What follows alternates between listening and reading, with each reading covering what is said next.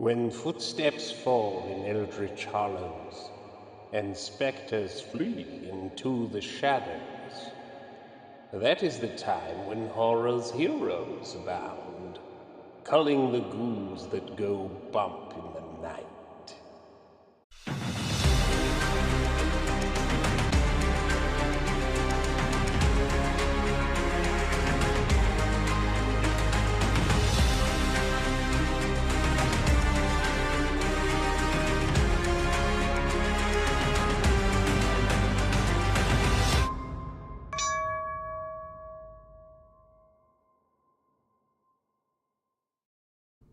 Yeah!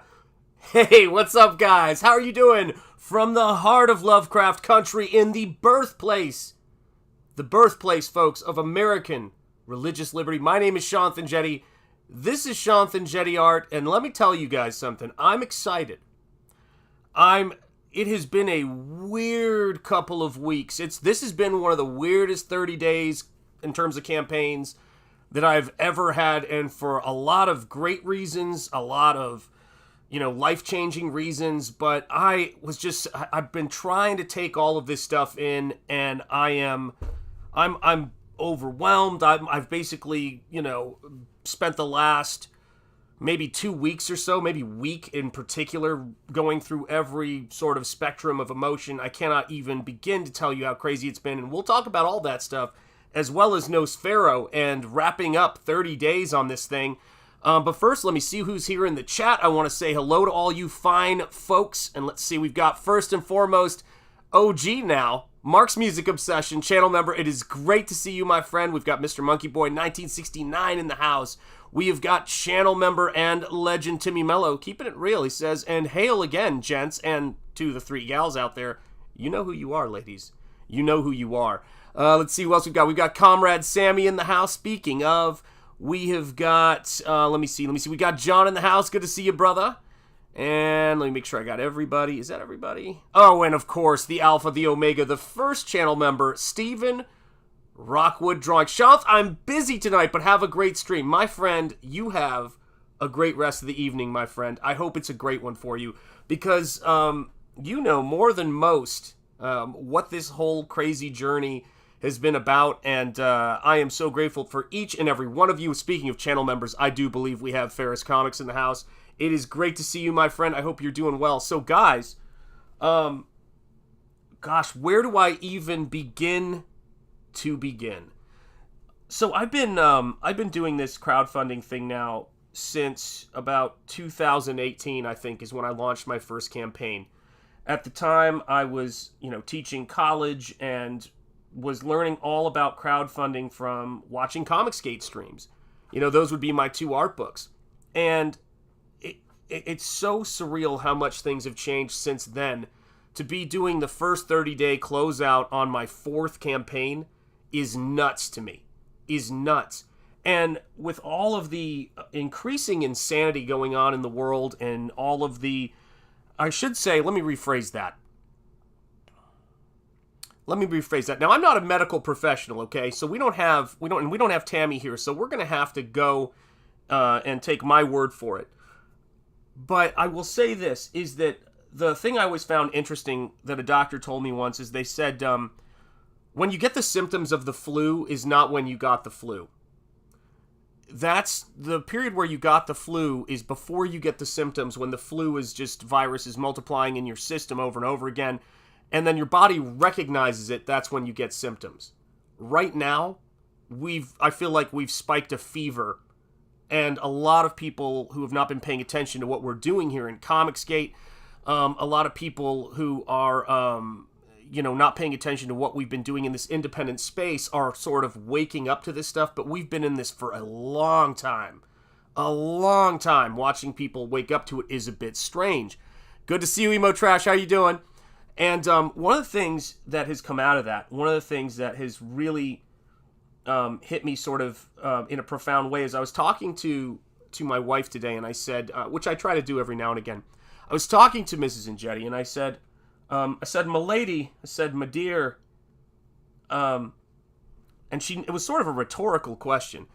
I said, I'm not just making comics, right?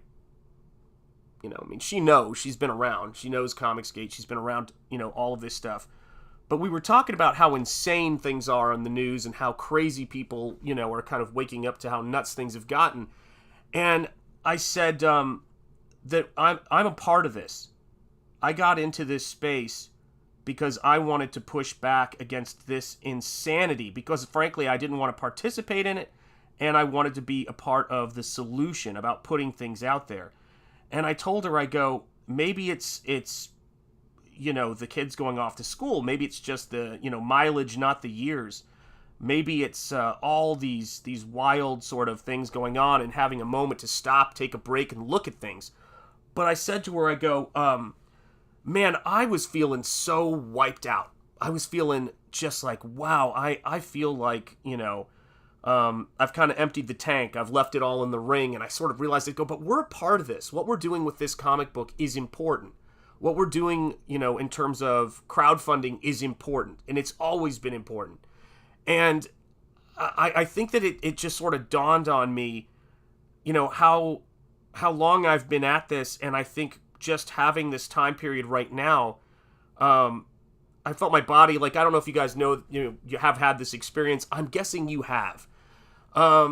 Oh, yeah. Amen. Yes. We've got some of our own craziness down in Springfield. Then again, Ohio has always been a strange state. You know what I'm talking about, right? So, and I'm sitting here and I'm going, all right, like, what am I doing this for? And like, what's all this stuff about? But for me, Nosfero as a story, Nosfero as what I'm doing here is an attempt to create comics. And I think it succeeds in doing this. Creating a comic book where it's about a character who has been through hell, has been through so much stuff, and like I think the audience has, like so much of us have. It's not an intentional metaphor, but it's an appropriate application of the story. And who gets free and goes, no, I've still got the energy to fight, as they say. And that's sort of what it's about for me in doing this stuff. And it's wild because I see right now people sort of people who are on the other side of things, the kind of corporate infrastructure that's waking up to it, and gradually you're seeing dissent in the ranks, right? You're seeing dissent in the ranks. You're seeing people going, well, I kind of think this is wrong, and it's like, really? It was wrong before. You knew it was wrong then. That kind of stuff. And I'm seeing all of that stuff sort of happen, but I will be the first to tell you guys that there's a few things about Nosfero I want to talk about tonight, and one of the reasons why I wanted to stream, least of which is so that you guys can remind me to extend the campaign another 30 days, because I have a feeling, I almost had this feeling like I'm going to forget, and then there's another part of me that's almost all right with that. But it's an interesting thing where I was thinking about it, and I went, I see so many people doing Lovecraftian stories, and they say they're making Lovecraftian work, and I'm talking about in the mainstream, in the stuff that is, that we all know. And I thought to myself while I was doing this work, but you're not really bringing anything to it, in my opinion. You're not really going for it. You're not really appreciating the weirdness of Lovecraft, because if you had your opportunity, that's the stuff that you're removing from Lovecraft. You pick up a word or two here, but it's not like you're really that far into it. And then I see a lot of people talking about doing work that's about inspiration and all of that other kind of stuff. And I think one of my ideas for Nosfero was to do a book about a hero character, but not make it where he's proselytizing, where he's creating stuff and he's having experience, and I'm creating work where every single person who reads this book goes, I can relate to this. You know what I mean? You don't have to be a massive Lovecraft fan, and you don't have to be somebody who, is Christian or even extremely religious, because I think that's, for me, that was important. It was important for me to talk to people and create this book for people who were a lot like myself. And that is to say, people who at various times in our lives lose that sort of connection to romance, that connection to belief, that connection to artwork. I wanted to make something that was sort of like a flag in the ground. You know what I mean? And said, I think that good isn't weak. Good is strong. I think that villains are evil, but that's a part of reality. And it's another part of reality to fight. And I think that is so freaking important for us, and that's a huge part of it. Thank you. Michael Deach is going to bring some wisdom to me. Few will have the greatness to bend history itself, but each of us can work to change a small portion of events. Bobby Kennedy, you're 100% right. Thinking about him a lot this week, and his son a lot this week. Exactly. Do not go gently into the night, Dylan Thomas. 100%. So I'm sitting here and I'm working on this stuff, and I thought, here's some weird thoughts from the, correct me if I'm wrong, but the person who does the largest percentage of their work in traditional media. So here's a quote from the person who is mostly traditional media in what I do, in terms of thus far. So prepare yourselves for this, because this is going to sound nuts. Okay? I get AI art. I understand it. I get why it exists. I think it's neat. In fact, I think I could make a better case for why one should do AI art than why one should even attempt to do something hand done. It is a massive undertaking. So the thing I've been thinking about, and I think about often, is AI art makes total sense to me. What I'm trying to understand is why telling these kinds of stories, why caring about stuff so passionately, and why crafting things by hand, that doesn't make sense to me, but you guys make it make sense when you back Nosfero. You guys make this stuff make sense. And in a lot of ways, being a part of Nosfero and being a backer of Nosfero, you guys have, I don't even know how to describe it, but you guys have affirmed a lot for me, because before Nosfero, before I was starting to doing this kind of stuff, I had no idea where the audience would be with it. What would people make of it? I knew I had a fan base of my own that liked, my painted artwork, but I had no idea where this stuff was going to go. And you guys made that happen. You guys, but Shanth, with AI art, I could actually make art. You're right. It makes sense, man. It makes sense in a weird sort of way. And so I was sitting here and I was thinking about this, and I was watching. I got sort of a message in a bottle the other night. So last night after I finished the stream with you guys, Pizza Live, which that movie was nuts. It was a great movie, and man, was it nuts. After I finished that up, I started thinking about a lot of things, and I was kind of, I don't want to say I was feeling down, because I was kind of having a rough day that day anyway, and I thought, okay, well, I got to go do Pizza Live. I got to go stream. And every now and again, I get a little message in a bottle from the universe in a way that affects me really deeply. And so I was having a tough time and yesterday, and I was thinking to myself just a lot. And I wouldn't say things are so much, oh, things were bad or things were this. I was feeling overwhelmed. Maybe some of you guys can relate to what I'm talking about, but I was feeling really overwhelmed, and Michael released a new, not Bancroft, although Hale Bance, man. But Michael on the Y-Files released a new compilation video. And the first video that he released, or first part of the compilation, was about the M cave and this gentleman who went out into the desert and disappeared, searching for it. And it was a look inside of his life, and it was a look inside of everything that was, everything that he was going through, and just being an imperfect person going out into the world and searching for things. And Michael on the Y-Files goes, and I guess maybe the reason why I feel that so strongly is because I can relate to him. He goes, it feels weird for me to say this and embarrassing for me to say this. He goes, but I've struggled with depression.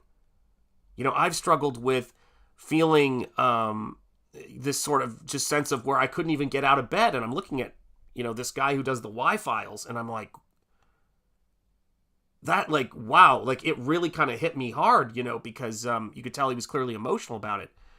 And he said, we get knocked down, we try things, we try to do something and hope it works out, and it doesn't work out. So we pick ourselves off the ground and we try again, and then it doesn't work out again, over and over and over. And he said, who hasn't been there?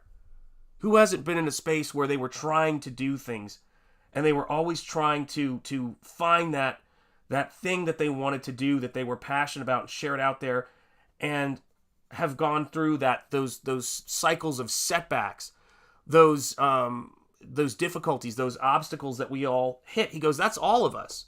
And he goes, and maybe that's why I'm so connected to this guy's story. Because he goes, because for me, I can relate to it. And, I hope he didn't go out into the desert because he couldn't go on anymore. You know what I mean? I hope he did, I hope he was, but either way, people have been so touched by this guy's story. There are people who still go out into the vast wilderness and look for this guy. And it just hit me where I said, that is what Nosfero is about for me as a story. That's why Nosfero is important to me as a story. Because as you guys know, and many of you know, it's a story in a lot of ways. It's the story of Prometheus. It's the story of a character who is trapped and is being feasted off of and has no hope, but he keeps his hope somehow. The situation is hopeless. He doesn't lose hope. In fact, someone else in a hopeless situation finds the strength to go on as a result of him. And he comes out the other side stronger. He comes out the other side with a sense of purpose. And then he fights. He fights his way through evil, and he just makes it happen. He goes out there and makes it happen. And I guess I was so... by the time I got to Nosfero, it wasn't coming from a place of everything has been easy. And I think you guys know this. It was coming from a place of things had been really, really, really hard. And I was in a very tough situation, and I was having to make a big change to take this leap of faith to come into this space. And I, of course, had talked to my wife, and I, of course, had prayed, and I had just gone through all sorts of things to come into this space. And it almost seems unreal what I was doing. Amen. Right there, Timmy. I gotta highlight that, man. 100%. And it felt sort of crazy to me to even think to do this, to even think to come into this space. And that's what the leap of faith aspect of this is. And I have to tell you guys, I am so proud of Nosfero, and it is the best work I've ever done. And it is exciting, and it's I am amazed at how it came out and how it's come together. I was looking at it again today while thinking about all the stories that I've got ahead of me, God willing, and all of the stuff that I'm excited about. But the thing I have to tell you guys, I never could have predicted, and it's a daily reminder to me, I never could have predicted was Comicsgate. Never. I never could have predicted, and I mean, beyond the fact that, I couldn't have predicted it happening, I mean, this connection with this audience is what I couldn't have predicted. That's what continues to amaze me. So here's what I'm doing before streams. Just so you guys know, this is the stuff I find overwhelming before streams. It's not making the thumbnails, although that's a lot of work. It's not trying to pump up my extrovert so I can be ready to talk to you guys and be in front of a camera, because I am, as my wife said in that wonderful intro, a true introvert. You guys make that possible. It's when I'm going and I'm updating the credits and I look at all of these folks who are channel members and are supporting me. It's when I see all of you guys. It's when I hit the, post the live stream countdown and I see that there's somebody already waiting in there, or 2 people, or 4 people, or 5 people. It was something I was reminded of every single package I shipped out of Nosfero. And it's just, I can't quite explain what that's like, but it is overwhelming. It's overwhelming in a way to where when I was dropping off my kids at college, I was so proud of those guys. And I was so happy for the adventure they were starting, but it was still incredibly intense. It was incredibly emotional and powerful to do, man. And it's nuts. How do you describe those big events you have? Well, this is one of those in my life. You guys are a part of it. This is people-powered. Nosfero is people-powered. The word gets out because you guys help me get the word out. You guys share out the links. You also say, have you checked this out? Man, you'd love this. You guys are my ambassadors as much as I am. It's so important. Shanth, here's a mind warp for you. Know how you feel good when others talk with you? Yes, you do that. Oh, for heaven's sake. Here's a mind warp for you. Know how you feel good when others talk with you? Yes, you do that for others. Well, you guys are amazing. Yeah, I think about that a lot. I think about that a lot, guys. That's a huge part of it. So we've got about, I think, 6 or 7 more hours on this campaign, maybe less. And the only thing I was thinking was, while I was sitting there, is I have to do a stream, and because I want to do this and I want to be here with you guys, because I think that's the fun part of it. But I've been so amazed at all of this stuff, and I'm trying to think of, I guess I'm trying to get to the point where I get my second wind, if that makes sense, in the sense of, I didn't know where this thing was going to go. And so my general tendency is to sort of think, okay, well, let's not plan for best case scenario. Let's see if this book comes out and there's absolutely no interest in it. And then from there, things just went nuts. And so now I'm having to kind of recalibrate. You know what I mean? Amen. God bless you, Mark. Yeah, and I've been doing a lot of that. I've been doing a lot of just kind of expanding what this is, because this story, I was looking at, I'm trying to think of a really good example of it. But I was watching all of these folks who are responsible in a lot of ways for Comicsgate, who have been corporations who have been funneling money into and giving power to folks who don't care about comics, and who, as I think Shane said the other day on a stream, feed off of the culture like vampires. And I was sitting back and I was thinking, comics have always come from artists and creators and people coming up with these wild ideas. And that companies like IDW is, again, I was watching Shane, I was laughing my head off, my wife and I were watching it.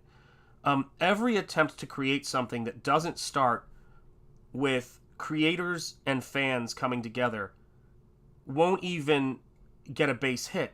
It won't even have a very long shelf life, because this is a weird thing we do. This is a fascinating hobby. People who are passionate about it, we'll take the Pepsi challenge with the passion of fans of anything else. That's what we're doing. And I think that's the thing that's been blowing my mind lately with all of this. It's just reading Lovecraft and looking at locations where H.P. Lovecraft wrote, and working on Spring Ball, and working on this for the oxidized edition of Nosfero. I'm doing the best art I've done and all of that, but more importantly, every time I've ever written something or created something, there's always been this this feeling of wow, I don't want to zoom in on myself. That was absolutely terrifying. There's always been this this feeling of, okay, well, that was kind of interesting, but it was just a technical exercise. Like, I didn't feel like my heart was in it as much as, because I didn't have the wisdom, I didn't have the experience, I didn't have the words yet. And when I'm working on Nosfero and I'm seeing how Nosfero comes on and how it comes together, I realize this is the thing I believe in. This is the thing I'm most excited about, and I can't overstate that. I can't overstate what we're doing. Let's see here. Remove toxic stressors from your life and your art improves. Who knew? Yeah, but you know what's so funny about all of this stuff, guys? This is the funniest thing about all of it. You guys know I was a teacher, and I'll talk a little bit about this because I think this is important. I was a teacher for 18 years, and I absolutely loved teaching. But loving teaching was not enough for me. Everybody loves a particular thing. I had a family to support, and I still have a family that I have to take care of. And I was, worked so hard to do all of the things, the hoops you have to jump through, getting master's degrees, getting an undergraduate degree, and still the politics and the BS of it were so difficult. So when I finally got the full-time job I got at the college I was teaching at, I thought to myself, I've done it. I'm here. I get to teach people who want to learn about art. I get to teach people who are passionate about art. And for a time, there was that experience. And for a time in my teaching career, there was that experience. But when that went away, I think that it was, and what is up, Scorp? How are you doing, man? It's great to see you. I had this is why it's so great to be here with you guys. This is why it's so great to be around people like Ethan and be around people like Shane and John and Razor Fist and everybody in this space. Razor Fist talked about this, and I think, but I think really it's older, artists and older guys in any field. You guys who know what I'm talking about. When you do something like that and you have an 18-year career, you're not just kind of going through the motions to go through all the hoops you have to go through to make it happen. You're passionate about it. You do it because you're passionate about it, because you care about it. And when you get to the point to where, and I remember hearing Ethan saying this, and it really affected me. He goes, I thought I was going to work at DC Comics for the rest of my life. I thought that, I was going to keep creating things, and I liked going to conventions, and I liked not having to worry about, shipping, and I liked having, a paycheck, and I liked having all of that kind of stuff. And I thought, yeah, imagine doing something you love and having it be able to support your life. Well, you guys know what I'm talking about. And now imagine that through no change in what you're doing, the circumstance changes and you can't do it anymore. You lose that.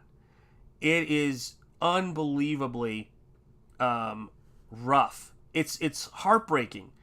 And there's it's a very strange thing, because even though I hear stories from friends of mine who are still in that profession, and it doesn't sound like it's gotten much better, it's so heartbreaking because there's a part of me that just remembers what it was like. Do you guys know what I mean? It remembers what it was like, to be a young teacher and to kind of like go, I'm going to help people. I'm going to teach people skill. I'm going to do all of this sort of stuff. I was pumped, guys. I was ready.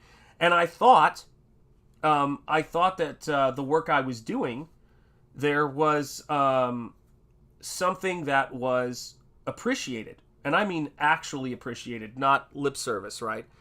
And that's what we're all going to go through at some point, and I'm sure you guys have. That's what I was telling my wife too. I talk to people of the full age range, and thank God for that. But you have to be kind of prepared sometime for the next adventure.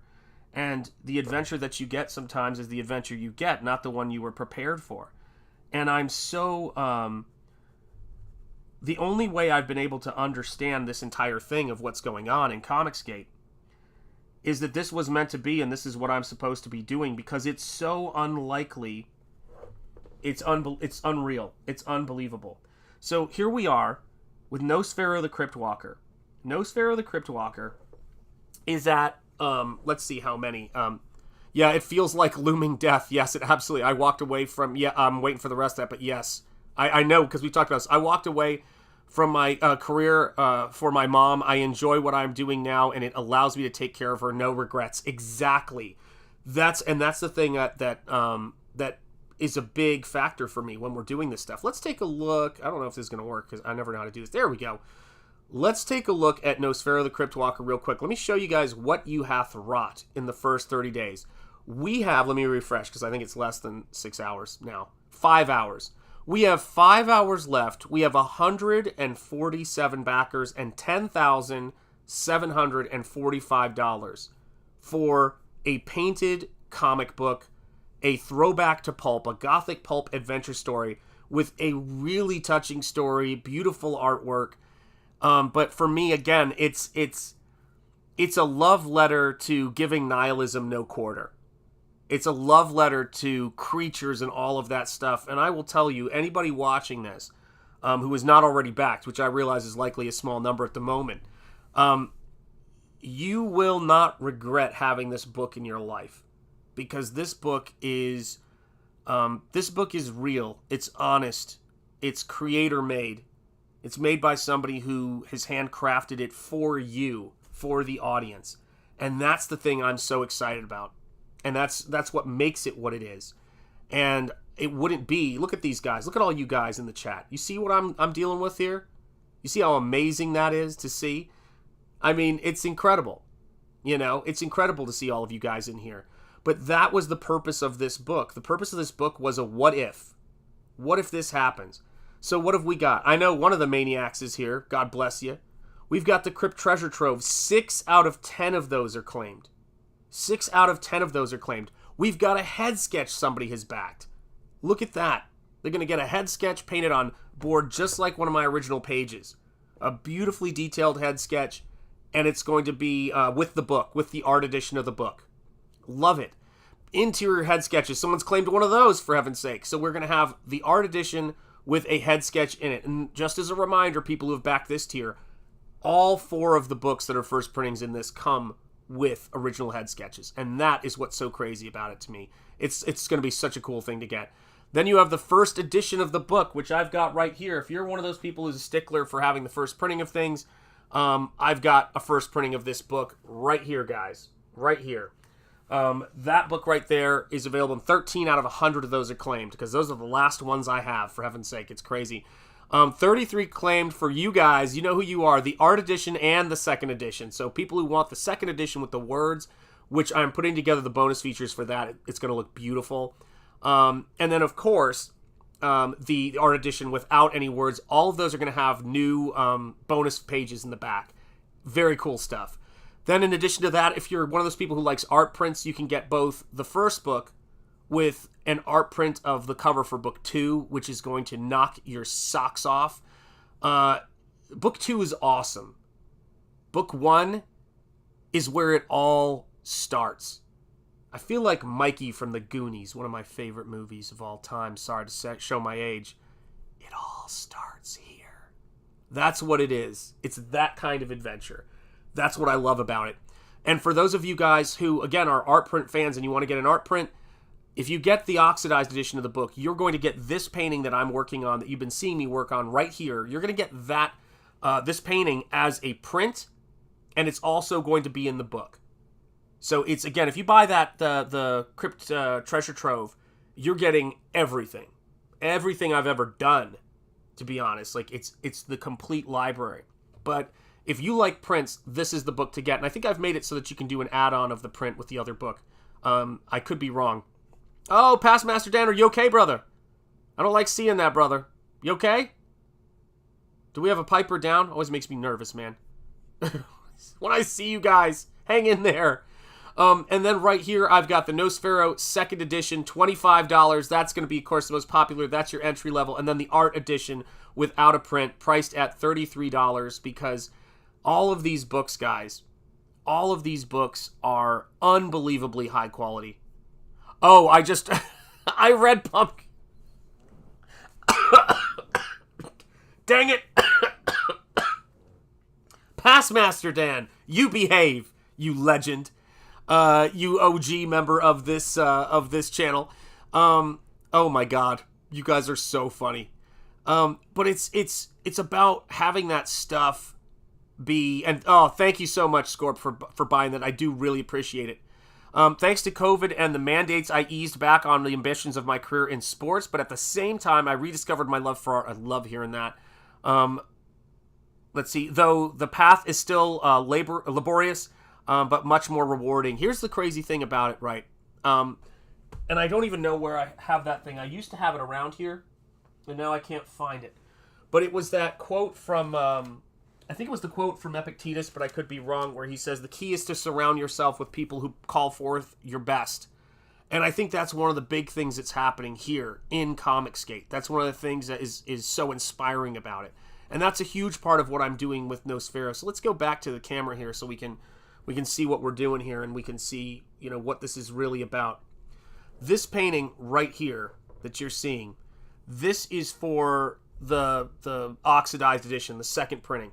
And this is, for me, the heart of what Nosfero is about. It's about just handcrafted, beautiful storytelling and beautiful aspirational stories.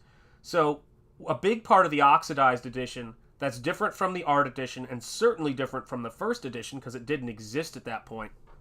A big part of it is going to be the behind the scenes on the making of book 2, or at least where book 2 is right now. It's not the total making. You're going to have to wait for book 2 for that full story. That story has yet to be written. And one of the things that's been so cool about it is I am tying book 2. Book 2 gets Old Testament, folks. But book 2 is tied to the story of the Golem. And the character that I've created, it's an even more bare-knuckle statement about good versus evil. That's what I'm excited about. And it's going to be... I want it to be... When I was talking to my buddy about this, my brother Nick, he said to me, I said to him, I want to do a character, I want to create a hero that could give Thulu an uppercut to the chops and knock him to the ground. I go, that's the good character that I want to have. Nosfero, and thank you for dropping the link, by the way, Past Master Dan, you genius, you legend.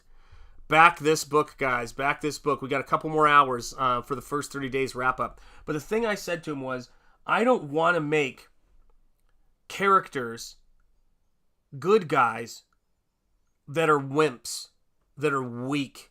I'm so tired of nobility being shown as weak. We see it everywhere. We see it's just it's such a terrible thing for the soul.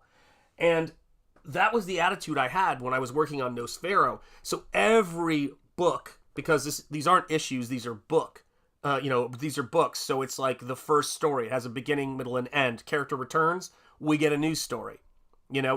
No low T heroes or stories for that matter. And I thought, man, this is what it's about. Like, this is what I have to make. And it's one thing to imagine, making it. And it's another thing to then have to go out and make the book, make the thing work. And that's where you guys have come in. That's where everything that you guys have done has come together to make this what it is. And I was talking with Dan Lawless the other day. We were hanging out. Shout out to Dan.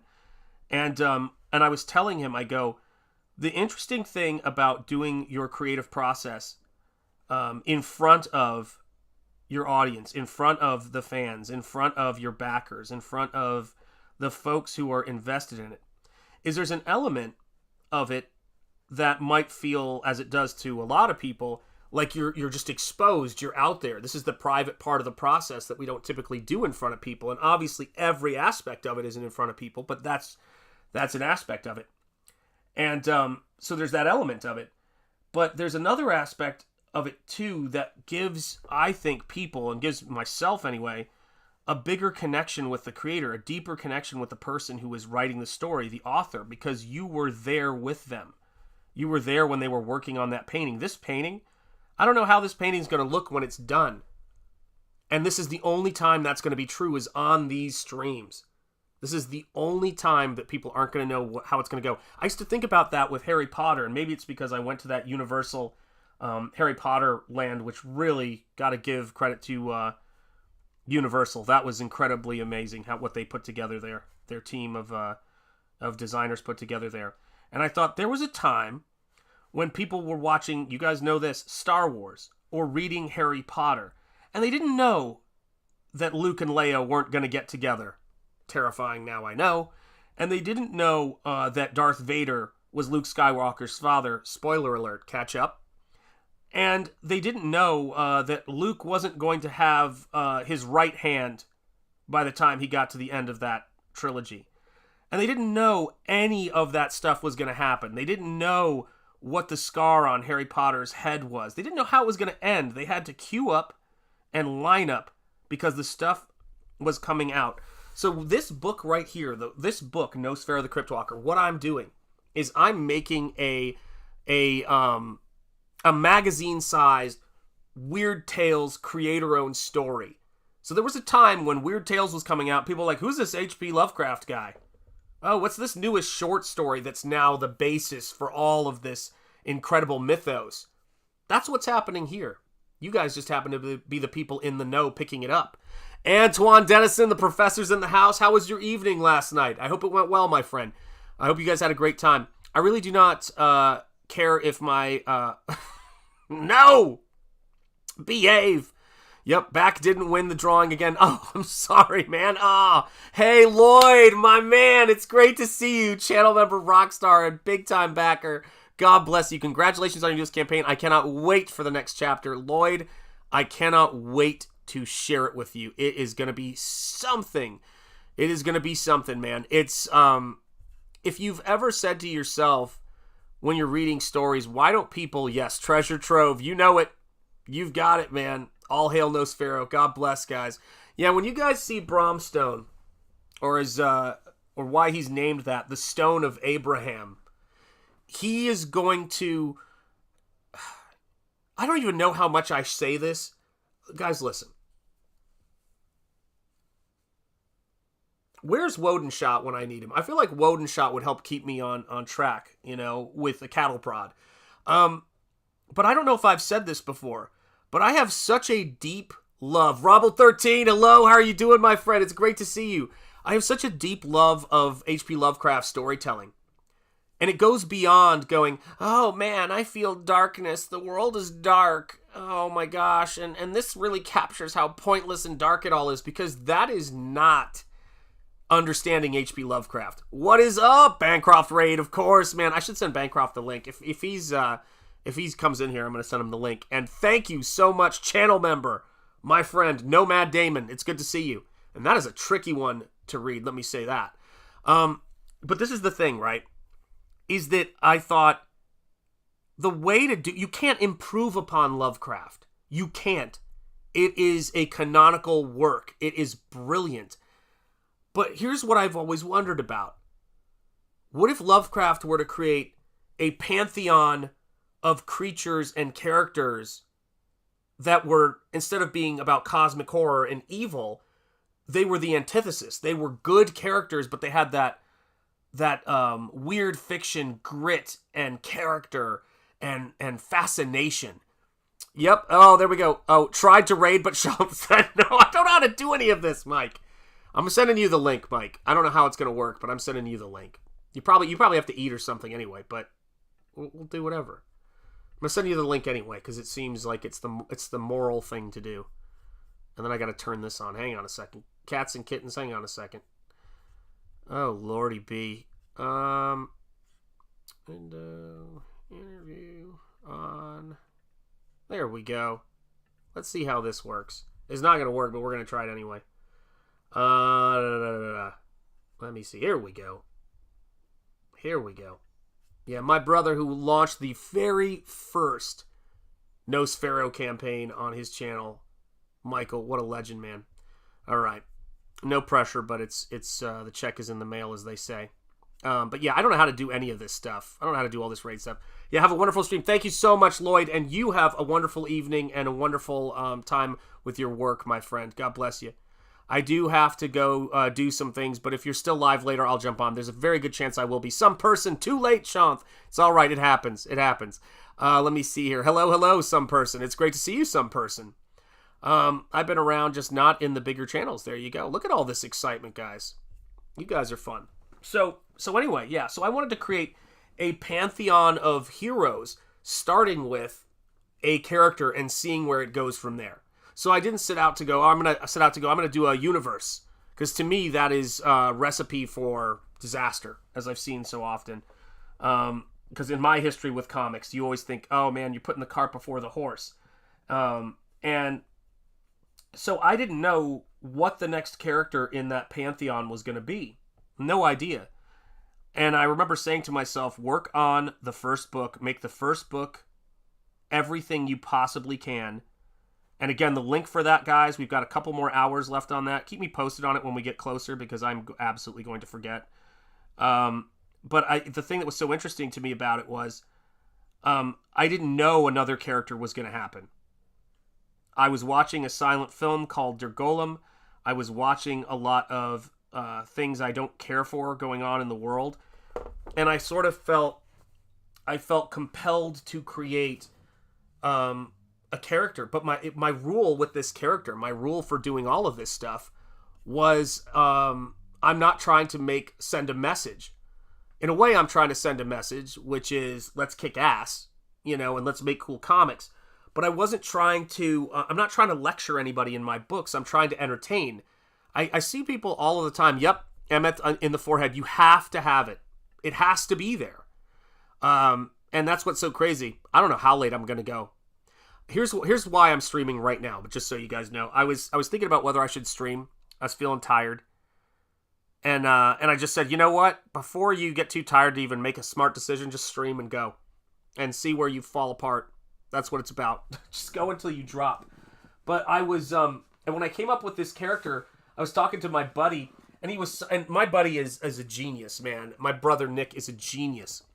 And thank you, Mark. I appreciate that. 5 hours left. There you go. 148 backers. Looks like we picked up a new backer. Excellent. If you're in the chat, my friend, let us know what your backer number is. That's outstanding.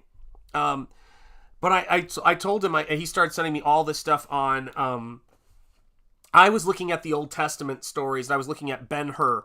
So the story of Judah Ben-Hur, written by an American Civil War general, and who wrote this story, Ben-Hur, a story of Christ. It's a really incredible story. You guys know it from the Chariot Race, Charlton Heston in the remake of it, but it was first done by the Jewish immigrant who came to this country and founded Universal Pictures and is responsible for the Universal Monsters through his son, Carl Laemmle, who is just an amazing working class guy, one of the many immigrants who's come to this country to make it amazing.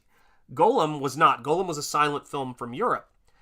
And I was sitting there and I was looking at all of those amazing stories we have, like the 10 Commandments and all of that kind of stuff. And I said to my buddy, I go, I don't want to do history.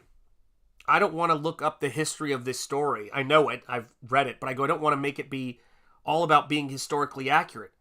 What I'm trying to create is the Golem as a manifestation of Old Testament wrath of God, Raiders of the Lost Ark, that kind of thing, but also the Death Dealer. I wanted to make a Golem that was a work of artisan creation, which is what the actual creature was.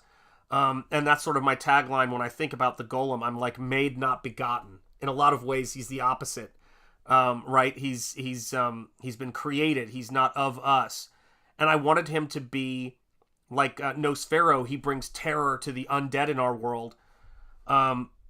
Bromstone, my Golem character, brings terror to the outer gods. He takes the fight to hell, and that's what I like.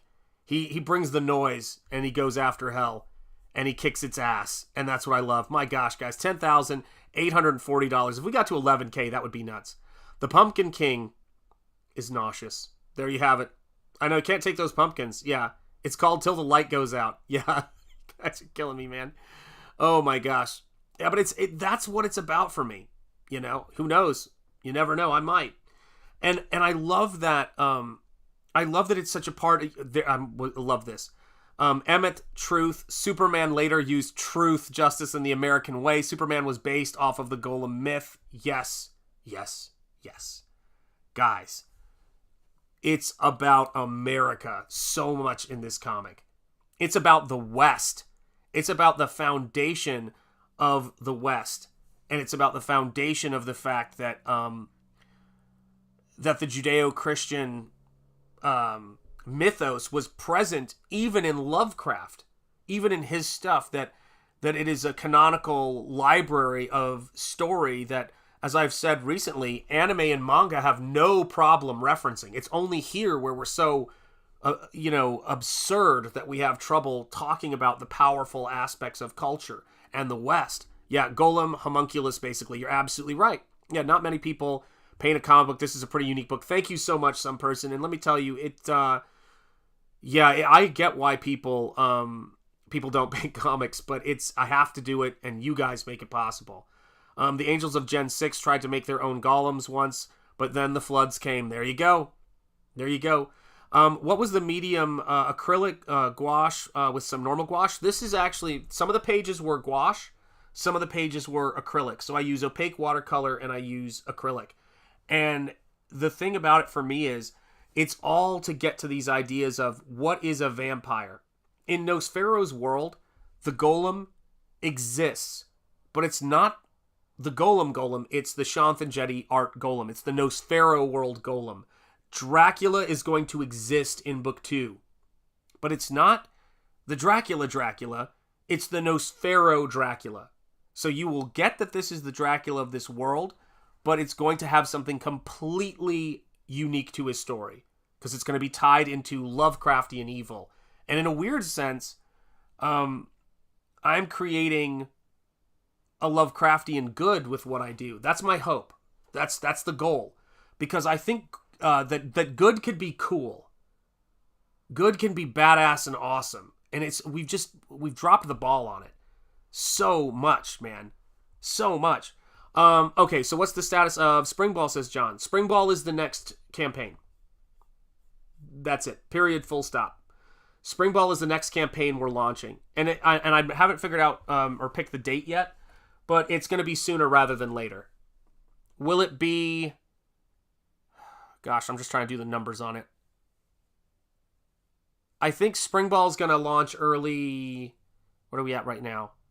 We're almost to October. I think Springball is going to launch early 2025. And I mean early 2025. Enough time for Christmas money to have, been paid off and for people to get back on their feet. But that's the plan right now. You guys don't even know. This is going to be it's going to be so sick, man. It's going to be so cool. Let me show you something. Let me show you guys what I'm up to. We're doing that now. But as we close out, the first 30 days on Nosfero, which is the character. Oh my God, the channel members list, I just saw that come up, is absurd. We got so many channel members now. Thank you guys so much. It makes what I do possible. All right, let's take a look at this here. How am I going to do this? Hang on. Okay. I love I love Lamp, and I love the silliness of this. So let's do this, and then let's do current app. Is that how I do it? Is it just going to zoom? I kind of want it to do zoom to app window. Okay, I guess it did do it.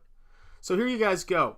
So here is a look, while we talk about what is Shanth Enjeti art about, what is the purpose of this. Here's a look at Springball's wraparound cover underway. And this is the wildest thing about this. I just got, a guy just reached out to me who has been a fan of Springball since it launched in 2002. And he sent me a message through my website, a really great guy named Richard. And he sent me a message saying, hey, I just was checking in to see how you're doing, man. I love Springball, still a fan. And he won some contest through Wizard, I think, way back in the day. And I was like, wow, your timing is great. I didn't have a chance to respond, but I go, your timing is great, man. Whoops. Because Springball is next on the docket. There's going to be a little bit of detail in this book, I don't mind telling you. Can you guys handle it? This is me working on trackpad. This is trackpad work, folks. This is what I do. Absolute madness. And there's the date right there. Enjeti 25. That's the plan. So this is the sketch phase. All of those glass shards are just kind of scribbled in there so that I can get a sense of what Springball terminal monstrosities, what the composition, what the placement's going to be. But this book is a true, according to Hoyle, monster book with, it's a street level Lovecraft hero book, but this is a superhero book. I think we've had some superhero books in Comicsgate. In fact, I'm fairly sure this is the most superhero book in Comicsgate is what it's going to be. I mean, it's a straight up superhero book. It's a street level book. It's got characters in it you're going to care about and you're going to love. And I could not be more excited about it. It's going to be great. And I love this stuff. So it launched in 2002, and this is a relaunch. I forgot the details. So in 2002, I did 2 issues of Springball. This was back when Diamond Comics distribution was everything, and they were taking, I think it was like 30 to 40% to distribute your book. They were taking a percentage of it. It was nuts. It was so expensive. I went to conventions, people saw it, it got some traction, but we couldn't afford to keep doing it. It was impossible, and it was so hard to find an audience because your audience would just shrink unless you were able to afford to fly to convention after convention after convention. And to do that, in 2002, the industry wasn't at its healthiest. It was just not the right time. And that's the thing that was so frustrating. It was so frustrating. Oh, you're gonna absolutely, yeah. This character is nuts, and it's so fun. It's like such a fun idea. So it launched in 2002. I did 2 issues of it, many of which people are buying on eBay now, and you guys are sending the price up. So on Mile High Comics, I used to go check to see if there were any copies of the book out still. And Mile High Comics, they were like, cover price or less than cover price before. And since you guys started buying them, they're now like getting into $20-$30 for a copy of Spring Ball. So for you guys buying those, if you can find it on eBay for cheap, buy it, because it's going to go up. It's going to go up with this too, for sure, because that's how things kind of go in Comicsgate. That's usually how it goes. So let me go back to the camera real quick. I mean, isn't it funny, all of the different things? I think you can see my style in both of these, but let's go to, let's take a look at the bigger aspect of what I do. Let's take a look at the bigger aspect, because this is where the rubber meets the road. This is how we get stuff to actually work and actually happen. So let me quit Photoshop real quick, because I'm taxing my computer to all hell. And then let me switch over to this. Yeah, let me see here. Yeah, we're living dangerously now, having these apps open. It's like, oh God. Yeah, I don't want, not now. Next. Oh God, why you gotta introduce new things? I don't need new features. There we go. So we're gonna zoom way in here. My introduction. I was writing my introduction for this book, and my wife goes, it's a little too angry. I'll tell you more about it later, but it's not going to be this. Yeah, there will be a Spring Ball treasure trove. It will happen. I don't know if I have enough stuff for it, because so much of it is gone. But let's take a look at this. Here you go guys. Cue up the buffering emojis. I know. Sorry guys. Yeah, the computer is feeling it. So this right here, and hopefully you guys can see this okay. There we go. This right here, and this is less finished than the one you were just looking at, is the temporary layout for Spring Ball Terminal Monstrosity. So Terminal Monstrosity, you've got the worm for the top of the T, then you've got the frog tongue for the end of it, so all the sort of fun stuff you're used to. There's my introduction, and my introduction was just, I was a little too frustrated when I was writing it, but I like where it's going so far. But basically the story of the introduction is, this is a comic book that shouldn't exist. This is a comic book that absolutely should not exist, because nobody wanted it to exist. I sent it around to publishers. I showed it to people. So many people looked at this book and were like, no. And then finally I was like that. Just like with everything, guys, if you guys aren't backing Nosfero, if you guys aren't backing the stuff we're doing, it's hard to just keep throwing your heart into it and making it happen. And eventually, because Comicsgate didn't exist and I didn't have this opportunity to meet with you guys, I was like, I'm done. I'm never touching this character again. But dang it, Comicsgate had other plans. You guys had other plans, and that's what the intro is about. Spring Ball is the comic that just will not die. And this is the process of the pages. This is the process of taking the old pages of this book and reworking them a bit, not too much, but enough, and taking this story and taking this character and making this world have this wildly cohesive, playful world. This is a character that I can honestly see a lot of people getting excited about. I can see a lot of people wanting to do fan art of this character. But this book is just... Spring Ball is a hero who takes on the most evil criminals and most evil crime. He goes after people that prey on kids, which is something we need right now. We really need this. And I was writing that at the time. It was something I found utterly despicable. So you're going to meet the people that he works with. You're going to meet Spring Ball's Commissioner Gordon, so to speak. You're going to meet his, I don't want to say Lois Lane, but you're going to meet his Molly is who you're going to meet. You're going to meet the lady in his life, such that he can have one. You're going to see the good old-fashioned, playful, full-color, crazy layouts and text that from comics when comics were comics. And every chapter is going to have a Mary Shelley quote that speaks to it. Invention, it must be humbly admitted, does not consist in creating out of void, but out of chaos. So all of these things are factors. So you learn about his origin, where he came from, what he's about, and why he's on this mission of good. And you learn about all of the different kinds. This double page spread when I'm done is going to be sick. But all of the different kinds of evil out there. And he gets introduced, Springball, for the first time, to the reality that there are real monsters out there. So while he's a superhero in a very human world, for him and his whole arc as a character in the story, Springball Terminal Monstrosity is where he realizes that monsters are more than metaphors. He meets his first two monsters. This is the sketch process. By the way, this is the origin story of these two characters. Might come as a surprise. My wife got to that and she was like, whoa, that's intense. And I said, yep, it sure is intense. And it's a comic book. It's a comic book for Stephen Rockwood. And for so many of you. You know who you are, you degenerates. And it's about all those things that we love about comics. All of those things that we love. Oh, too many spoilers there. Double page spreads that knock your socks off, where Springball's bungee cable tail makes panel borders. This is me painting in digital. This is how I work.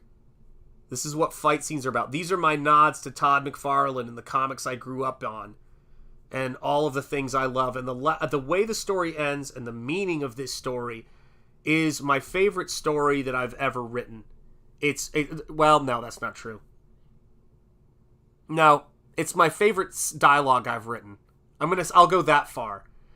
And so it's he's been injured. Antoine. He's totally been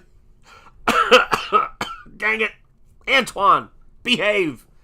So yeah, we're going to make some kick-ass stuff, and Shanth Enjeti art is only possible because of you guys. It's only possible because you guys are backing Nosfero the Crypt Walker, which has got a couple more hours left in the first 30 days, guys. And then people are going to look at that. People will see that, and they'll go, and look, guys, this is the whole thing about this. And this is what I really hope from the bottom of my heart, okay? This is not about me saying to you guys, this book has got to do well, or this book, or else everything sort of hinges on it. Well, certainly everything hinges on it for me. Certainly everything hinges on it for my family and for my ability to do this, for sure. I want this book to be great because I believe in Comicsgate. Because I believe in the independent space.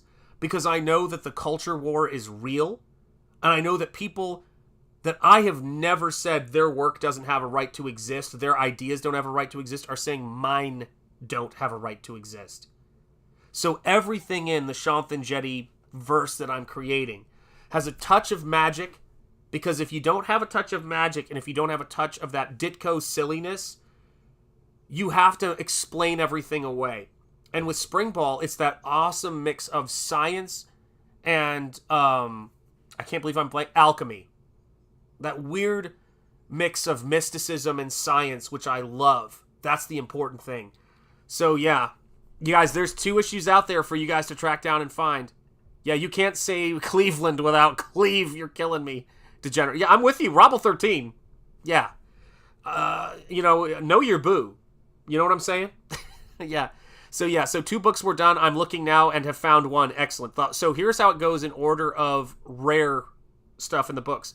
If you go to Mile High Comics, you can see what the rareness factor is, but there was a preview comic that was only 10 pages. It goes right up to that double page spread you saw with the cityscape. That's the rarest book because we printed the least amount of those. Those were $1, and we sold them at conventions, and I would sign those at conventions. The second rarest book, I think, is Ooh, that's tough. Is Springball issue 2. Guys, I'm telling you right now, with the Second Chance campaign, back the Second Chance campaign for Nosfero right now. I have a feeling, especially the art edition, I have a feeling this is going to be like every second book, even though it's a Second Chance campaign, where it's going to be the rarest thing.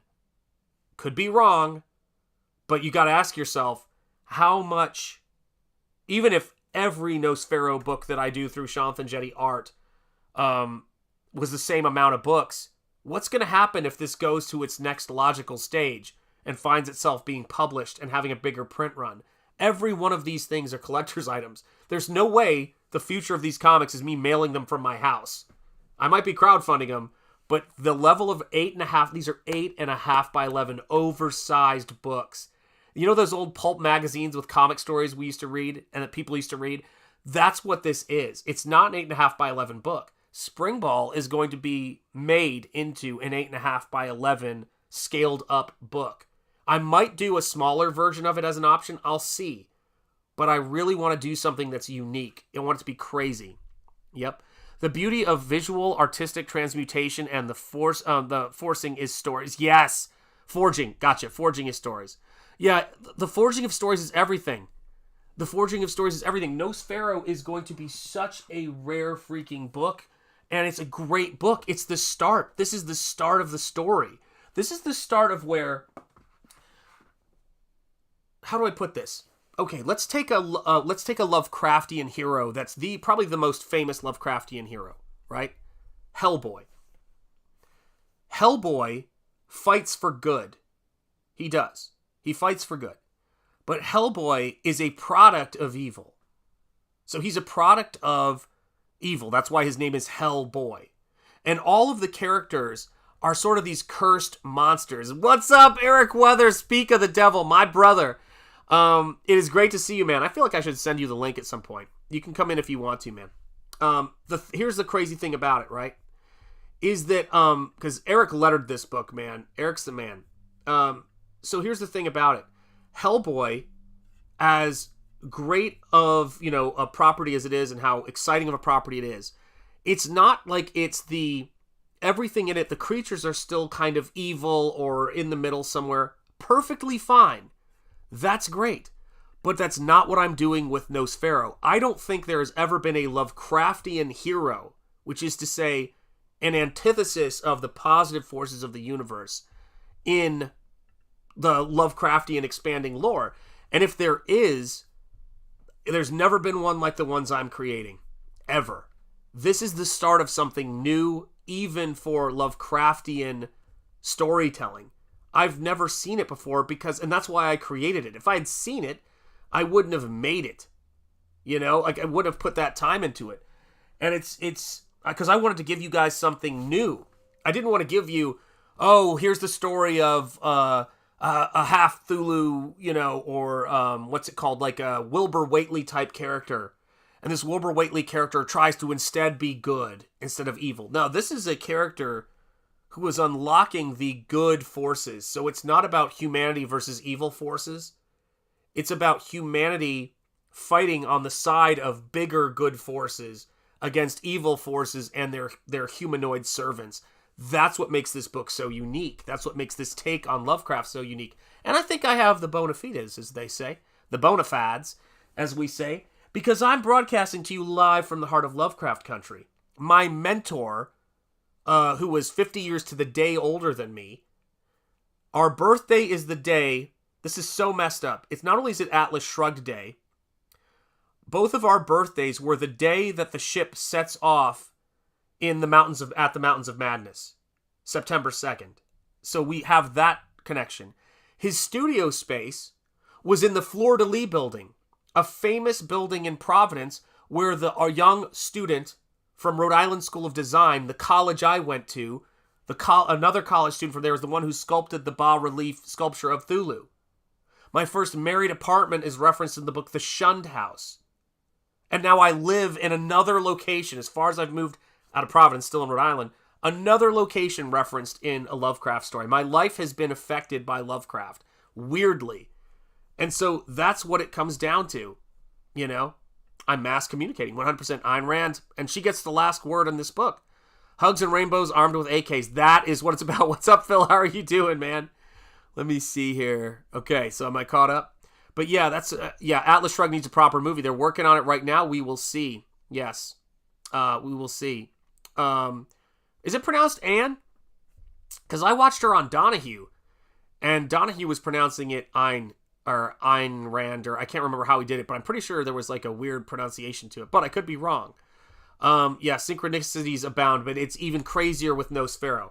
So here's the story of Nosfero's name, guys, and I know you guys know it. It's a well-told story, but in case you haven't, Nosferatu is one of my favorite movies, just like Golem is influencing, unintentionally, German silent films. Golem is influencing book 2. Nosferatu was influencing book 1. So I thought, what if I just took something, because I want something like Dracula. I want my own word. What if I took Nosfer from Nosferatu, and I made it like Nosfero, like kind of like feral, ferocious, whatever. That would be a really cool sounding word.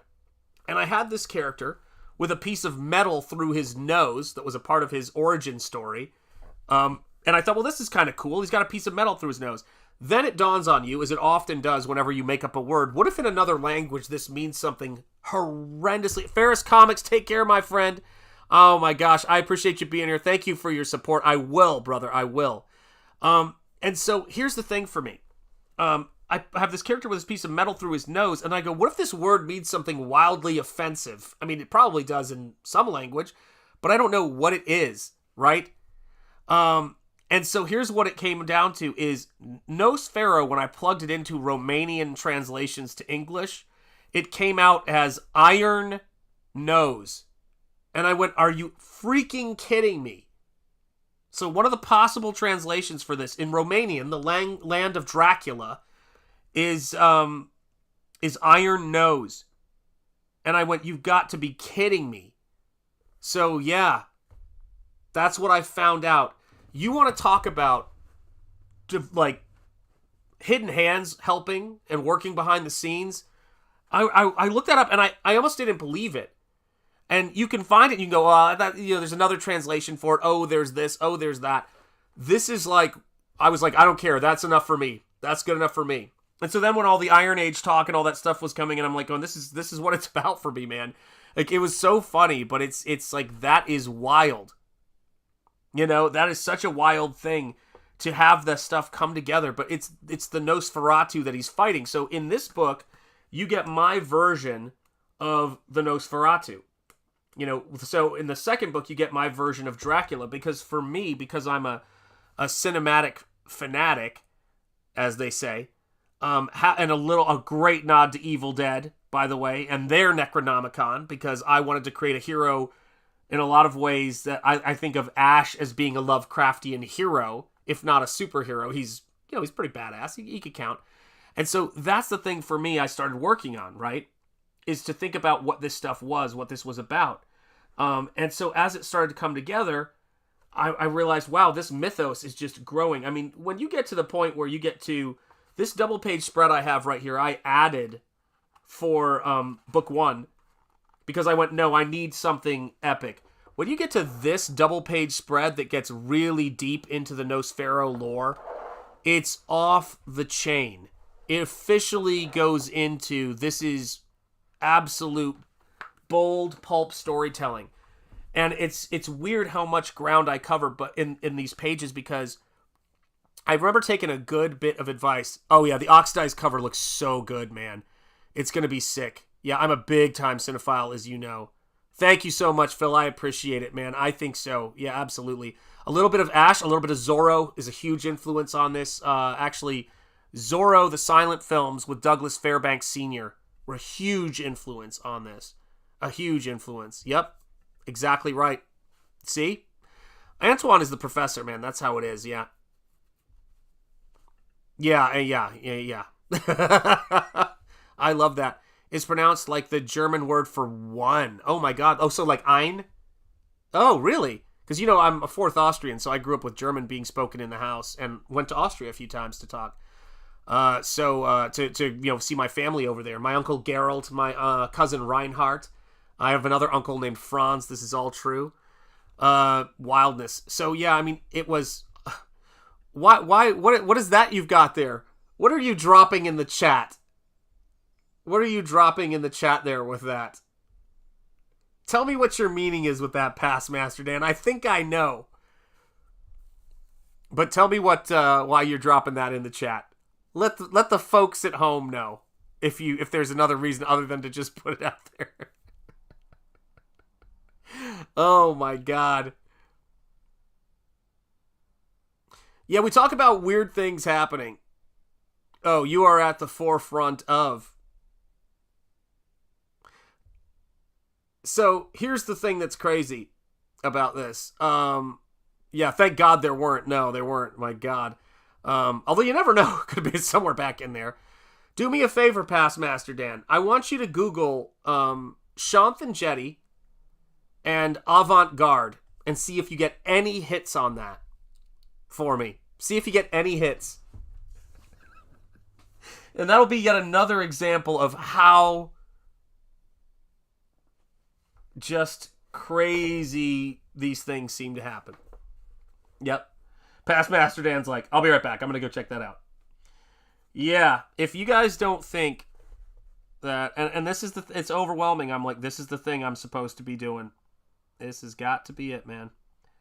Because the coincidences, or yeah, the alignment of things continues. It's really strange. Holy shit. Oh my lord. Yep. Did you have a book named Avant-Garde class? Yeah.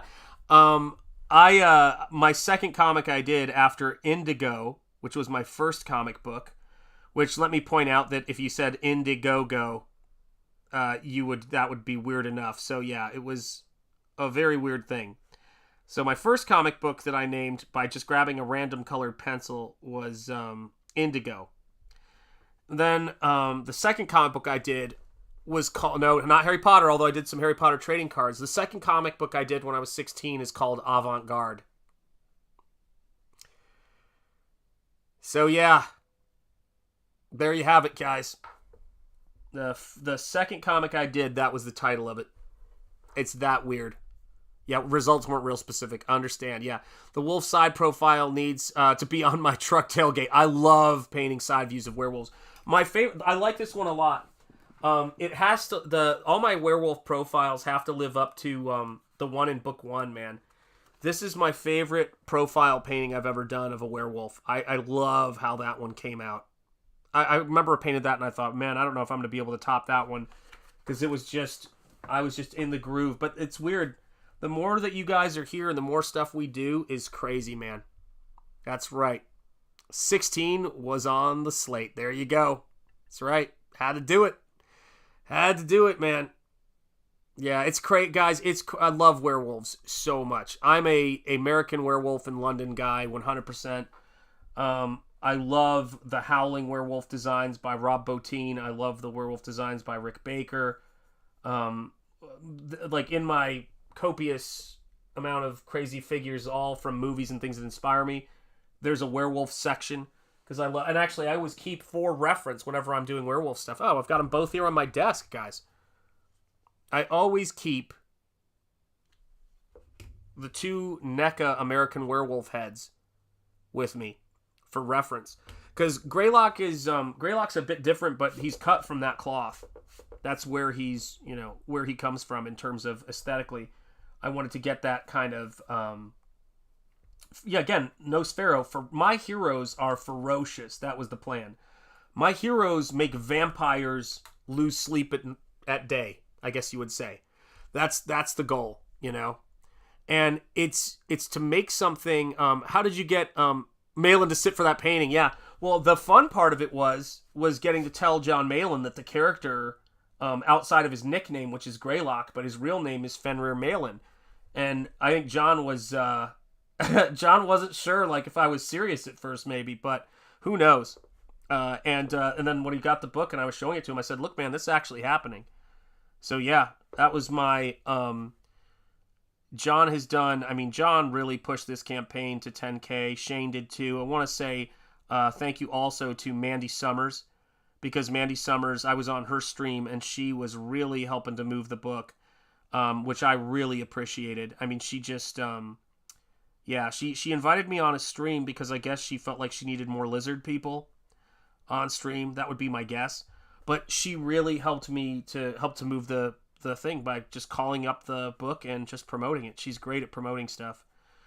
And yeah, it was very cool. I'm very appreciative. Of course, Ethan for the launch. Thank you, Ethan, so much for that launch. And here's something too. And I don't know. I mean, it's out, so he's talked about it. So at the time, I reached out to Ethan to see if he would be cool with the idea. And I basically said to him, hey, look, man, I know you don't like when people don't ask for help with these things. And so, I understand if you say no worries, but would you be open to launching the book? And I was dropping my son off at college. And I was just like, my brain was going a million places. And he was nice enough to say, oh yeah, absolutely. Can we move it back a day and then we can launch it? And I was like, of course I'll move it back a day. No problem. And then in the middle of that, now I look back on it and I think he was like in the early stages of finding out about his wife having Parkinson's. And like, that was one of the first things I thought of when he said how long they had known. I was thinking, oh my God, like he's still thinking about trying to help people with that. Yeah, yes, absolutely right. And it's brutal. Like it's brutal when that thing comes in waves. I know she hasn't got the medicine yet, and hopefully everything goes well with the MRI. But that really, I've been thinking about him a lot today. And one, because of the launch, but I was also thinking like, wow, I was dropping my son off at school. Like we've all got like crazy stuff going on all the time, trying to get him moved in while my daughter was being dropped off at school in another state by my wife, because, when you have twins, you don't get to be in the same place. And, we have all these emotional changes, and he's got a young daughter with autism. So we're all just running around like crazy. But for him to have made time to do a launch for a book, I mean, I really can't look at it any other way than just being incredibly generous. And I just think that there's certain times when even the strongest people, need to take a knee. And that was going above and beyond. That was him going out of the way. Yes. 1,000 times yes. Yeah. And I know, I really do believe, I really do believe in that and the power of that. And I really do know there's a lot of people out there, a lot of us who have and are, and I'm wishing that dude the best. But it's the same thing with John, right? Like I was looking at John setting up his booth for the convention, and one of the Antoine, like if you need if you find yourself needing to take a knee over something, watch the Comicsgate Kings episode where he tells people, like other people knew for a month, like John and Shane and folks like that. He really made a valiant effort to keep it together. And then, of course, guys, listen, I'm not trying to take a shot at Billy Tucci here, okay? But when you're trying to keep your emotions together, the worst thing you could do is have a highly emotional, loving Italian near you. I think some of you guys know what I'm talking about. My father-in-law, God rest him, was the most big-hearted Italian guy. And, like, I can't even tell you how much I love that guy. I miss him every day. He passed in 2009. I think about him. He gave so much warmth to my life in the time we knew each other. It's gold. Anyway, Billy Tucci goes, we should do a campaign or a comic book for Andrea. And Ethan goes, please do not. We can't keep talking about this. Because I've cried already once today, and I don't want to cry again. And, God, those guys. Yeah. So Billy goes, no, we should absolutely do something. And then Ethan just goes, guys, that's wonderful. I think it's a beauty. And he's like, shit. And he turns off his camera. And I went, God dang it. Dang it, Billy. Billy Tucci, ladies and gentlemen, is the real deal. That guy is all heart. If people want to know why She is still kicking ass after all these years, It's because of that lovable guy. And he's friends with the Frazettas. He's one of those people to where I can't imagine people having a problem with Billy. I've heard people say that about me, which I was very flattered by. But there's certain people I meet where I'm like, with like my brother Rocky, I'm like, if somebody has a problem with Rocky, no, that's not going to work. You know what I mean? For me, because Rocky is one of the nicest people. And when I say nice, I mean it in the honorable way, not in some weak way. And Billy Tucci is the exact same way. Billy Tucci is the kind of dude who you can tell would give you the shirt off of his back, and I know that because game recognizes game, and I'm the same way, man. You know, the Tooch, indeed, man. Yep.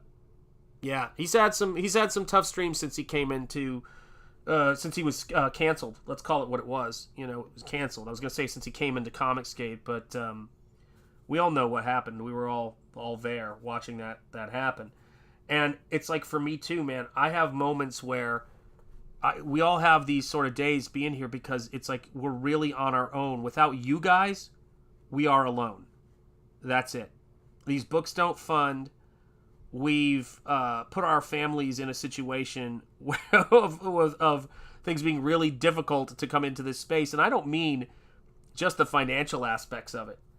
I mean, it's going to be, oh, guys, just you watch. It's going to be really easy to be in this space, man, at a certain point. And there's going to be a lot of folks who are opportunists who just come, and we've already seen our share, haven't we? Who just come rolling in because suddenly it's the hip place to be. I'm already seeing it in the news, and that was one of the things that was frustrating the heck out of me. You know, all these people who are suddenly like, hey, this is wrong. And it's like, really? You were a part of it. Thank God social media doesn't forget. But it's like, it's very disturbing to me. But being in Comicsgate, it's just like being in America. It's not about how long you've been here, by the way. It's about how you've been here. So if you've been in America for 5 minutes, let's absolutely take a look at and think for a minute about Carl Laemmle, right? Carl Laemmle, who was a Jewish immigrant who came to this country. Carl Laemmle understood when he came to this country that things were not great everywhere else. And he was very apprehensive about making monster movies because he wanted to do stuff that was uplifting and about how great of a country America was. And he even came out during World War II and was speaking out against socialism and communism, if I'm not mistaken, right? Because he understood. Jerry Siegel and Joe Shuster, the same thing, right? With their characters, Jack Kirby, or Jacob, was it Jacob Kurtzberg? I forget what his name was. And then Stan Lee, I forget what his name was. Before the classic Ellis Island U.S. immigrant thing. But they really thought this stuff was important to get out there. They thought it was important because America was important. So my attitude is this. I don't care if you've been here for 40 generations. If you don't support free speech, you don't understand this country. That's it. If you don't understand presumption of innocence, and if you're like believe all accusers, to translate it properly, you don't get this. And if you don't understand the Judeo-Christian foundation of things like defamation law, which is not bearing false witness, not lying isn't against the law, lying under oath is, which is to say you're a witness and you're lying, you're bearing false witness. That's where that stuff comes from. If you don't understand that in our legal system, and it protects people of all faiths and people without faith, so long as those things are there, that's an important part of our country. And if people don't understand that, exactly. Yeah, Jerry Siegel's childhood home is where Superman was created a few miles from here. I love hearing that, Timmy. Do you know what I'm saying? And so I look at this stuff, and I look at all of the creators who have come into this space, who've gotten what we're about, and I say, that's what you have to do. So Comicsgate is about something. It's about creators, it's about crowdfunding, it's about the connection with the audience, and it comes with a certain amount of risk. Because other people's rights and other people's liberty, you're not entitled to anyone's work or anyone's promotion. That's not what this is about. That's not what Comicsgate is about. you are in a situation where you can work hard and make something of yourself. That is a very American idea. That's a very American theme. And let me tell you guys something. That does not mean people aren't going to help you along the way. People do. That's what I call grace. You know? Thank you, Past Master Dan, from your lips to God's ears, and God bless you. So that's why it's important to me that when somebody says to me, I don't know what, can this person say this? Yep. Do you guys remember this beautiful part of America? I disagree with what you say. I may even despise what you say, but I would die for your right to say it. That's something we try to live in Comicsgate. That's something we try to do. I'm not required to help you, but you do get to be here. That there are relationships, and we also need to understand always, and that's what people need to understand when they see Nosfero. Nosfero was what you see on the first campaign. That's the gross. That's not the profits. And if you guys saw Michael Bancroft's shipping costs, I want you to understand my printing costs for the first Nosfero book at that quality for all of that stuff would make your head spin. You would go, wow, that doesn't make you a lot of money, does it? No. But I'm going to give you guys quality books, and we're going to try to get this thing where it needs to get to, because this is a fully painted comic book, and I needed to make it great for you guys. And when I was pricing it out, I was not thinking we were going to hit 660 backers at all. That was me being realistic and thinking I would be lucky if I get to 5,000. Do you guys know what I mean? I don't think in those terms, Scorp is saying, yeah, he really does pass me. Oh, yeah, thank you guys. God bless you. I've been there twice. There's a deep reverence for that house because, oh my gosh, yeah. In the struggle of surviving the Great Depression, hope in the form of a comic was forged, and from there, modern comic spawned. Yes! Yes! That is what it's about. Oh, thank you so much. My God. Yeah, printing in America, it is absolutely done. It costs money, and you're right. I only print my oil painting prints here in America as well. Help keep fellow Americans in work. Absolutely. So one of my favorite quotes of all time, let me see if I can find this. And it's a quote that I really should put in the second book. Or maybe I'll put it in the second printing because it fits. It's from the Count of Monte Cristo, which is another influence on Nosfero. Let me see here if I can find it.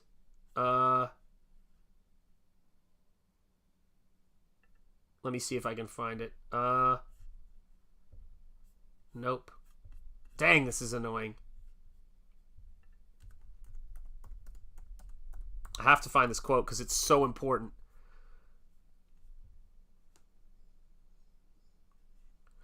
Here we go. Here we go.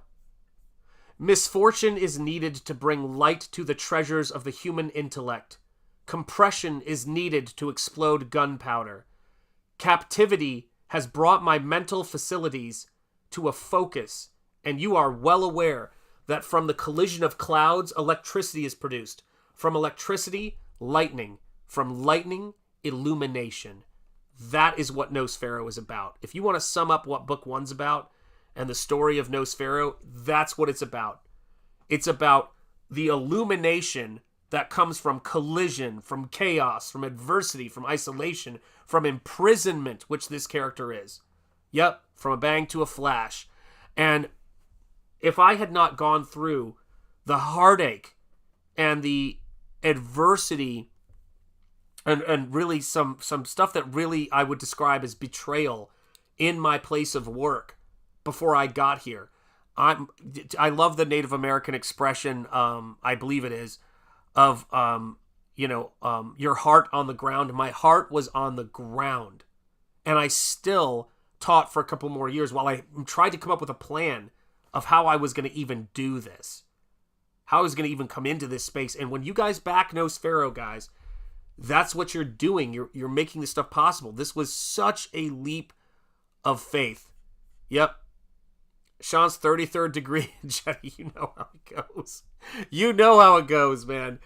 And it's like, I look at Nosfero, and I look at the stuff that we're doing here on this campaign, And it blows my mind, guys. It blows my mind, and I'm so grateful for it. Let's refresh and see here, because I know we have another backer, 10,844 hours left, guys.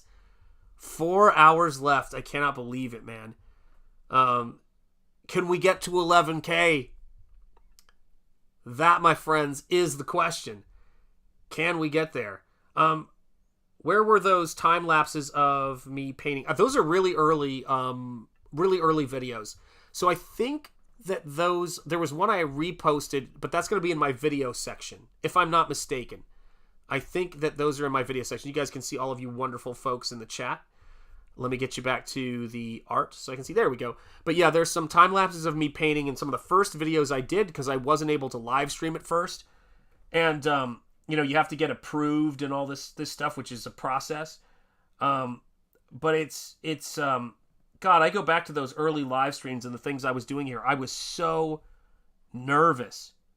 I actually made my brother, Rocky, who's started YouTubing, I made him watch some of those early streams of mine. And I said, man, no matter how much you practice, you got to leap into this thing and you're going to get there. But, you know, and who knows what stuff that we do is going to work, but we have to try, guys. You know, we have to try. You guys are here because you're saying, hey, I don't know if I'm going to get a book from this creator. I'm just meeting this person. But I'm going to give it a shot because that's what it is. Backing is a risk. Indiegogo makes that painfully clear, right? When you're backing a book, is that you need to understand the terms and conditions. You are investing. And so I've always thought that I can't imagine not, you know, finishing my books, but then, you know, I always say, but for the grace of God go I, but you know, it's just not how things work.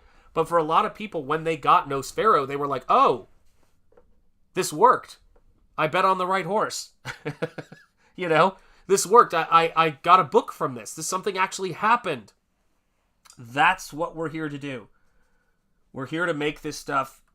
It's so difficult to make a comic book, to create a character, to come up with a story, and then to pour your heart into it, in Nosfero's case, for years, you know, to make this thing happen. And then to think, maybe I won't even find an audience. Guys, Nosfero is the result of you.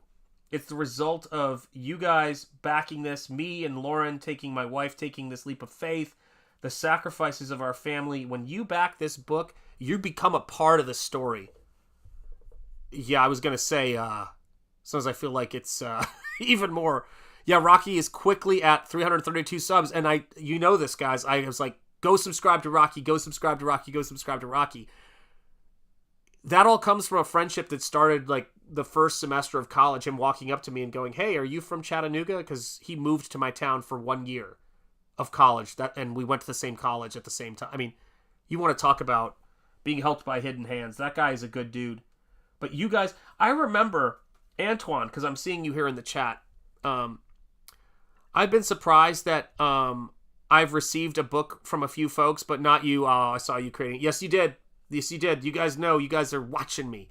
You guys are watching me to make sure that you know, that I'm keeping things. But Antoine, this is from the heart, brother. This is the thing. So Antoine, you were on so many of those early streams, and we were talking story, we were talking character and things like that. And just having you and having so many folks who were bringing just like the movies they like, the books they were reading, their philosophical thoughts. I mean, that's why you have the nickname The Professor, because it was just, I can't imagine making this book without the vitality of the conversations and what you brought to the chat, man. And the sense of humor, man. But like, that from the heart, man. You know, like truly from the heart. Like, vitality is, that's it. That's the spirit of life. That's what makes everything exciting. And I try to bring vitality to the streams, and Nosfero, I leave it all in the ring when I do Nosfero, but it's like, I think about that a lot. I think about every time I go and I upload the credits list and I see your name. I always think about those conversations and the things that you shared, man. Well, you've done that to me plenty, so welcome to the party, pal. Yeah. Yes, there are numbers that follow me sometimes. It's really wild. Yeah. It really is. It's crazy how that works. Yeah. There goes Shanth blaming the audience. You're absolutely right. Well, I mean, we could. There's so many things that are just. I used to really, believe without having, seen it in my life that, that if I, whatever, when Joseph Campbell was talking, he'd talk about when you put yourself in the right, place and with the right mentality, you start getting this sense of being helped by hidden hands, and things just seem like in ways that are almost terrifying and incredible. And that's what all of you guys back in this book and all of you guys supporting Nosfero and coming in for these streams and being channel members. I mean, it's like at the end of every stream I do, you see a ludicrous number of channel members. Like, just ludicrous. And, like, it's been nuts lately to upload those and to kind of get the credits there. But I know I was watching two guys that I met through the Fandom Menace, which were, and now I'm going to blank on their names because I dared to bring it up. Shoot. No! Oh my god.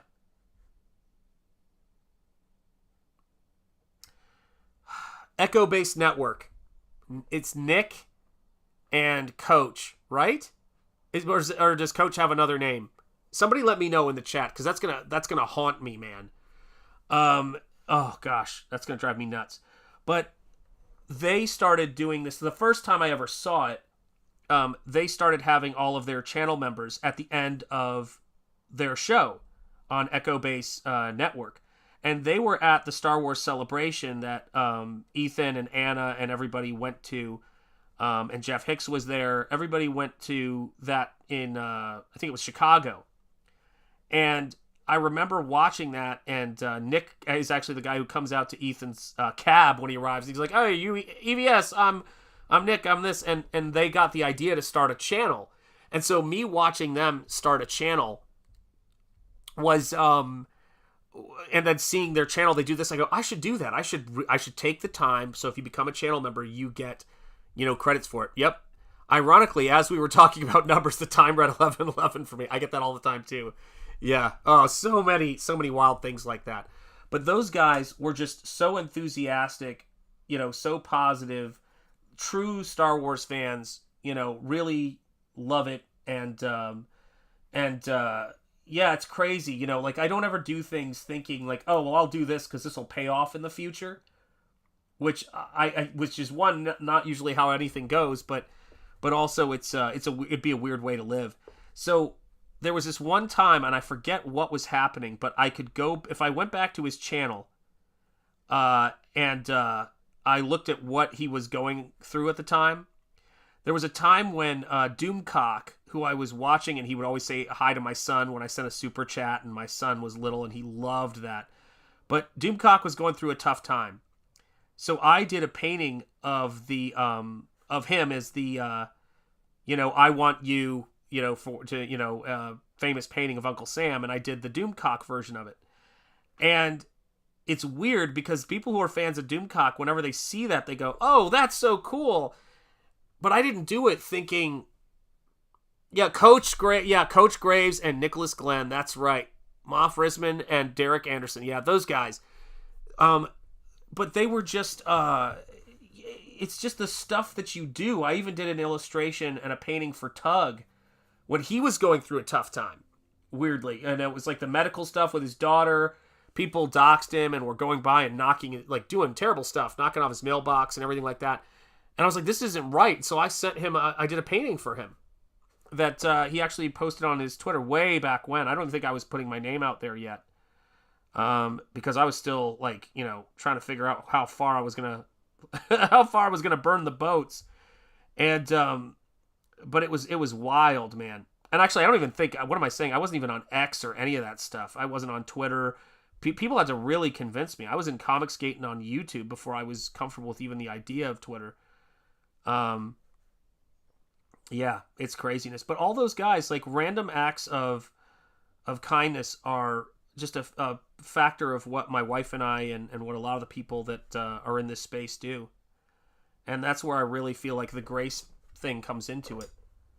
You know, it's why I'm grateful for everything, man. It's why I'm grateful for everything. Yeah, they've got serious knives. Yeah, and during that time, it was really rough. I actually don't even know where I have the original Doomcock painting because I was going to send it to him. I still need to do that. I'm trying to pressure him. I've been trying to pressure him for years, so I feel like it's rude to continue to make posters of it. I'm like, dude, it's yours. Use it. Make posters of it. You know? But yeah, it's craziness. And that's actually similarly to how I met Ethan. I met Ethan because I was a Star Wars fan, and I didn't even know he did comics, and I thought for sure, you know, like, I'm not going to do comics. Like, I had promised to myself I'm not doing comics again so many times. It's really sad, actually. That I've given up at this point. But I'm like, I'm not gonna do this anymore. I do a pro job here and there, and then it was just like having kids, doing all that stuff. Everything was just too much, and I just thought, this is crazy. Just have a normal life, Shanth. Just have a normal life. You know, comics was something you wanted to do, and yes, it was your dream, but you know, man, like whatever.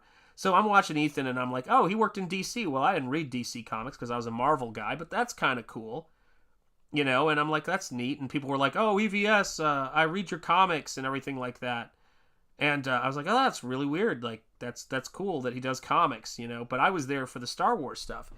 And then he started getting really walloped around the time that they pushed him out of DC. And they said, we're not going to renew your contract.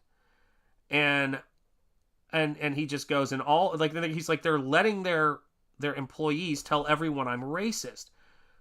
And there was this one time he just got really down during the CYBERFROG campaign, I think it was. And he said, are all these people going to come in? Oh my gosh, another backer? Are you serious? Holy cow, guys. We got to share this. And yeah, the ASMR phase. Yeah, I remember those days so well. So well, man. I've got EVS stories I would love to tell you guys. Like just in terms of amazingly positive things he does that he doesn't even talk about. But yeah, we just went up one. So let's say, are we almost to 150 backers? That would be really cool. That would be really cool. Let's take a look and refresh here. Let me get to my computer. There we are, I think. Yes, there we are. Let me stretch this out a little bit. I don't know if that worked, but hopefully it did. And let's refresh here. Boom! Wow. 149 backers, 10,875. We're so close to 150 backers and 11K. That would be amazing. That would be amazing, guys.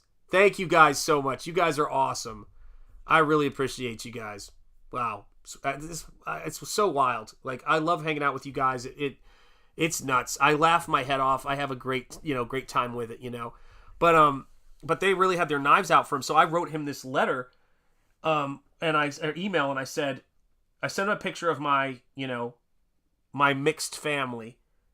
And I said, first of all, you don't need to, he said, I'm worried that a fan, who isn't white is going to like read this stuff and they're going to feel like I don't want them as a fan. And that's such a horrible thought to me. It's bad enough I have to think about my kids having to read this stuff. And all that. He goes, that's horrible enough, but just that thought is terrible. And we all were in the chat like going, that's ridiculous. I was like, we have two brain cells to rub together. We're not going to believe every stupid thing we're told about anybody. If we did that, God knows where we'd be. And but I decided I wanted to write him a letter and show him, which I almost never do because they were young then, a family picture of me and my family. And I go, you see all these crazy people? We're what these idiots claim to like. We're what they say they want the future to be. And we know you're not a bigot, and we know that you're a good person. And because we're not stupid. And because we don't believe everything we see. And he then looked up my artwork and actually showed it on a stream back then, although the stream is privated, but it's I'll never forget it. It was in November. He showed it on a stream. Yeah, I definitely am on the spectrum somehow. It's bad, man. I'm sitting here. I was showing Dan Lawless my HD Trains Blu-ray set and saying, I don't know what's wrong with me, but it is what it is. But he like was just so complimentary about the work, and he was like, because he didn't know I did artwork, and then I started doing videos for him, just offering him videos to try to help him, with his shows and things like that. Something I do off and on to this day. Even the Comicsgate Kings intro, the Ghostbusters version of it and the new version of it are both things I did. But again, if he gets a better intro from somebody, I'm always like, go for it. It's just to help. But, a lot of the intros for the CG Kings and all that other stuff. But it was out of a place of seeing another person, another human being getting his ass just kicked by all these people. And that's important, man. I remember all of it very well. They were calling EVS a racist, and it caused him a great deal of stress. Well, yeah, especially because his ex-wife is Jewish, and, so his son is like, obviously doesn't consider himself Jewish, but I'm like going, what are these people talking about? Like, do they know that the comic book industry, like, we love Stan Lee and Jack Kirby? Do they get, like, this is the thing that kills me. The comic industry has never, ever been, we will take you if you have a pulse. It's the hipsters that came into the industry that keep people out. The cool girls who wouldn't let you talk to you if you read comics. Those people. By the way, we knew there were women in comics. We knew all 5 of them.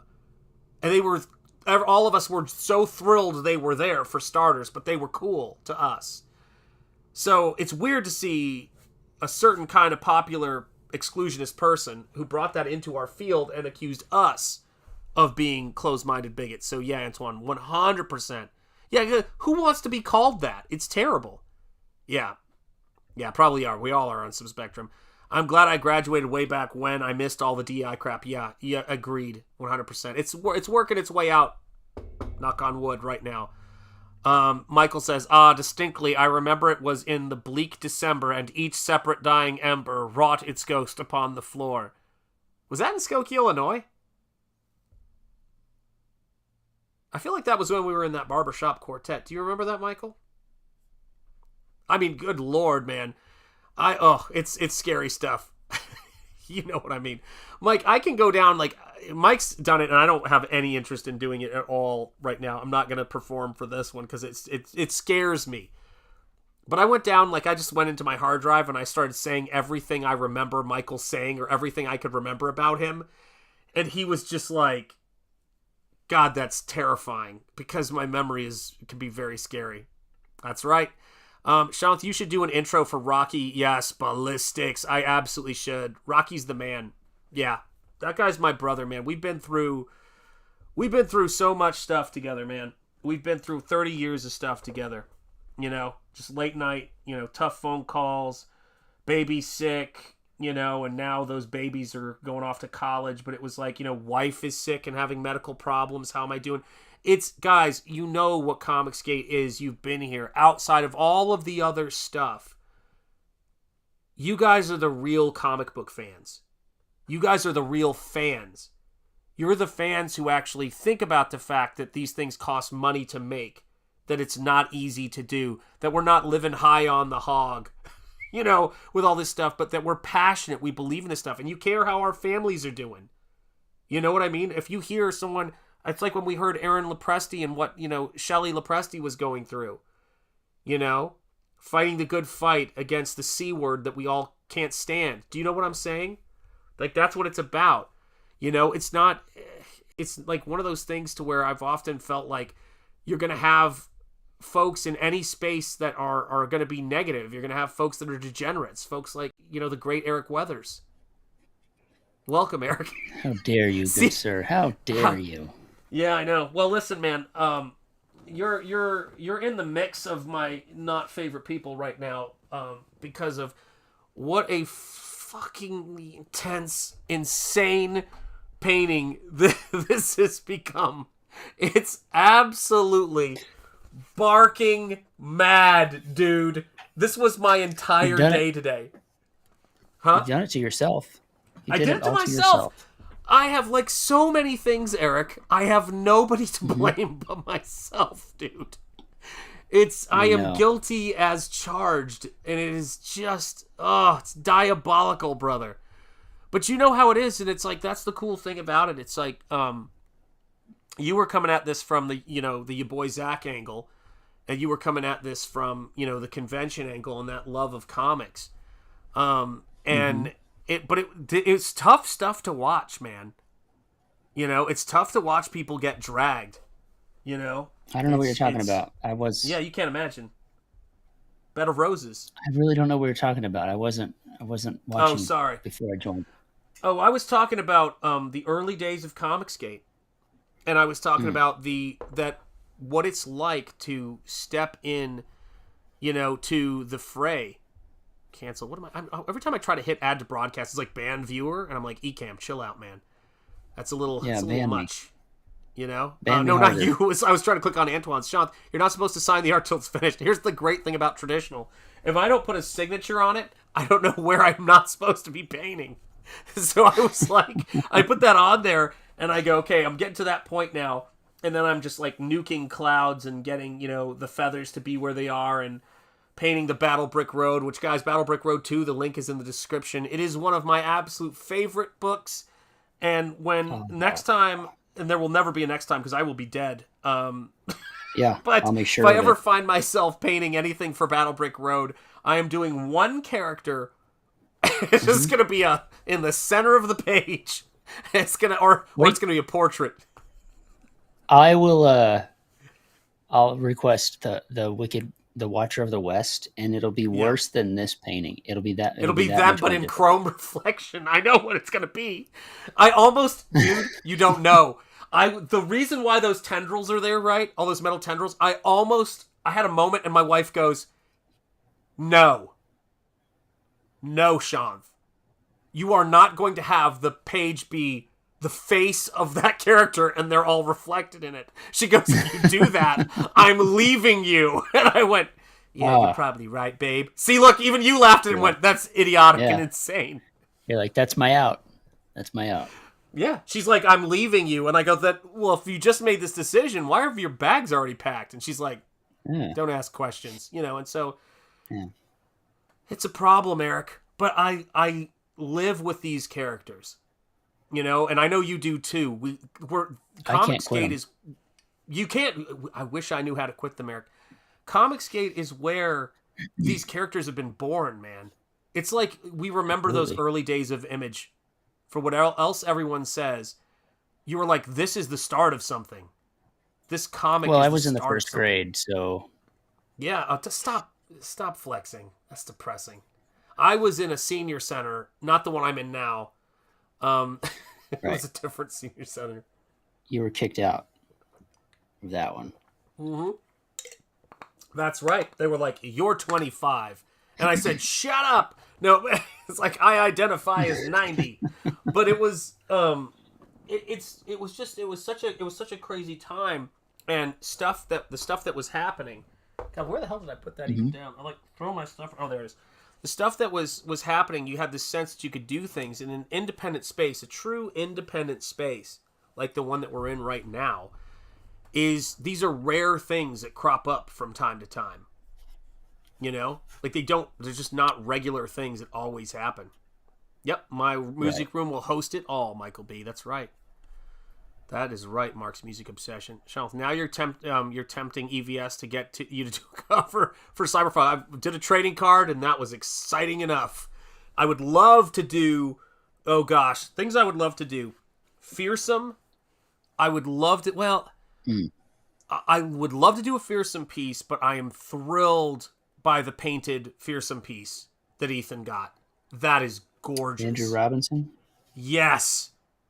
Yeah. And as an employee of All Caps, now that I have you here, Ethan promised me after I generously created that breathtaking trailer for Fearsome that he would be happy to send me that painted cover, even though it's not in my backing tier. So I'm holding you accountable because he's long forgotten. Yeah, well, that's the thing is if you don't hound him relentlessly, he will just conveniently forget these things. So, well, here's the thing I would say about Ethan that I've learned is that, you know, if you have access to Ethan's phone number, he prefers you to contact him on a Sunday, middle of the day, during family time. It is his preferred time to be contacted. So I always try to do him like I know he's probably in church. I don't talk to anybody either. Like, people who have my phone number, they know. They're like going, "Shanth never calls." if Shanth identified as 90 at 25, he's now spirit walking amongst us. Yeah, I'm Benjamin Buttoning it, I think, right now. But no, I mean, it was, it was such a crazy thing because, you know, we're in this space and it was a little bit scary during those times, and none of us knew each other. Yeah. It was really scary back then. Hindsight, it's like, I don't know what I was afraid of, but it was like, it was scary though. I was afraid to use the hashtag. I didn't want to say anything publicly. It was really, like these people that I thought, you know, but my friends, it's like, well, I didn't even really know these people, first of all. And second of all, if they weren't going to be okay with me, then they weren't my friends to begin with. So it's like, that's I don't know. You hit on that, yeah. I mean, I remember thinking about this, and I was thinking about it on a lot of different levels. But I was going, well, to step into Comicsgate basically will mean in this particular time period, but in general, that my academic career can't keep going because I will be canceled by a student who is active on art Twitter and a comic fan because I teach at an art college. And I was saying I have to be ready to walk to come into this space because if I'm on the receiving end of a, you know, cancellation thing, here's the thing that was going to bother me the most about it is, and it was really fatigue at that point, but it was just like, I don't think I've got the energy in me to be accused of being racist by the most racist people in the world. Like, I've been through so much crap in my life. That's the one of the many things that's like, one of the few things that's I will not be able to not lose my shit. Like, I will like flip out. I'll be like, you people have no idea what the fuck I've been through in my life, that kind of thing. And they were already doing stuff like that because I would defend white students and they would be like, it's so crazy. I can't even believe it's real. And so, you know, I mean, I even had students. I had a student. I've never even told this story, but I'm going to tell it now. I had one student who said, I'm interested in comics, and I know this guy named Pete Cimetti. And I went, Pete Cimetti? Pete Cimetti! I was like, Pete Cimetti? Oh, yeah, I know Pete Cimetti. Yeah, he's like a great guy. Or whatever else. And I was like, do you know Ethan Van Sciver? And he's like, no, nobody in Comicsgate. He's like, no, not comic. Like, and I was like, holy crap. That was you know what I mean? A student. That was a student. It was a of yours? student at the college, yes, who wanted to make very clear to me that in no shape, form, or fashion did they have anything to do with Comicsgate, or would they? And I thought, this is a tiny college. Yeah. This is a tiny college. And I just went, and I actually said, God, I just must not have given a damn at the time, but I said, no, that stuff, all the stuff they say about that guy isn't true at all. That's bullshit. I was like, you don't have to like that stuff, but no, I'm just telling you. I mean, God almighty, like, what was I thinking? Like, and again, Ethan did not know me at all. No one knew me. Yeah. You know? And it was just, I couldn't even, because it was just wrong, man. You know, it was just so wrong when you were watching that stuff happen. And of course, I didn't know John. I never backed the first Jawbreakers until later as a Second Chance campaign because I was coming at it from the Fandom Menace. You know, so we all of us who got together were coming from different directions.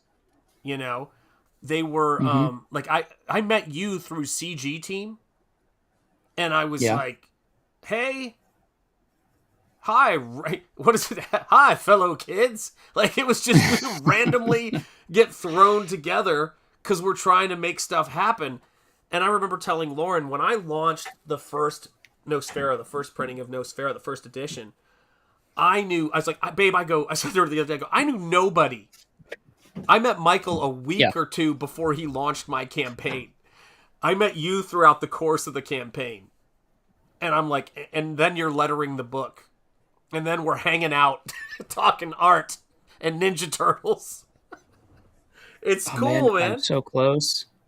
You are so close, dude. You're so close. I'm so close. I know. Guys. Working on it right now. What'd you say?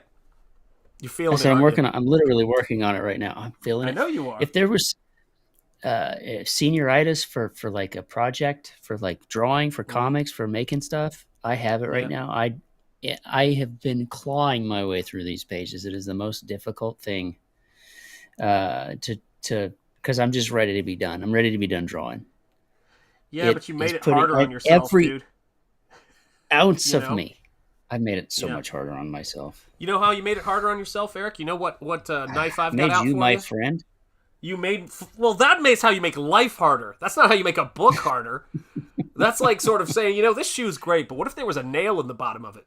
You know what I mean? Uh-huh. That's on you, dude. But no, you created a reward for you when you get it done. That would be so hard for you to give yourself any other time. So it's almost like you're climbing up a hill to do something for yourself that you seldom do, which is reward yourself with something. And I like that. I like watching you suffer. You do. That's one of the reasons why I can't stand you. I can't stand me either, and I'm trapped in here, Eric. Like, you don't understand what it's like, man. But it's like, it's a weird kind of thing because it's like with Nosfero and with Battle Brick Road and with all of this stuff, like when I realized like how much you Ninja Turtles was a huge impact for you, I went, well, of course he's gonna do a team book. Like, of course a team book is gonna fit him. It's all I do, apparently. It's just my thing. Yeah. That's what Flying Fortress was. Man. That's what Battle Brick Road is. Absolutely right, man. A book for people who like teams. Yeah. And you like painting and you like action, and it's not surprising. Yeah. Well, let's put it this way. Everybody that you meet in Comicsgate is surprising. Because we meet people from all over the world, let alone all over the country. That's true. So, That's true. But it's we're all here because we all got here by different paths, and we're all supposed to be here, and it's wild. It's very cool. And you tell your wife, man, when I watch Razorfist stream and he's got those quarter scale Ninja Turtles behind him, that's responsible for his success. So it really is an accelerant onto YouTube's success, man. So seems like it. Hell yeah, man. But yeah, when I saw you hold those up the other day, I was like going, he's getting hungry for them now. He's feeling it. Hungry for something. Hell yeah, man. Well, don't say that. If Ethan's watching, he's going to send you some McDonald's. And you'll be... I would eat most of it. Yes. Well, no, I would just take the meat off. You wouldn't eat the buns, yeah. No, yeah. That's right. We'd eat the fries. We make our own fries now. Oh my god. So we my son actually, my oldest, does the he did them all was it yesterday? Yeah. So we just cut up potatoes and fry them in a giant pot of coconut oil. Whoa. Yeah. Yeah. No seed oils in this house. Right? That's right. Yeah. I know you told me. As much as we can. Yeah. So, but no, they're so good. I wish it was tallow, because that's how fries were made back in like the 90s and prior. But a jar of tallow is ridiculously expensive. But coconut oil, man, they're really good. You saw them put some. What did he put on? He put on paprika and parsley, something. He seasoned them. They turned out excellent. They turned out great. I think the chat knows very well that you come here for the comics, but you stay here for the borderline pornographic food talk. Like, let's be real. Food talk. Yeah. Comicsgate is really a food support group. It's like, and then you know what they did is they double fried it. You stop. It's like it's getting too dirty in here for me. Oh yeah, it was Razor. Oh, that's right. It's a Friday. Yeah. Somehow, I know I'm streaming while Razorfist is streaming, but I have a feeling he's gonna survive it. He's gonna survive the challenge. Yeah. You're streaming over Razorfist? Yeah. That was also the funniest thing I have to explain to people about it all. I'm like going, yeah, like we kind of just have to stream. Like we can't. We can't possibly make it. Holy cow! Look at this. Gosh, I tell you what, guys, I love me some food. That's for sure. I'm ordering some Domino's. It's happening. Are you really?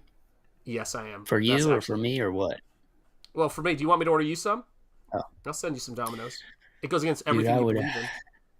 It does, but I would still eat it. Yeah, okay. Well, what's your... just send me your address. No. Look at you. You just went, no. Not doing it. I mean, I have your address. Let's be real here.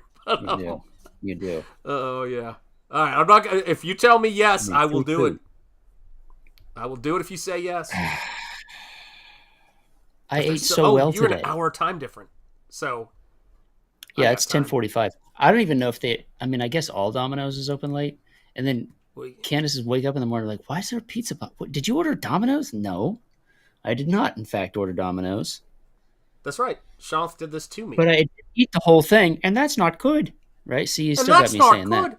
No, I mean, there's... Well, when you're talking with Shanth Enjeti, there's... Well, there's a malevolence, and it's not good. Like, you got to get that random loud one, And I'm going to tell you, these guys are a bunch of bastards. They don't care. Like, you just, fuck, Jordan, calm down, man. Shit, son. Talk to me, man.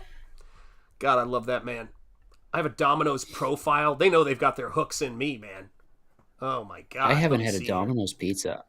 I don't even know how long. Yeah. Let's change that. When I was in the Army, that's all we ate was Domino's pizza. We would. You ever thought because that was when they started their 3 for $5 each thing. Like medium 1 topping pizzas, 3 for $5 every day. That's what we ordered until we'd order 3, and then when they were all gone, we'd order them again. We'd order them every 2-3 days, and I'd walk over to PX and get a 12-pack of Dr. Pepper, and that was my diet. That basically Uncle Sam paid for. So has it occurred to you that part of the reason why, and I'm not here to tell you how to live your life. I mean, I am, but not in a healthy way. Mm-hmm. That part of the reason why you're struggling here is because you were so concerned with, not eating Domino's pizza, you didn't stop to think if you should. I never thought maybe I should do that. It. Is that what you're telling me? I should eat it? Yeah, I don't know what Put I'm it on even the plastic saying. lunchbox? Yeah, and then they're selling it. They're selling it. Well, my favorite thing I do to my wife that drives her crazy, because there's many things I do, is, of course... Let's keep it PG. Yeah, I'm keeping it PG. Let me tell you something. I do the Jeff Goldblum Jurassic Park laugh, and I won't stop. And it's the worst. I'm like... She's like, stop, and I'm like... It's like, what is it? It's like a cat going through labor. He's got to stop, man. All right. It is one of the greatest laughs. He is special. He's a special person. Okay. Mm-hmm. And we must, like, Jeff Goldblum is amazing because he's one of the few actors who's played Jeff Goldblum in everything. Eric, shoot me your address.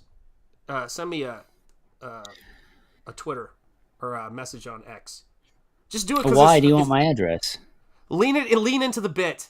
You can just put it in the trash and realize that you've wasted food. Just tell me what you want. Hey, I tell you what. If it's, I don't like vegetables. I'll just put it that way. All I'm saying is, tell me what you want, and I will order it for you, man. Hey, hold on. My oldest is up. He'll probably eat some too. Oh, don't try to back out of this. I'm going to order more then. Do you want some pizza? Domino's pizza? All right. Where are you? What kind of question is it? He's like, yeah. What kind of question is that? This is Pizza Live now. We've descended into Pizza Live. So send me on X your address. Don't put it out there as a post, because that could be, and then write down whatever fickles your fancy. And what you guys like? Just pepperoni, probably. We're just regular Joes. You say that, but then I look at that large pepperoni. Any drinks? You want something to drink? I have a pizza profile. Oh, wait a second. This is a pizza. Pepsi? Oh, that sounds good. It says this is a pizza racial profile, though. I don't know how I feel about this. Eric, I'm concerned. Well, mine's baking right now, so I love that idea. All right, so let's do. Okay, home. I'll take it. You know what? Right. If I'm going to be up late drawing and helping you close out your book, are you going into man? What do you? Yeah, I'm going to extend it. I'm going to extend it another 30 days. Okay. But I told people we're down to 4 hours, and there's a 30% chance I forget. I'm convinced that's going to happen. Oh, there's that. I'm just going to go. Yeah. So let me see here. So I want start order. Here we go. All right. Let's see here.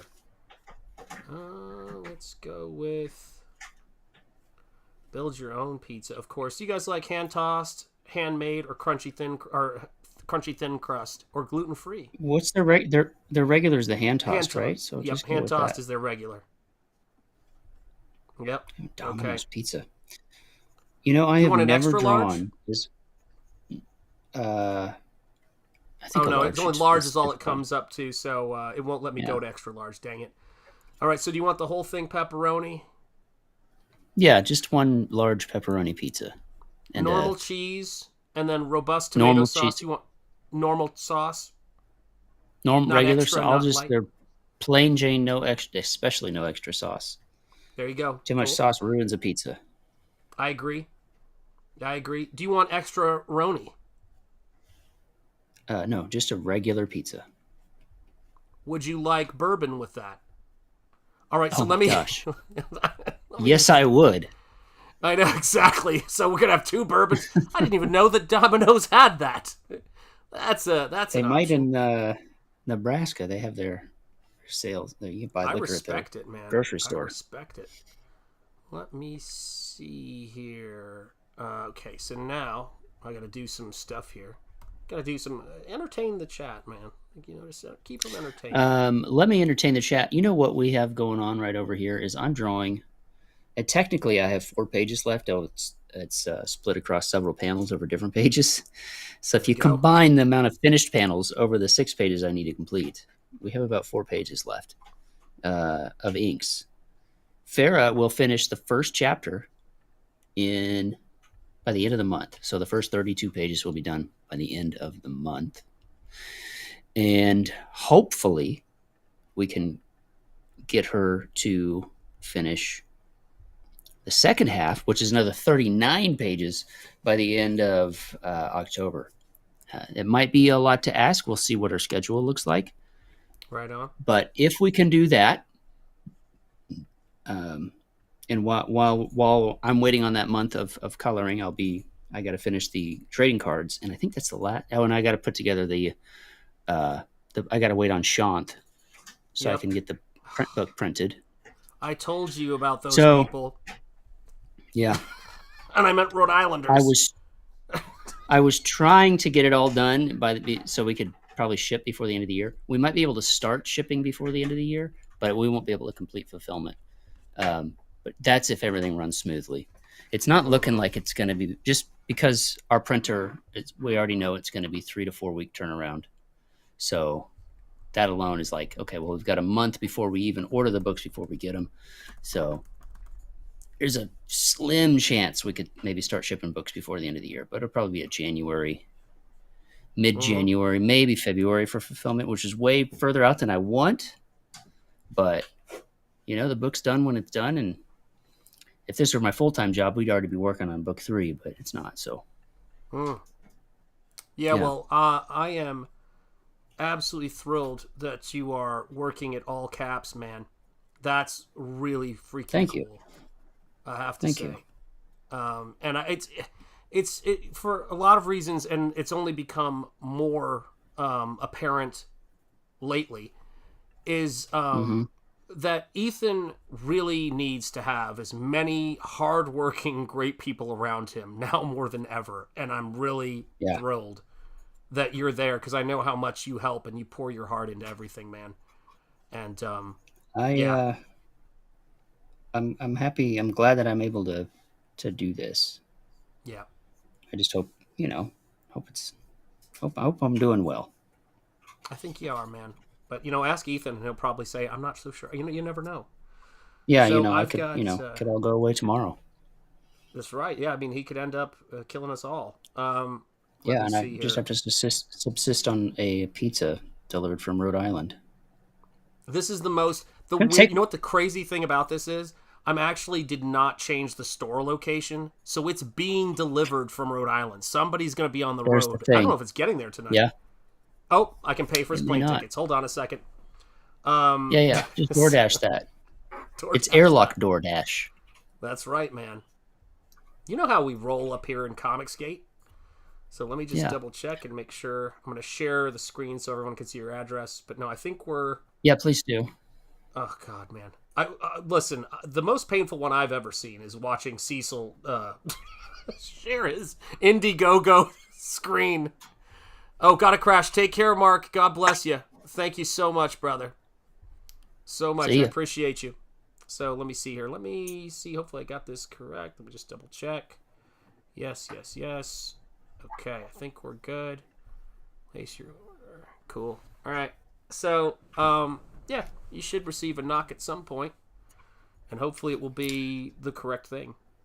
I went with the vegan extra large. No, I don't hate anybody that much. That's like that is out of order. That's all I'm saying. You know what's out of order? Is Battlebrook Road is like one backer away from 62,000. So yeah, that's what's out of order. It's unjust. Why do you think there's so much injustice in the world? That's what I want to know. Like, and if you've got a window, you can share that, man, because I don't want to dox any of the numerous Domino's things I have happening at the exact moment right now. So I don't want to dox your address here. I do think I can remember how to do that. Yeah, it might take a sec, but we'll get there. Let me see if I can find this here. Okay, so I'm right now, because I don't want you to be concerned. My order, they're in the middle of a quality check, but I want you to know that Mike began preparing your order at 10:56 your time right now. And Mike? Domino, okay. Mike he's working on it, and I think it's Bancroft, and it says the Domino's quality captain, because you can now actually become a captain. Only way you get above that is admiral. So that's amazing. Okay. So the captain is working on it, and they're prepping it as we speak, because I want your son and you well fed. I'm not interested. I'm so tired. Cranberry Langers, it's great to see you, brother. I am so tired of you being starved, really. You put it all on the line. And I was looking at you recently. My wife was looking at old footage of you, and she goes, is he losing weight and getting muscular? And I said, yes, it's so terrible. And I'm like, what can we do to stop that? And she's like, has he thought about cinnamon twisty bread? And I said, I'll mention it. I'll mention it. Cinnamon. But I just feel like there's a whole lot of sabotage headed my way. Yeah. Well, here's a question I have, because I don't know if the kids in Kansas are different, but why? Yeah, yes, you can see my Antoine says, Shanth, I can see your credit card information, the reflection in glasses. I love it. That's so beautiful. But let me say this, man. I don't know what kind of what your parenting experience has taught you, or if things are just different in Kansas. But there really is. I've never heard a different answer from a child of, so you want some pizza? That's like, what's next? Do you want some ice cream? Come on, man. Well, I will say this: if you said you want some cake, if you wanted cake, he would turn it down. Yep. So pizza's different. It's a special thing. Pizza's way different. It is a special thing, you guys. That's right. Look at all this. Yeah, no more starving artists in the stream. We are Comicsgate, and you can tell from many of us, is a stand against starving artists. None of us look like we're starving. Eric is the most starved member of us. But the rest of us are not starving and maybe pregnant. So that's something to remember. I'm wearing a large overshirt. So that I can appear bigger on camera. Oh, really? Yeah, the label I have right here, this is called a husky. So I'm wearing a husky size shirt. Yeah. It's called Big Boned. That's right. Yeah, I shop from a brand called Balloon Animal. And it's just for people who... See, don't laugh at that. That's beneath you and me. That's appalling. Well, we're here anyways. I'm ashamed I even made that joke. All right, Eric, don't worry. Mike is currently... Oh, no, he's getting baked. Never mind. Oh, God, what kind of place is this in Kansas? This area of town? Yeah, most likely. Most likely. Yeah, we need to... Oh, man, I have not even thought of this. I got to be real with you. Until now, that ordering pizza for people is so fun, man. Oh, my God. That is wild. I guess I'm bulking now. We'll just say I'm bulking now. You're adding mass, I think, is the best way we should look at it. You're cultivating mass. That's what we'll call it. Yeah, exactly. Yeah. It's kind of weird that, that we work so hard to cultivate mass for all of you fine people. My pizza, for those of you guys who are concerned, I know a few of you are, my pizza is undergoing a quality check by the Domino's quality captain. Now, that doesn't mean it's ready, because Timmy Mello knows. He knows what's up. It could be kicked up to the Admiral if he needs a second opinion. So I don't know. I'm going to be real with you guys. I don't know how this is going. I know it ends in type 2 diabetes for me, but go ahead. Sorry, Eric. Battlebrook Road, you've got it ready to share? Yeah. It's shared. I don't know if I've ever drawn as much fur and intestines in a comic book as I have in Battlebrook Road. And feathers. It's quite a violent... This is a pretty...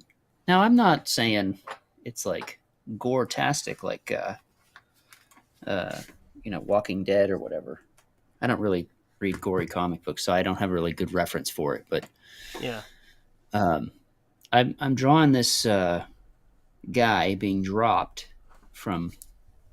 a story or two above onto his friends below, and he's in two pieces. Dear heavens. And, yeah. You know what? I'm here for it. He's landing right into the fire.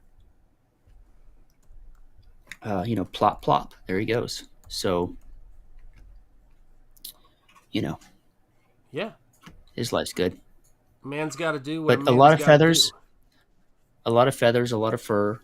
I'm not used to. It's just a lot of tiny little squiggly lines to imply. I can blame fuzziness. You for creating these characters when you think about it, though. So, like you say, I can't blame myself, but feathers, reflective chrome. It's come on, man. Mm-hmm. Well, It's a lot, man. It's a lot. Let me see. Okay. Hang on, guys. As we wait, again, let me just see where we are. Quality check. We're stuck on quality check. I'm going to check on Eric's pizza. I just want to see if we're not, Oh, you shared my screen. I did, yeah. Get talking. Oh, your pizza's baking, by the way, right now? It entered the oven. Continue. So this is Battlebrick Road 2. It is the sequel to Battlebrick Road 1. Thank you for your time. There it is. Stall. No, as you can see, we are roughly one book away. I mean, you could back something that wouldn't put us over the edge, but the only thing that wouldn't put us over the edge would be one unsigned Battlebrick Roadster or the record. Nice. Basically, I need $25, and we'll be there. We'll be there at 62, which would be pretty cool. I'm not in pitch mode right now. Battlebrick Road 2 picks up right where Battlebrick Road 1 left off. Dorothy Thea Gale has been befriended, rescued. She has a new acquaintance in a character called Scarecrow on her mission to find her dad. That mission has brought her to this wonderful war-torn wasteland of Oz, and she is terrified because a young woman in a mysterious land where everything's trying to kill her. She's going to need some friends to help her out along the way. And she finds those friends in Battlebrick Road 2. We've got our Scarecrow, our Lion, our Tin Man, and she is trying to find her dad, trying to find her way home. And they are some super killers ready to assist her in her quest. We have 4 covers actually. I've never really said that out loud, but we have 4 covers. We have my cover right here, John Malin color, and Ethan Van Sciver cover, and our special edition cover. This one's actually super rad because every version of this cover is unique. We're going to be printing, I think, 400. Might be 350, might be 450, somewhere around the 400 range. Whenever we go to print, we'll get the final number. Every single one of those 400 will be different. The characters you see on there and the tiles and all that will be the same. Will be the artwork that's used, but the placement of them, the size, the rotation, the density, all of that will be wholly unique to whatever cover you back. So a true collector's item, first time ever in comics anything like this has ever been done. So it's not only is it super unique, it's super history making. So these Battlebrick Road special edition covers are only going to be available on the website. Did it not show up on that pop-up? That looks weird. It's showing up. Hang on a second. It's showing up now. Just lagging a little bit. Let me just find this thing real quick. Okay. New image overlay. I'm up to all kinds of no good. One sec. Open. And let's see if this works. Hang on. This has got to be dropped all the way back. And there we go. So I'm working on our layout here. So we can have double the party here. Yeah. All right. So we've got that. That's book 2. You can also pick up book 1 with the cover by Kelsey Shannon, or some of the original print runs, the dinged and dented, you can get right away if you order them separately. If you just want everything all at once, you can get one of our bundles here on all the way to the right, our Superfan or our I Want It All bundle.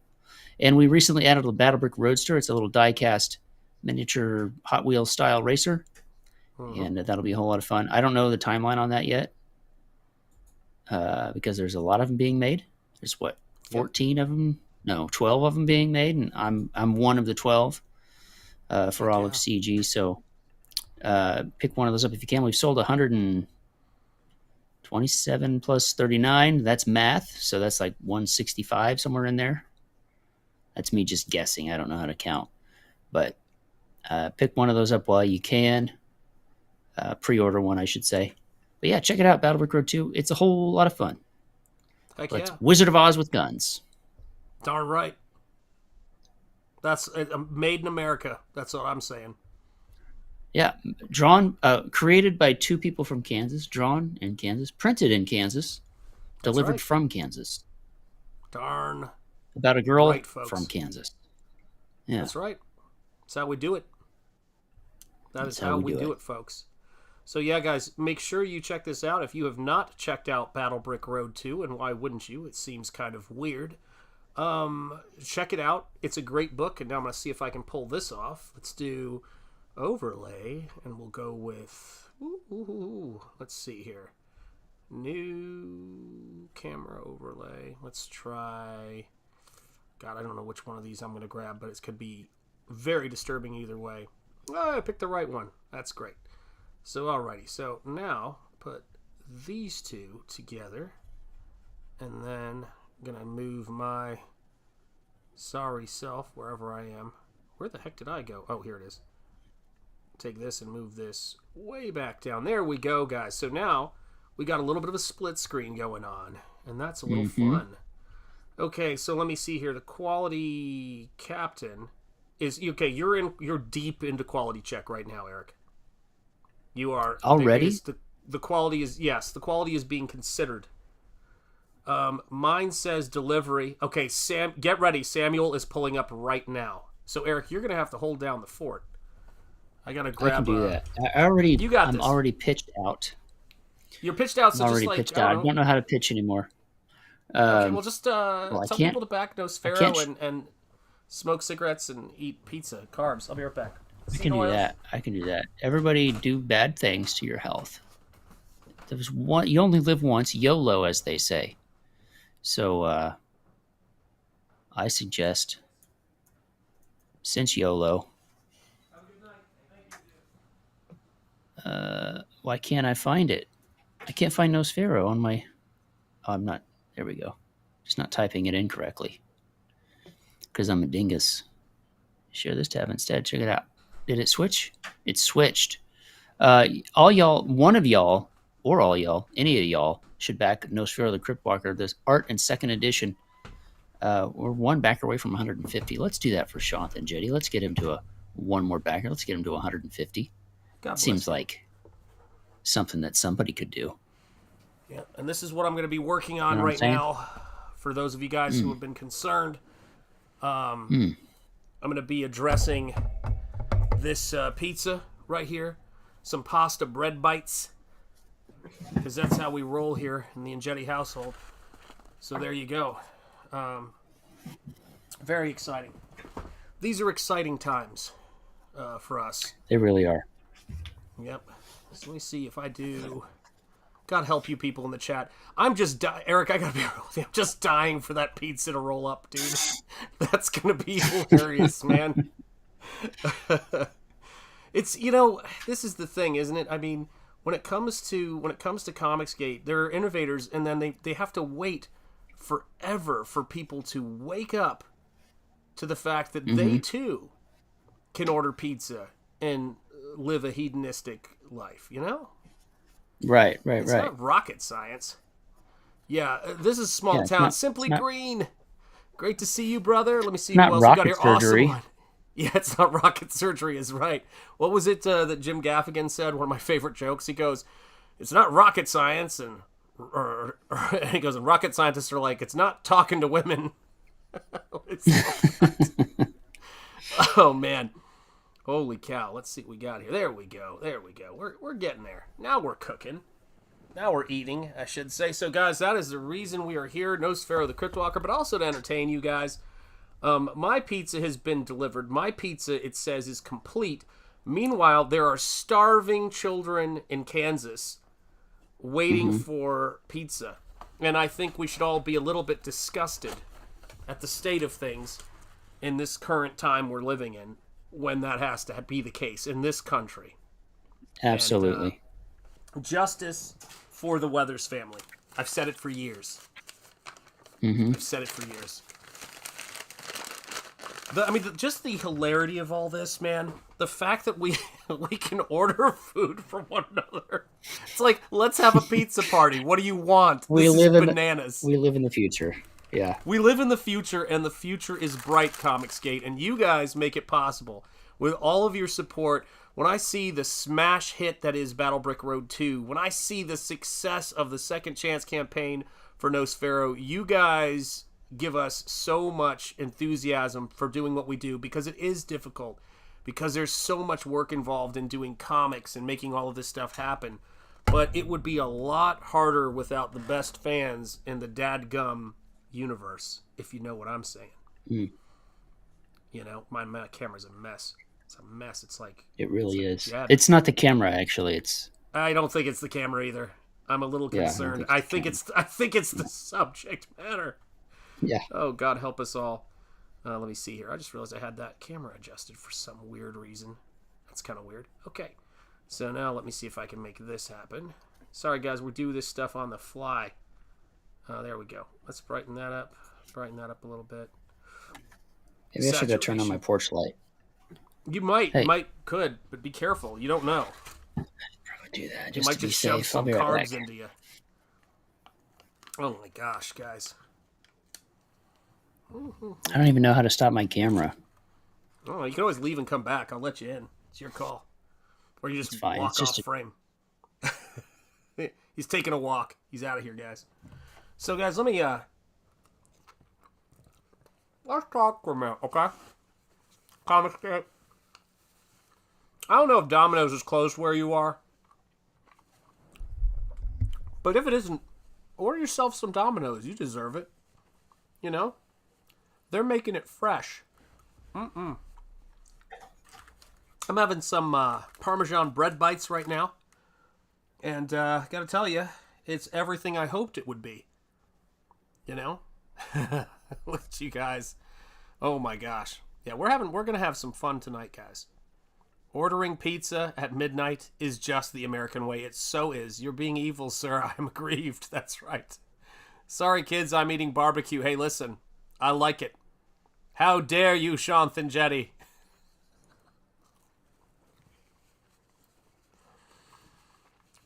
What are you doing, Shanth? I don't know. I'm sharing pizza. It's a chair stream with pizza, guys. You know how Comic Skate goes? We're nuts. Oh. I mean, right. Eric's pizza is in the middle of a quality is check. Lit up. Quality check has not out for delivery yet.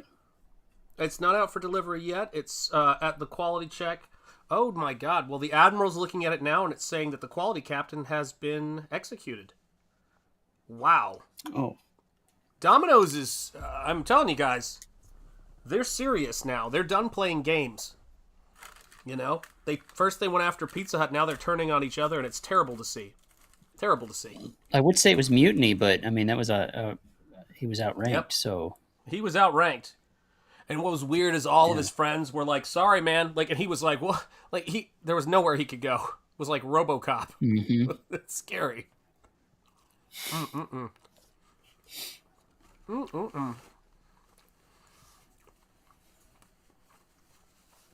So what did you do last night, Eric? I saw a pizza box.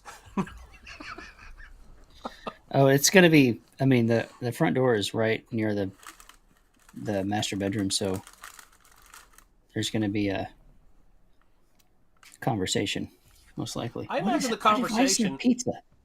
I don't know your wife well, but I could guess, because I do know wives a little bit, that the conversation is going to go, so let me get this straight. Here's what we're getting out of this friendship, Eric. He's encouraging you to buy quarter-scale Ninja Turtle action figures and then sending Domino's pizza to your house. Which, by the way, what was the official pizza being delivered in Teenage Mutant Ninja Turtles 1990, according to canon? You know what?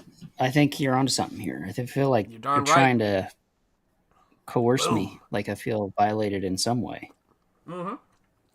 Good. But only in the best way. That's the key. That's the key to what we do. Mm-hmm. Who makes those 1/4 scale TMNT figures? That would be NECA, N-E-C-A. They make them, and they're awesome, but not Domino's. And Yeah, Domino's is the official pizza. Mm-hmm. And in fact, no, it can't be. Is the pizza box that comes with the baby Ninja Turtles? I doubt they could use the brand. Box? They might use the colors. They'd have to license that. But okay, take a look. What we got here. Okay, delivery is now going.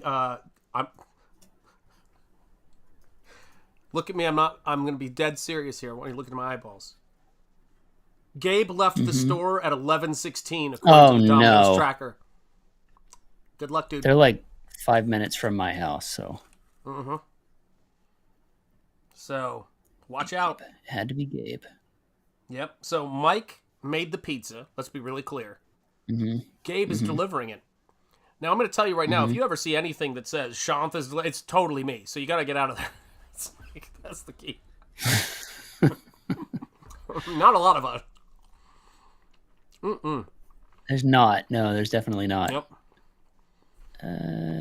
I'm only seeing images of the opened pizza box. Oh, there it is. Let's see.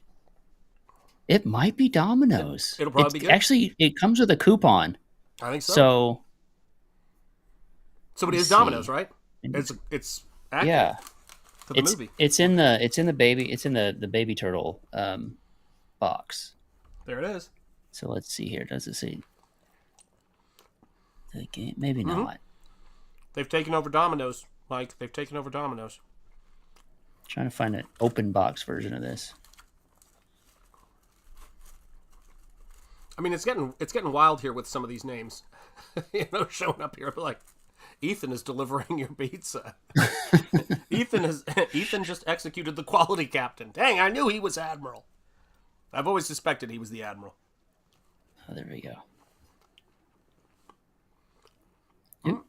I've found some foreign version of the website showing the artwork here for the Ninja Turtles, and I think might kill my computer. Let's see. Don't do it. If it's going to kill that computer, man, we're in trouble. No, it doesn't. It's hard to say. Every image of it is either the box is open or the lid is covered up with something, so I can't really see if it says Domino's. So, but the one that's about to arrive at my front door will say Domino's. It will. So.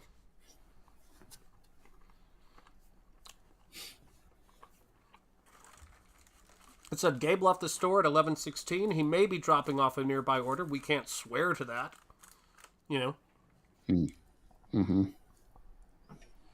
Oh, weird. There's a button if I want to detonate the delivery. Let's see if I can...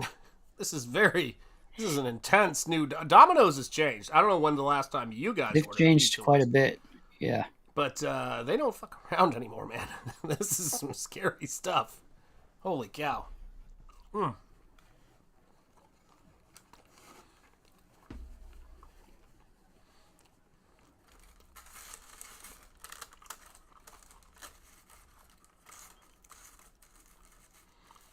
I might need to go wait by the front door.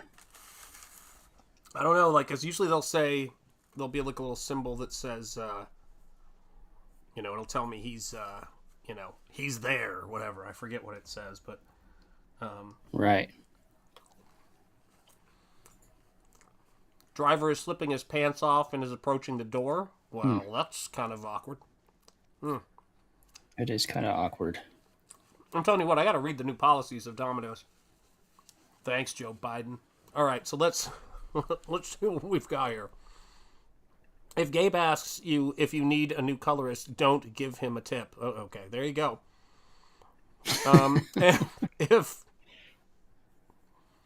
If the delivery driver is late, oh God, no, I hope not. Antoine Desmond says, Eric Weathers, I bought that figure off the black guy in a military uniform you have. I had to get rid of it. He had Down syndrome. I feel like this is something that you guys have talked about in the past. I'm guessing. This is the only one I can think he's talking about. Does he look like he has Down syndrome? I don't know. This guy right here. Make you larger here. Here we go. I just embiggened you. Sold his face up there. This feller. This is not a threat, by the way. This is just a toy. Yeah. Yeah, tell that to the YouTube algorithm. No kidding. He still lights up. Oh my gosh, man! What is that? Is that like a off-brand sort of like G.I. Joe kind of thing? No, it's a like statue where they're from... like. No, it's from third party Battlefield 1. No. Oh, cool. The Battlefield 1 video game. That's their collector's edition. Yeah, they had these on Woot.com for like $13 now. Yeah. Yep. Real Matt Damon got it in the chat. I've had this for a few years. Yeah. Yeah. Make sure he's pointing his pistol at me. So is there a ton of third-party Transformers now? And I mean, like, just nut stuff. Like, really detailed. And, Hasbro used to refuse to let other companies make their licensed stuff, and now they figured out that they can... Dang it, Eric! There goes Sean's channel. So now, the thing about it is that you've got them licensing out their properties now. They're not only making them, but they're licensing it out to like 5 or 6 companies. I don't know how many people have a Marvel license right now, or a DC Comics, or a G.I. Joe. Yeah, it's nuts. Everyone has it. Yeah, I bet you do, because I bet you're plugged into all that. Ninja Turtles-wise, I've got that locked down. Let's see, where are we? Where is this dude? I feel like I hear a car outside. Maybe you do. I can't really tell though, because it says 11 minutes. I don't know, like how they're guessing this this whole thing. Because sometimes the tracker isn't always. Yeah, it's like 7 minutes. Dun dun dun. I'll give you the countdown. 7 minutes away. Yep, that's what they're saying. Yeah. I can tell you up to the minute. I just don't want to wake the house up. That's all. I know. People sleeping comfortably up over here. Don't worry about it. I'm happy to do it for you. So. Oh, okay.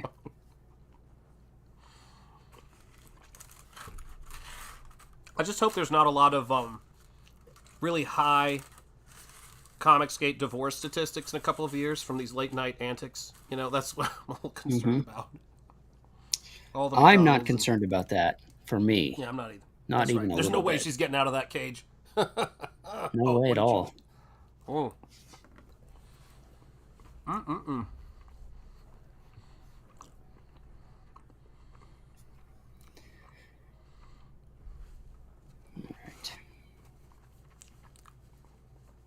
mean, I've got this guy's holding it 6 minutes, and I'm just like, do I push the button or not? I mean, I want you to have the pizza, but this is insubordination of the highest level.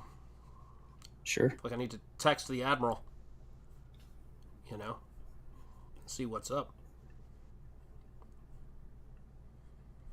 All right, now it's saying 5 minutes. Maybe he was at a light. Try to be more benevolent. Well. Okay, wow, that looks like, I don't know if I like him driving that quickly with a pizza in there. I hope it's in a car seat. Well, you said he was, already, he was getting baked, so. Yes, he was, yeah. Wait, no, that makes you drive slower, though, doesn't it? Now he's just doing donuts. What is happening? I don't know how I feel about this. I want donuts. Well, I gotta tell you something. You're not gonna want anything after you get the first couple of slices of that in your system. You're gonna go, Milk was a bad choice. Mm-hmm. You're gonna say, you know what would go really good with this Domino's? A nap. Just lay down on the drawing board. I'm so close to being finished. I just want to be so like, close. All right, it's done. It's done now. Let's just forget this. Let's just turn it in the way it is. Yep, the pizza better be buckled in. Antoine Dennison, that NECA Adam West is fire. You're absolutely right. And let me tell you, we talk about comics, we talk about great design here in this space.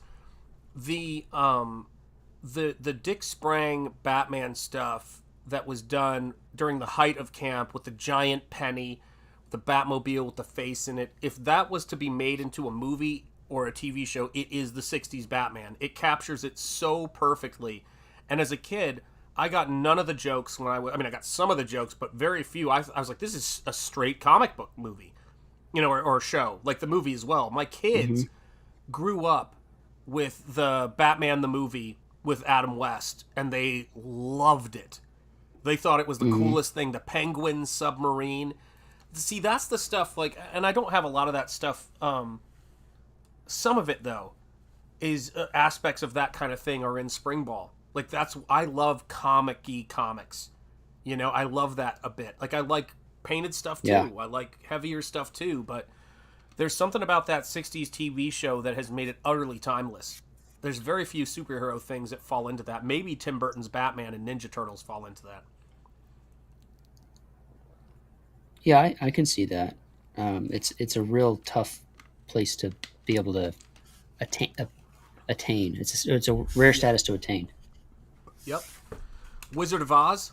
I can't believe I'm blanking on the actress's name. This is embarrassing. Wow. Me too.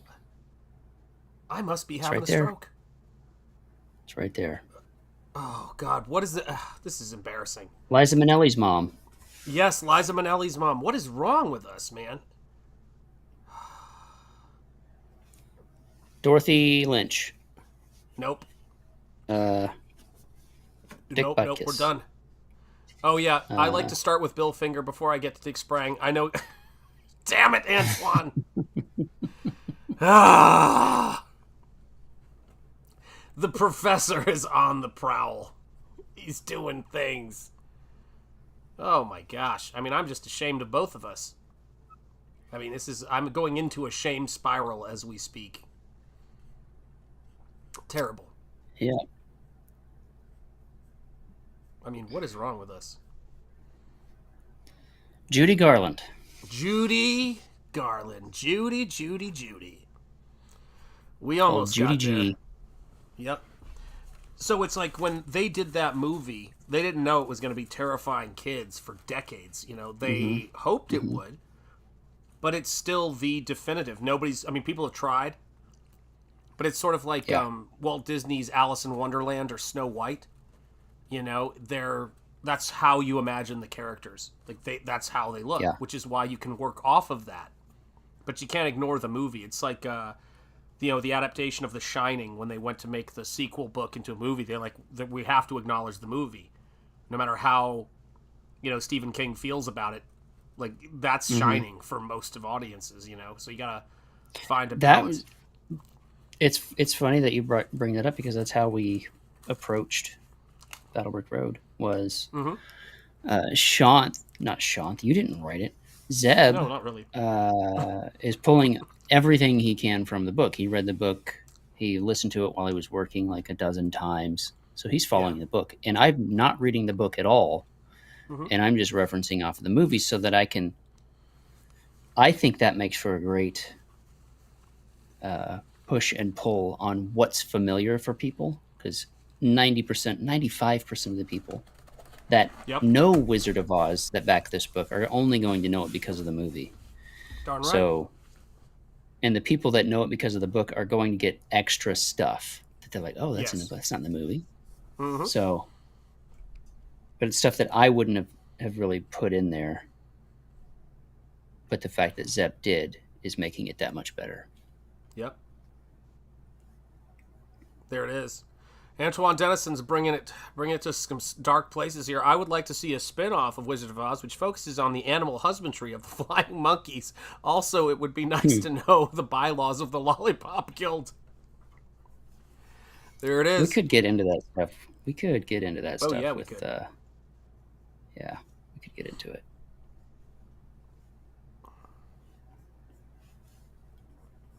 Really, no, it's like the Outback Steakhouse. There's no rules. Just right. Darn right. Just like watching.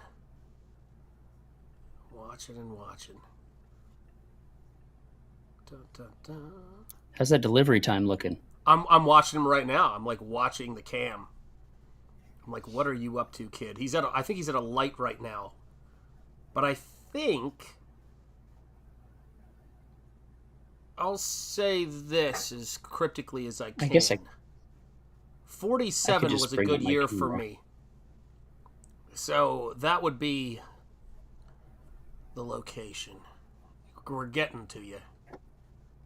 We are getting to you. I've got a bird's eye view, but he's at some lights. I'm watching him hit the lights. John, you don't even know. Things are getting crazy up in here. John, there's pizza being delivered. This is madness. Or Sparta. One or the other. He's saying 2 minutes now, but I can tell you where he is on the road. I've got a chopper view of this dude. I can see where... I have my front camera. Doorbell camera live right now. There it is. Speaking of overhead views, I rode in a friend's car. I went to go see Tucker Carlson. He came to town. Oh, no kidding. How was that? Yeah. It was pretty good. It was a little weird. It was like a real boomer concert because everybody there was like 60 and over, except for me. Yeah. But I went with a friend of mine, and he was driving a 20. I don't know cars, but I know it was a Cadillac. And let me tell you, I drive a no bells and whistles vehicle. It is an automatic, but everything else is manual. Manual windows, manual locks. We had to have cruise control added in. It was bare, basic bones. Nothing. This thing has cameras all over it. The rearview mirror has an LCD screen in it that can turn into a camera if you want it. If for whatever reason you can't look out your back window because you got too much stuff back there, it's blocking it's a camera. It just turns into a screen. And he has this view whenever he goes there, Eric. I think they're pulling up right now. Yeah, I can see him. There you go. Whenever he pulls up, goes in reverse, you can see what the car looks like from above because there's so much cameras that like triangulates. It's wild. Anyways, I'm gonna go get my pizza. Go get your pizza, for God's sake, guys. And thank you, Comicsgate, for backing Nosfero, the Crypt Walker, and making it what it is. We are one backer away from 150 backers, folks. 150 backers. It's a wild thing. And you are here for it. So let me hide this window. Let me see what I'm on here. Okay, let me see here. Oh, there we go. So this is the campaign here. This is what we are doing, guys, right now. Sorry if it's a little cattywampered, as they say. And let's take a look at where we are. Have we hit 150 yet? Oh, no, but we've lost an hour. We have 3 hours left, and we are one backer away from 150, and we are $125 away from 11K, guys. Amazing. Can we make it happen? Is there anyone who is not backed yet? Anybody who wants to get themselves an oxidized edition, a second edition of the book, an art edition? What do we got to do to get you guys excited about the possibilities? I mean, there's so much. Is it sharing with you a Coca-Cola? Perhaps not. Perhaps that is not the answer. But the oxidized edition, I will tell you, is going to be chock-a-block full of this painting right here, guys. So that is what we are here to do. We're here to make this stuff happen on this 30-day closeout. We have 111 people watching. Is that even possible? Between X and YouTube, we've got a lot of eyes on us right now. And I thank you guys for watching. All of my folks over on X, God bless you. Thank you for being here. If you have not backed yet, please, by all means, back this book, because we need your support, we need your enthusiasm, we need your passion, and you need some pizza. That's what we think is going on. Eric, how good does it... Yeah! Oh, it's good. I think Mikey likes it. I don't mean to eat on camera. But I'm eating on camera. I'm hungry. But I'm eating on camera. Yeah. Thank you. Eric, this is a late night work stream, and this is what we would do in days of yore. You know what I'm saying? You know where I'm coming from? That reminds me of college. I am going to turn my camera around. I can't escape it. It's everywhere. There we go. Look at Michelangelo. What is going on with this thing? I'm going to have to get rid of that. There we go. I got like way too many. Oh, and that's all crooked here. There we go. Let's get rid of this one, whatever the hell happened there. There we go. That's a little bit more sane, guys. There's a little bit more sane. Yeah, Eric doesn't want to eat on camera. It's freaking him out. Buy my book on Indiegogo. That's right. Nosfero the Crypt Walker. We are one away from 150 backers. What an amazing thing it would be to tell Mrs. Enjeti. Mrs. Enjeti, in the first 30 days, we got to 11K. We got to 150 backers that my long-suffering wife, who's ride or die with me and ride or die with Comicsgate, and she has supported this entire thing. And we had a lengthy conversation about it today. And it was something. She was talking to me, and I said, we're not just making comics. We're actually a part of this whole culture war thing. When we turn on the news and we see all of this insanity happening, and we say, like, what's going on the other side of this conversation? What's going on to make, a difference in the way things are going right now? I go, that's what we're doing, babe. That's what we're doing here. And so we need you guys to make it happen. And it's important. Yep, so many lovely wives in CG. That's right. Amen. I need to go get a drink. I'll be right back. Yeah, go get a drink. You don't want to live like a savage. You got to get yourself a drink. Yeah, there's so many great wives. And, of course, Andrea being chief among them. People who have been our support system and said to us things like, what are we fighting for? We've got to protect the Comicsgate trademark from being trademarked by somebody who would prevent people from using it. And it's not right for people to come in and then who thought of this thing as a badge of dishonor to try to take this over. And it's that strength that makes us able to do what we do. And when I said to my wife, I go, babe, this is what I'm thinking. This is what I'm going to try. And this is where I'm going to go. And I know Eric's talked about this a lot, but we did not know each other, all of us, when we came into this space.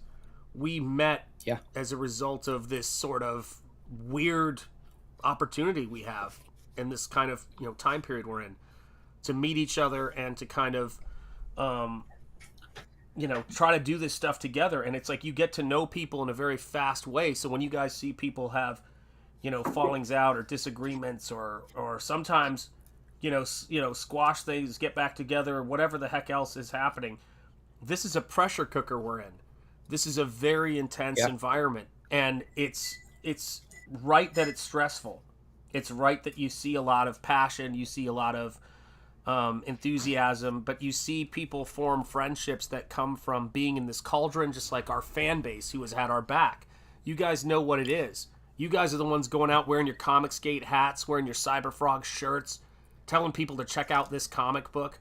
We can't do this stuff without you.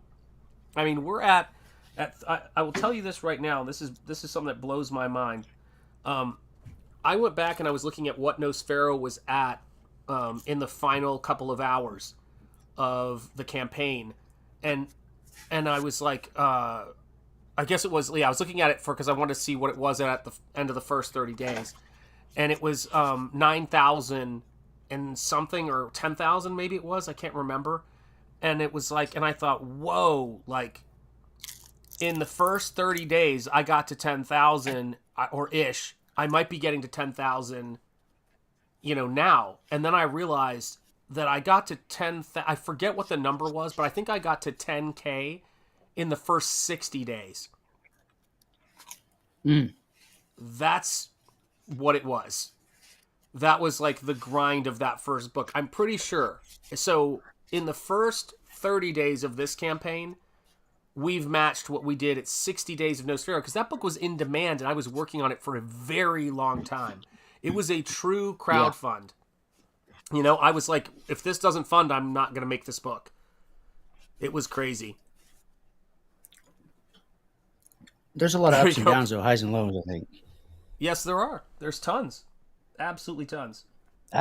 Fix my camera there. Here we go. How was it? Was it good? Because I'll call the Admiral. I'm not afraid. I'll let him know what's up. It was great. Thank you. Oh, I'm so glad. I had 2 big slices. Is the son excited? That's the other fun part of it. No, I'm going to wake up at 3 a.m. with heartburn, but no, for sure. Oh, well. Yep, that's right. You're going to have an eyeball blinking on your shoulder, and you're going to go, how did that grow in so fast? I got crumbs on my desk. Sorry, man. Hey, I'm working in traditional, so... I was about to say... That's real risk. How if it weren't for Comicsgate, I wouldn't have found a good friend like you, but now that I have crumbs on my desk... Yeah. I'm not. Don't worry, you'll be changing your tune to saying that as soon as you crack those figures open. I just want... Here's the thing about you opening those Ninja Turtle figures, okay? And I don't think it's too much to ask. I just need that wife cam of the Eric ugly crying as he hugs his 4 Ninja Turtles. That's all I want. It's not a lot to ask. You think I'm going to cry? Take care, Cranberry Langers. You get some rest, brother. Thanks for being here, as always, man. But, I mean, those are some dang good-looking figures. Ciao, Cran. Yep. They are pretty good-looking, yeah. Yeah. I mean, could we have even imagined such things existing in our childhoods? Like, no, but we're in that time when everything that could exist feels like it does. Like, yeah. You know, all the you want like super detailed versions of the animated Ninja Turtles. We got you. Oh, they're whatever. Yeah, they're in 1/12 scale. They're in 1/6 scale. They're in a quarter scale as well. You want Ninja Turtles dressed up like Ghostbusters? We got you. You want He-Man crossing over with Batman comic book? We got you. Like, it's all there. Everything is Universal Monsters. Everything's out. Everything's it's all there. Well, NECA just announced the sup, Tammy. How are you doing? Yeah, you don't need to feel tardy, Tammy, because we've been going for a while and we're still going. Yeah, they just Tammy, our resident nurse.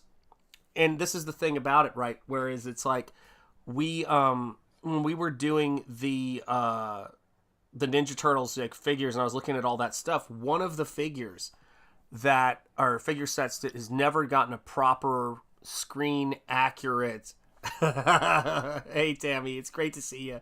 never got a screen accurate version of the figures was the what's it called? Was the 2012 series, I think it was, the CG series that everybody loved. And NECA just announced that they're releasing that. They're going to have There you go. screen accurate, because my kids grew up with that and they loved that show. Yeah. That's how they got introduced to the Turtles, really.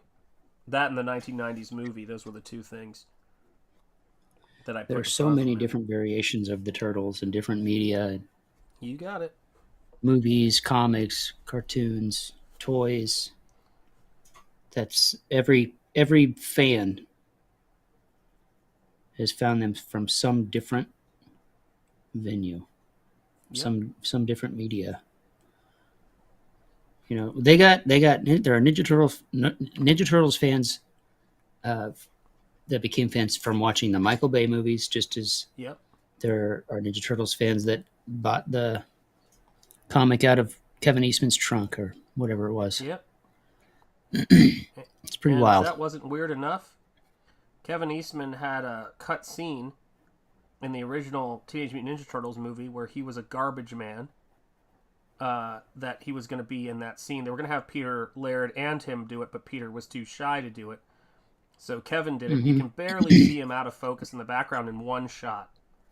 And NECA just announced they're making an action figure of Kevin Eastman in the garbage man costume from the movie. That's how nuts it is, man.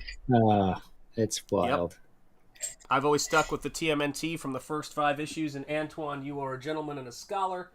And as you may already know, the Ninja Turtles that I have are the NECA first appearance, or not first appearance, but the first comic appearance, because now they're releasing the concept sketches as figures, because we've entered that level. But I've got the Shredder and the 4 Turtles from the early Mirage issues, and they are fantastic. It's we're in the phase of when Star Wars was like, all right, I guess we're going to make a Porkins action figure. You got it. That's where we're at. We are with the Ninja Turtles. Yeah, I mean, there's no way that those guys, when they were up in my neck of the woods, up in the Northeast, you know, in Maine first, and then in Northampton, Mass, and actually the woods. Yep. Oh yeah, my neck of the woods. They were. I actually went to Kevin Eastman's Comic Art Museum before it closed down, the Words and Pictures Museum.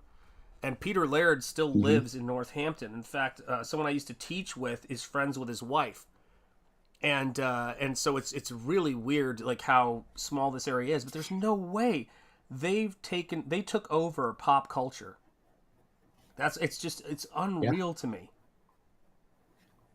and it's still there. I mean, it's crazy. Like I always say this, it's like the rule of pop culture is, you know, show me something better, and it will sort of find its way into the mix. And Ninja Turtles as a property stands shoulder to shoulder with the Avengers and with the Marvel Comics characters. And I mean, it's wild, man, but it's that's why I always tell people the power of comics, for a few people to read a comic, back a comic book, like the ones that we're doing here, and then have it turn into something, and people always go, man, if I had got that book, or man, if I had gotten this. But the crazy thing is that, you know, now I think it's great that we've got Shane and John in Baltimore, wishing them all of the best and Billy. At this convention. And Billy, yeah, of course, and Billy. But, you know, I'm only thinking about them because this is the first time they've gotten in the door at a convention after C2E2. I guess that's why. Because, you know, I met Billy at Dragon Con when I was a kid. So I was in college, you know. So kid. And he was actually dressed as the dragon. He was actually dressed as the dragon. It was scary. But so I've seen Billy at conventions. I've seen him at San Diego. I saw him. I know I saw him in San Diego. I think I saw him at Wizard World Chicago back when we were doing Spring Ball originally. So yeah. Oh, 45 minutes north. There you go, man. Oh, what's all this doxing going on, you crazy people? But it's one of those things to where I always think of Billy as being in the independent comic space forever, right? But John and Shane as independent publishers, that, you know, the C2E2 thing. I was watching that video because I made a clip of it. Actually, I gotta shut my door so I don't wake up my wife. Hang on a second. I was actually looking at the video of John being escorted out when people talk about what is, what's Comicsgate, like what's the difficulty of it. But it's like, God, like Lauren and I were talking about it today, and she goes, it just seems insane. It's comics. Like, she's like, I see that video and I'm like, how? I actually think that video and John doing that has changed things. I don't think people liked what they saw. How so? I think PR-wise, it made them... Because... Okay. Yeah, I think their thuggery was on display, and they also saw the humiliation of what happens when somebody tells people that likely don't agree with your politics, that they're being made to throw you out because you agree with them. I think that was an interesting little glimpse into, for them, into a world that they like to think doesn't exist. Like, they're able to do what they do because of the complicity, not the silence. That's one of the things that's always frustrated me, is that evil is allowed to happen when good people remain silent. And I always go, if you see something bad happen and you remain silent, you're not really a good person, in my opinion. Just throwing that out there, And they sort of went... There was one moment I'll never forget from that video where one of the guy goes, hey, look, we're just following orders. And I know when he said that, it went through his head. Like, I know when he said that, he went, I don't like this. He could just tell. I don't like that I said that. I don't like that I said that, and I don't like that I'm doing this to somebody, And because I would think that if I saw any creator being kicked out. That's the difference between someone who believes in the founding principles here. If I saw anybody getting kicked out of anywhere, and yeah, evil prevails when you take the black pill, says John. Absolutely. And I love when you say that because it's very true. Nosfero is me, someone who has been, working in all this stuff and doing all this different work that I've been doing, saying, I'm going to get up one more time. I'm going to make this happen. It is the most infamous excuse. Yeah, Antoine Denison, we're just following orders is the most infamous excuse in history. It absolutely is. It's the funniest thing, because when it comes out of your mouth, guys, we are stuck at 149 still with 3 hours left to go. But I remember I was watching this and I just went, this doesn't seem real to me. This doesn't seem real that would happen. And let me see if it was probably fake. You know what? I bet John hired that guy. Yeah. I bet that's what There's it was. A lot of that's got to be what it isn't was. There? Yep. I mean, I see that, and I've been just like, what the heck, That's why Shane was asking for $5. Yep. Sorry, I have this to pay right the guy. Here. Yeah, I know. That's right. I have this right here, and I was like, let's watch this for one quick second, because I cut this down and I did a different overlay on it, but this is worth a watch. So let's just take a look at this, because it's absolutely crazy. This is a comic convention, or I should say, this is an comic and entertainment expo called C2E2, and this is a guy. This is John Malin. For those of you guys who don't know who John Malin is, he's a fellow Comicsgate creator like Eric and myself. And him and Shane Davis, whose book Inglorious Rex 2 is available right now. Link is in the description. And I don't think I have the Godlike 2 sign up in the description yet, but I'll work on that. If someone wants to drop that in the chat. This was just go to battlebrickroad.com to get Godlike 2. Yeah, to get Godlike and to support Rex. John Malin. Back his cover on Battle Brick Road 2. That's right. So he goes to C2E2. First they bought a booth, and then they were told, because of social media posts, which is so Orwellian, it's crazy, basically that they were, because he was a Trump supporter or whatever the reason was, that they had their money returned and that they wouldn't be allowed, because they said they broke the code of conduct or whatever it was. Like, they were using what you do outside of the convention space, which they certainly weren't doing for some of the other folks there. And rather than sell the space, it was left empty. So John goes, I'm not going to break rules, but I am still going to go and meet fans in the hotel room that I have. And, no, this isn't the clip from the Baltimore con they're at now. No. This isn't. This is what has led to that, right? And so John said, well, I'm going to go there, buy a ticket under my name, and I'm going to see how serious this is. I'm going to show them I'm not going to cause trouble.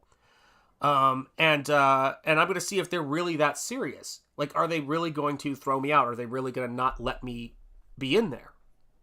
And this is what he went through for being a comic book artist with a differing view than them. And it's just terrific to me.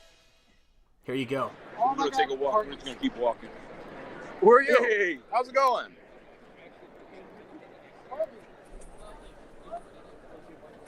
What's your name?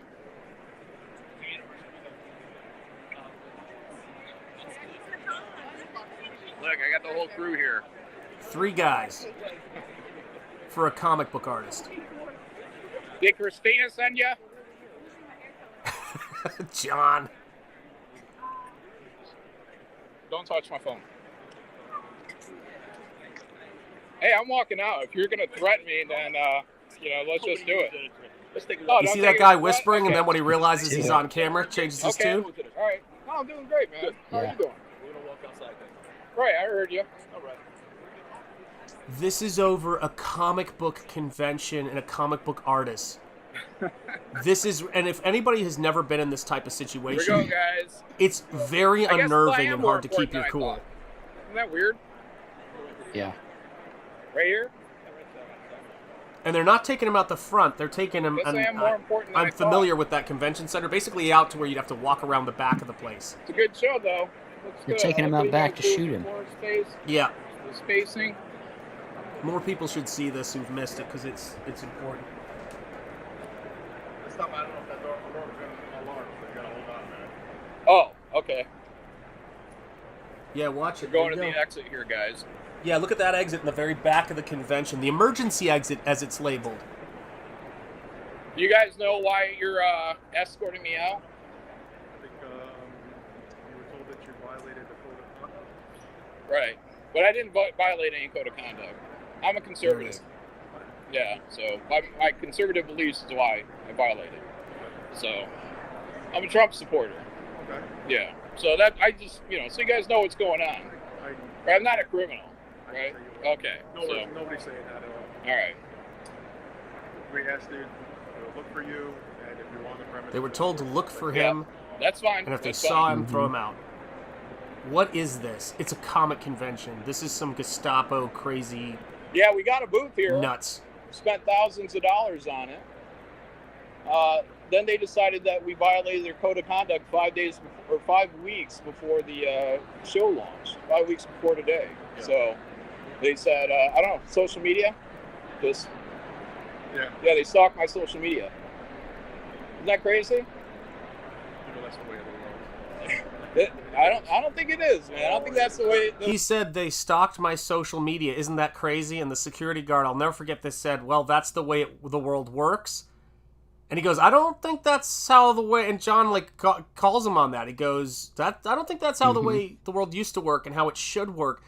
And it's crazy because you're a part of the reason why it's working that way, right? Is what he's saying to the guy. Nuts.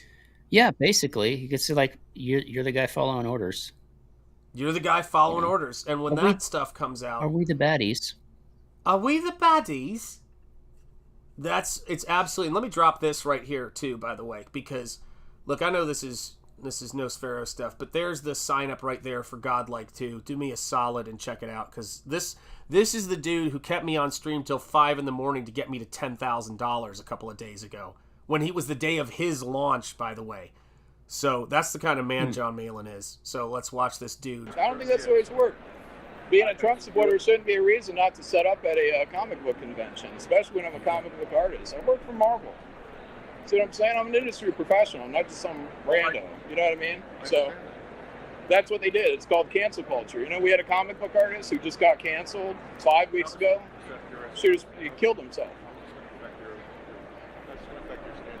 100% Tammy D. It's not going to affect my stand with Marvel. Yeah, because I've already been canceled. See what I'm saying? No, by the people. By people like this. By people like this. Yeah, by people like this. Yeah, by people like this. For the same reason I can't set up here. So, see what I'm saying? Yeah. Cool under fire. So, all right, if this door's not going to open, I'm going to exit. We're hang on, stand by 1 minute. John's having a thought there. The right door. We want to make sure we're not sounding off any alarms. Well, why don't we just go through the front? We can. Wait. Not yet, though. Hang on. Yeah, do you see the big emergency exit? Am I getting jumped out there or something? Like, what is the situation here? No, you're not making sure the right door's open. All right. Yep, I'm happy to share it with you guys. Because Because it should be. It's...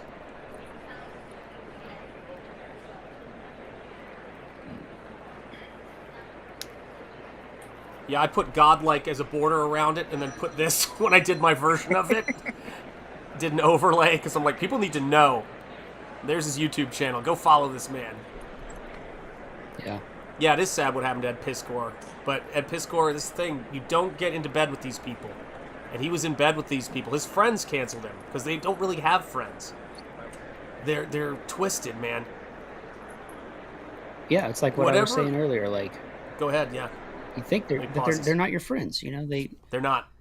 I have friends in real life, and the people that I was afraid I was going to lose as a friendship, I don't even know why I was afraid of it. It's like, well, yep. It's back in good old 2018. Yeah, like when people talk about the drama that happens, the worst drama that you've ever heard talked about or seen happen or whatever in Comicsgate. This guy, Ed Piskor's friends, called a museum where his work was going to be shown and got it canceled. They had a publishing deal canceled. The only way there's anything even equivalent to that could happen is if somebody with this kind of power were to call up Indiegogo, or were to call a printer, or were to call... Like, it's not the same thing as people disagreeing and having their issues. That's been going on in comics forever. This is legitimately evil. Like, this is insane.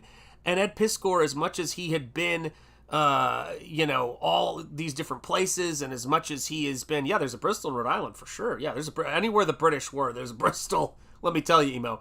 But the more that this stuff happens, this is what Eric and I, like, Eric lettered the very first Comicsgate. Wasn't it the first Comicsgate book? Yep. Yep, because I wasn't sure if Jawbreakers. Did you re-letter CyberFrog or something like that too, or what was it? Yeah, so I first got the job with John on Graveyard Shift, and that got me Jawbreakers. And then I was not hired for CyberFrog originally, but Ethan brought me on for Unforgettable Tales and liked my work, so he fired the other guy and hired me.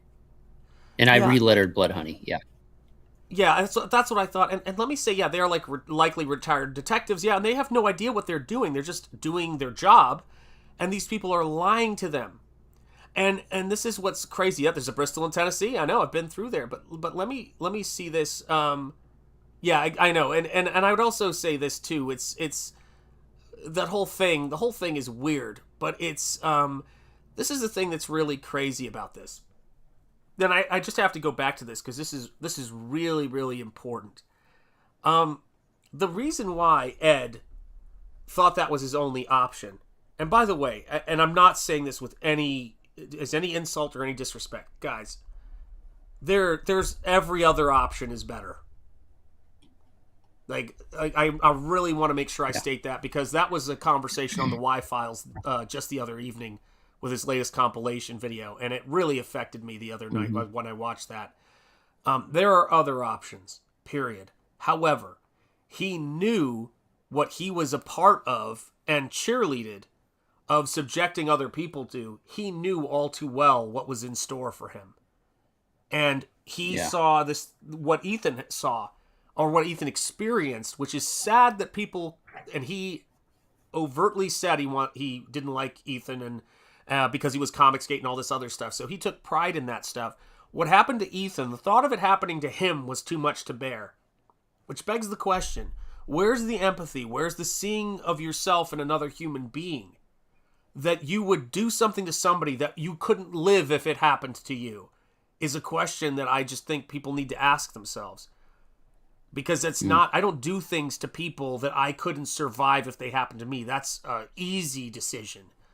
You know, well, you did order me a whole bunch of carbs. Shut up and eat the So, effing pizza. You put the pizza See in what your I'm mouth. saying? You put the lotion put it on over your there in the skin. Put it in the refrigerator. That's right. You're going to wake up tomorrow. I've taught your son bad habits. All your Ninja Turtles figures are going to be opened. He's going to be playing with them. A few will be broken, and you'll be like, nah. So anyway, let's watch more of this, because this is it, right? You're going to watch how to handle this stuff. I can't think of a better way. A better performance. It puts the pizza in its mouth, or else it gets the hose. Simply Green, I may love you. Okay? Hold on, I do have to read this one because it's important. I'm afraid the strain was more than he could bear. That's good. Great chat, John. You're not under arrest. This is not a police matter. It's just they want you off the property. I don't know why the delay. What we're going to do. He goes, you're not under arrest. And he has to tell him he's not under arrest because you can't hold an adult if they're not under arrest. You can't hold somebody and detain them. And so there's a lot going on here that's really not all right, man. And so when you guys are thinking about Baltimore, any of you guys in the Baltimore area who are excited and want to go support those guys and buy books or help out at the booth or whatever it is, this is a big deal what's happening. I've been watching this. When I saw how happy John was when the booth was all set up and Shane was, or I was just like going, they have been through so much. And if I was C2E2, I would be offering these guys a lifetime booth as an apology for that. We cover it because this is shameful for anybody who says they're advocating for artists to do. This is some fascist stuff. And but let's watch him work here, what he's dealing with. Okay. Well, they could have just put me through the regular door. I don't plan on coming back. Yep. So, I mean, whether it be this door or that door, I can. These are all the guys that support me. So I literally got to keep them connected. So. And what was that, Eric? What did he just say?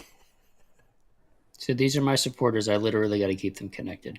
Yeah, and I think he also said to turn off the camera. About the phone. Yeah. Yeah. Think about that. I can. These are all the guys that support me. So I literally got to keep them connected. So because they know what happened, so they knew that I was making a statement by being here. And you won. Yeah, and the statement was that there's no riot. Nobody cares. Nobody cares that I'm here. There's no one freaking out or feeling unsafe that I'm here. But my booth is removed. We paid thousands of dollars for it. Yep. We're comic book professionals. They refunded you that? Yeah, they refunded it. Yep. That's a plus. Yeah.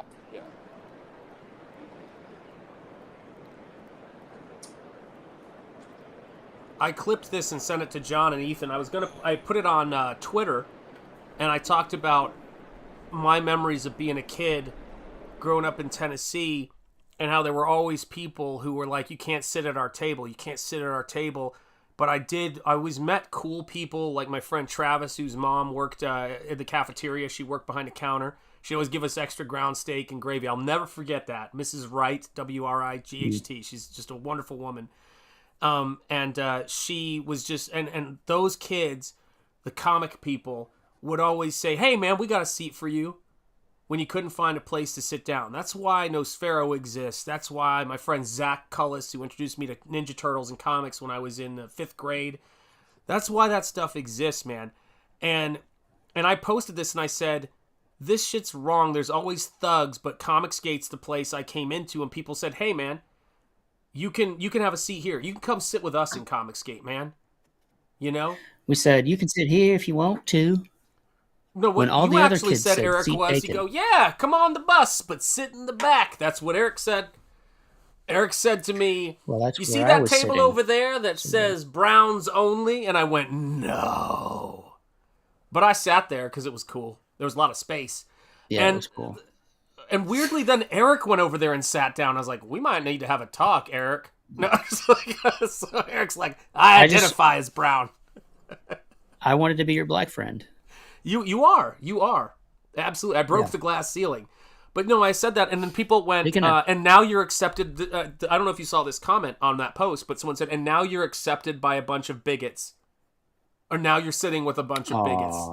That was the response to it. But the cool thing is Comicsgate also replied, and, well, I was kind of like, he's already dead.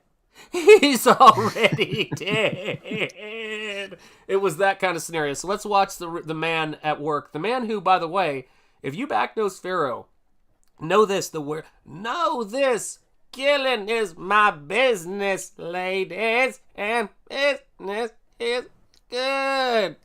Major Payne, my daughter is in love with Major Payne. That's her life goal. She wants to be Major Payne. But know this, guys, the reason why the character's name is Fenrir Malin is because John Malin was the first guy over the wall when it comes to Comicsgate. So to me, that was a tip of a hat right there. It had to happen. So here we go, guys. Oh, sorry, guys.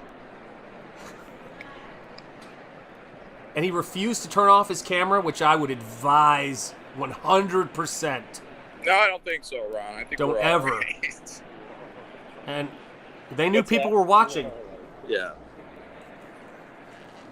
And it's good for them to know. Everyone's worried that I'm going to walk that door and it's going down somehow. Yeah. It's going down. I want to thank everyone. Isn't it weird to watch this?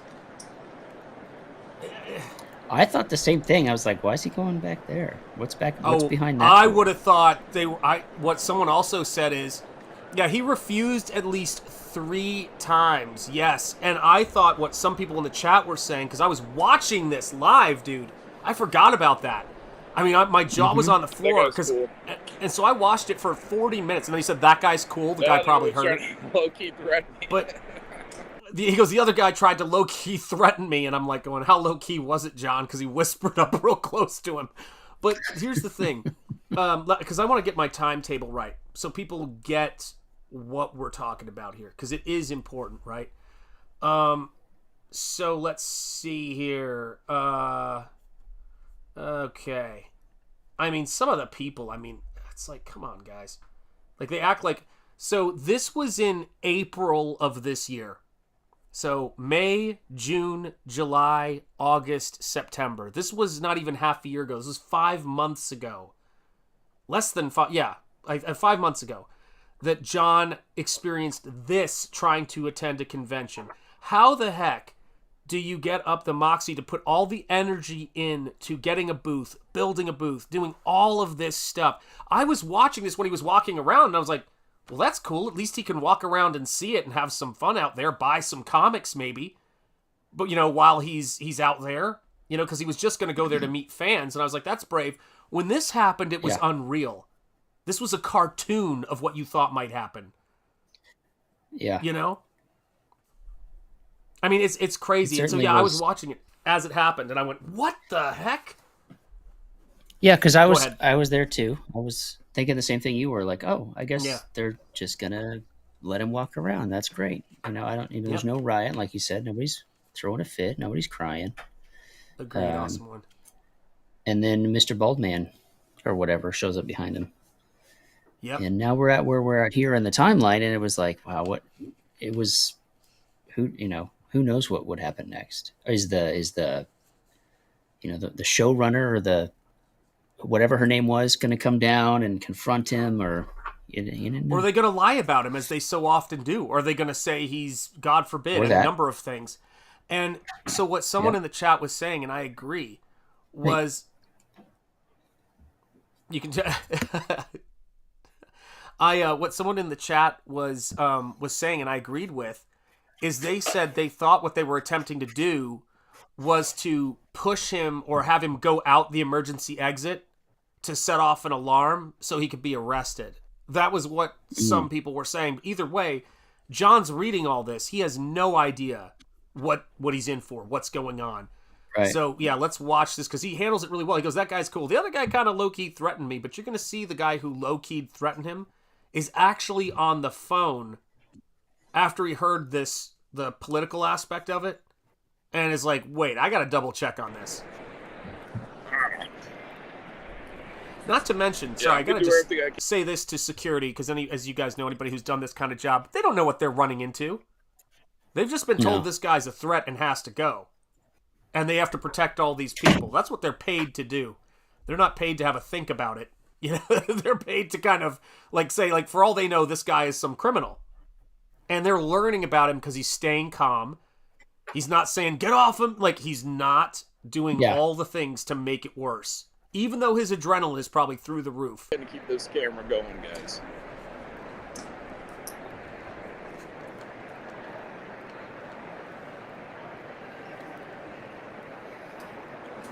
By the way, you should refresh your campaign. Let me see here. Hang on a second. Let me see. Oh boy. You'll have to forgive me for this. Oh, I should have shared this. Hold on a second. Let's see here. It's behind the screen, so I can't see it yet. So we'll see.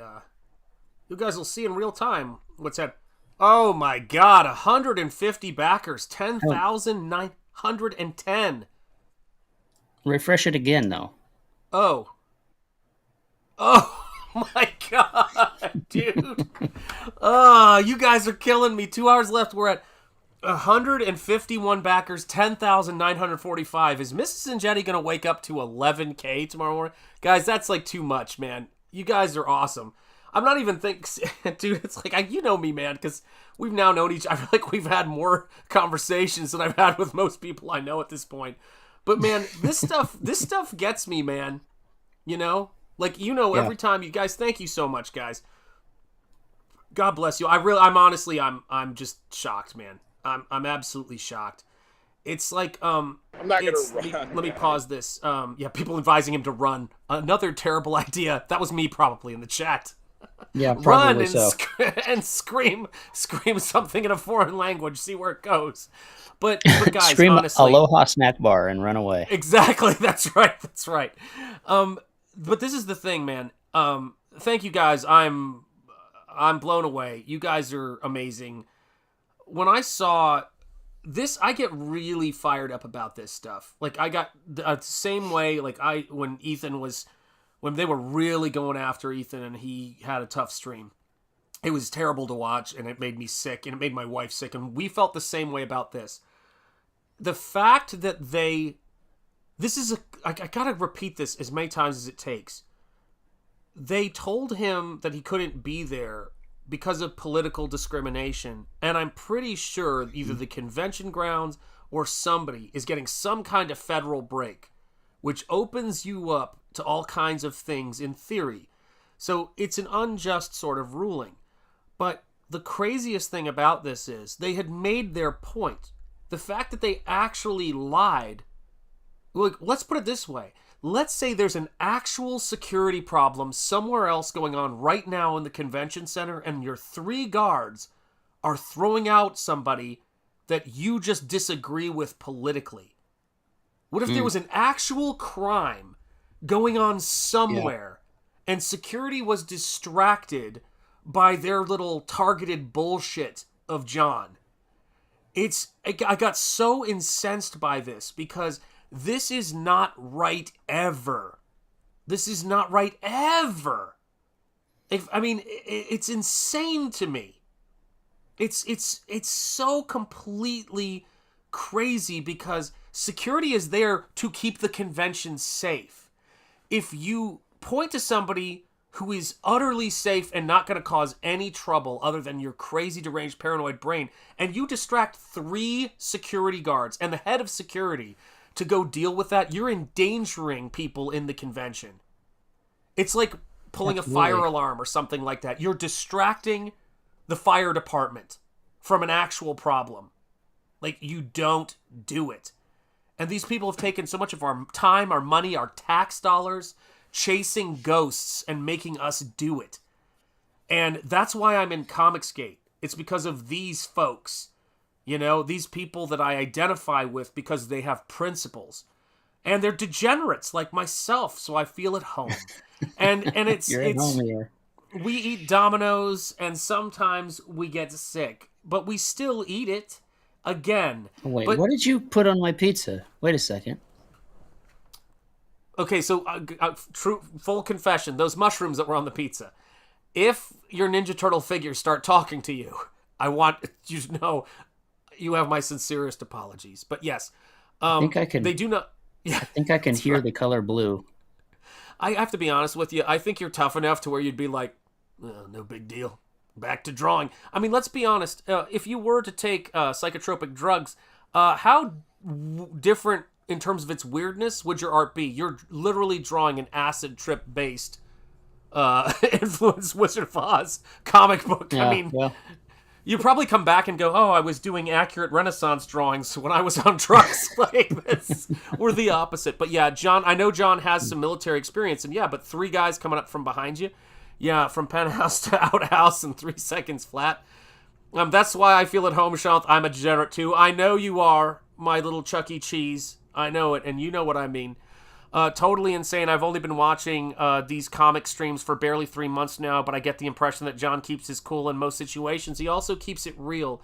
You never have to worry about how John is feeling. And by the way, that's a relief. Yeah. Because it's weird. There's a lot of people in these circles who are like, oh my God, come here, fam. Love you, fam. We're all together, fam. By the way, he should be in jail as soon as you leave. By the way, we should destroy his entire life. Mm-hmm. Yes, exactly. And knife in hand. Yeah, exactly. That's right. 3 security guys versus 1 drill sergeant. Yeah. And it's like, yeah, everybody comes in for a hug with a knife. Yeah, go ahead. Sorry. No, I was just laughing at you. Yeah, here we go. Just a chuckle.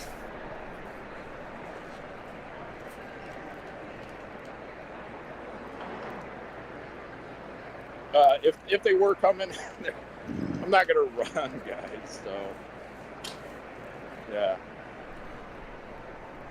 Yep. Amen, John. Yep, Malin gets off the bench, dunks on the whole court, Emergency sits back down at the bench. Open. Yep. Yeah, well, that's just it. They could take me to the front gate. Timmy Mello says magic mushrooms could make the planning for the next Battle Brick Road a more transformative brainstorm. You guys say that we're okay to go to a convention and set up. Now, this is where the 3 are conferring with each other, and he's saying, all you people who say this is no big deal, that it's not some kind of threat, would you say, watching he documented what people would otherwise say, you're being over dramatic. That's the importance of what John did here. I can't overstate, like, I want to see Godlike 2 at 100K as fast as we can get it there. Because this guy was the first man over the wall. Whatever people's, thoughts are of anything else, if it wasn't for John and what your boy Zach did, regardless of how you feel about any of that stuff, this is a transformative person in the history of comics. John didn't seek this out. He wanted to just draw X-Men and Cable. That's it. He just wanted to make comics. That's all he wanted. Period. And they couldn't let him have that because they need to control his mind. They need to control all of your minds. That's what they live for. So they've got 3 security guards because this is the thing, right? They didn't get a bunch of slay queens to push him out, did they? They called the enforcement to come in all black shirts, security, to toss this guy out. And because who's threatening whom here? You know what I mean? This is ridiculous. Yeah, it's just me soapboxing. That's true, but we're gonna watch more of this video. Pretty much. I'm just here for the ride. As a guest in the comic book industry, you get vilified for being a Trump supporter. I love Antoine. And you get escorted out of the industry. This is literally that. Amen, John. Because a comic book artist at a comic book convention makes people feel unsafe. Imagine that. I feel unsafe just watching this. That's right, yeah. I feel unsafe. All right, thanks, sir. Appreciate it. Thanks for people who want to understand, John. I can just walk out? Oh, that's going to be the I can't overstate this. I don't know that John had human parents. I believe that the state of Michigan gave birth to John. Like, the ground opened up, and Michigan pushed John Malin out into the world. He is Michigan. He's the best of Michigan. Here we go. They're trying to figure out the best way to get John. Any door will work. I'm not coming back I'm in. with you on this. I'm working on this. He's spoken to the director. Okay. Yeah, we're just following orders.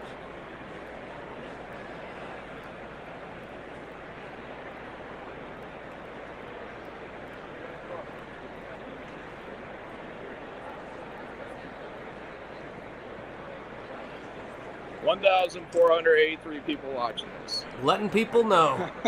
And I'm going to tell you this right now, man. I'm telling you this right now. I said to John one time, I said, John, I am proud to call you a friend. And John said, if I see you on my property, I'm going to shoot.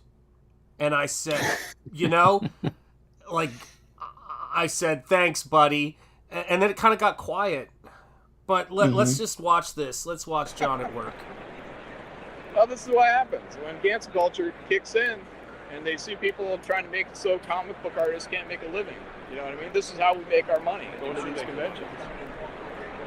And this is like it's spreading all over. And Reed Expo, they control 3 of the largest conventions in the U.S., I believe it is.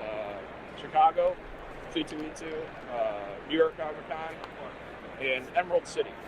Those are huge. Like, the only thing bigger than C2E2 in New York is San Diego.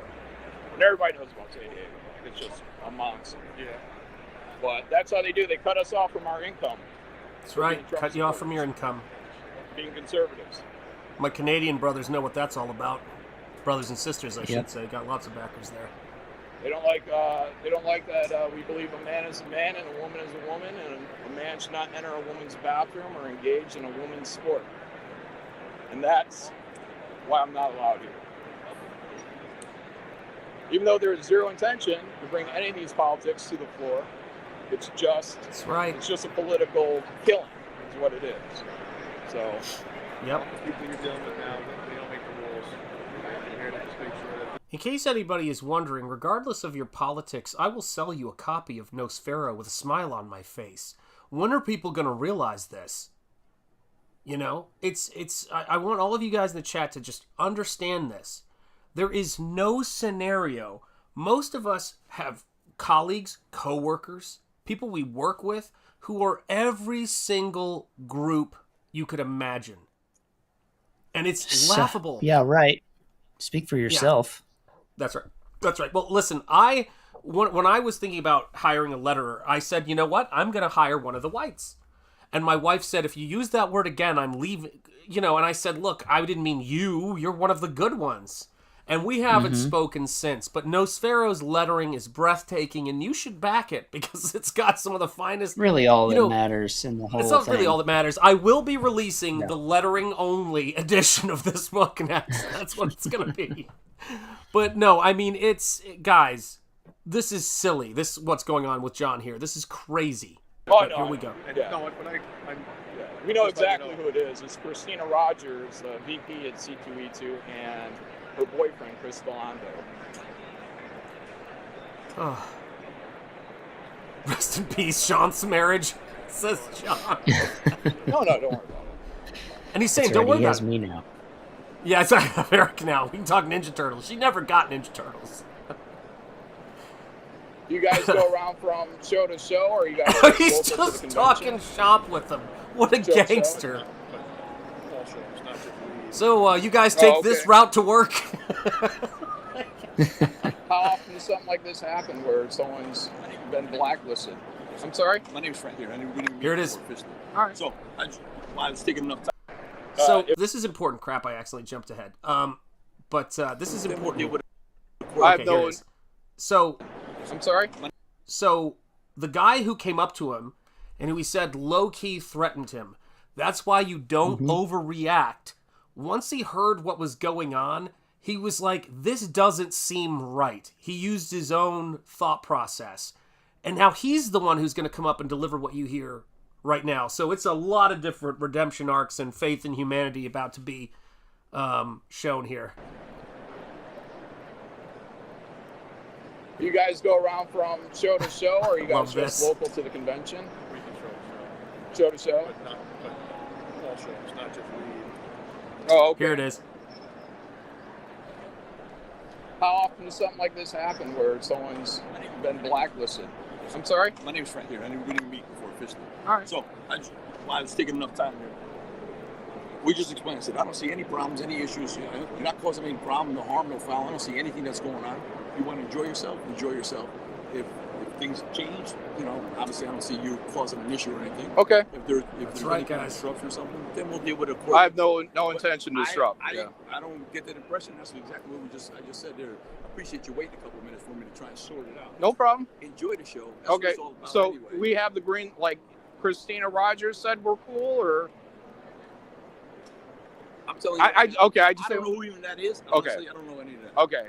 I'm telling you right All now. right. I didn't know if another security guy or team was going to come up in 10 Listen, minutes. I'm okay. telling you right now, I'll take responsibility for it. Frank, He goes, was it? I will Okay. take All right. responsibility Thank you for very it. much, Just as long Frank. as you don't have no problems, like, you know, enjoy. Okay. And he goes, just Awesome. enjoy I the show. appreciate it, sir. Thank you. Enjoy. And then he Thank you guys shakes for being everybody's cool. hands. Appreciate you guys. All right. Have a great one. Class act.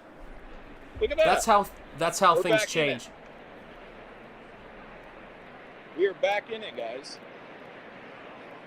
Look, he's a changed man. We won. He The is. demeanor. This is Hell John yeah. excited. That's a fucking... Guys, let me just talk about this. It's disgusting to see John smiling and happy. I've seen it a few times. I prefer him to scowl and go, if I see you on my property, Shanth. Like, that's the John I know. That's my bestie. But yes, this is what you're seeing right here, is somebody who's had so much crap eroding his faith in humanity, having a moment where he goes, oh, damn, I guess this was a win. Step in Here the it right is. direction. What do you say? Yeah. Yep. Hell, I don't know what happened. They said that whoever they talked to said they vouched for me. They said, hey, he's not causing any trouble. He's not doing anything wrong. Why are we doing this? Why are we doing this? Why are we doing this to this young man with the gray beard? Going nowhere says, be undeniable. Fuck yeah, guys. Hell yeah. Big Rod Ben, Willie said something D. about Frank. Hell yeah, guys. This is my wolf mask. You guys wonder why the hair keeps popping up in the camera. We did it, dude. That is Yes, they did. awesome. Right on, Antoine. A small That victory. feels like a fucking win. That's right. Don't you Yeah. think? Yeah.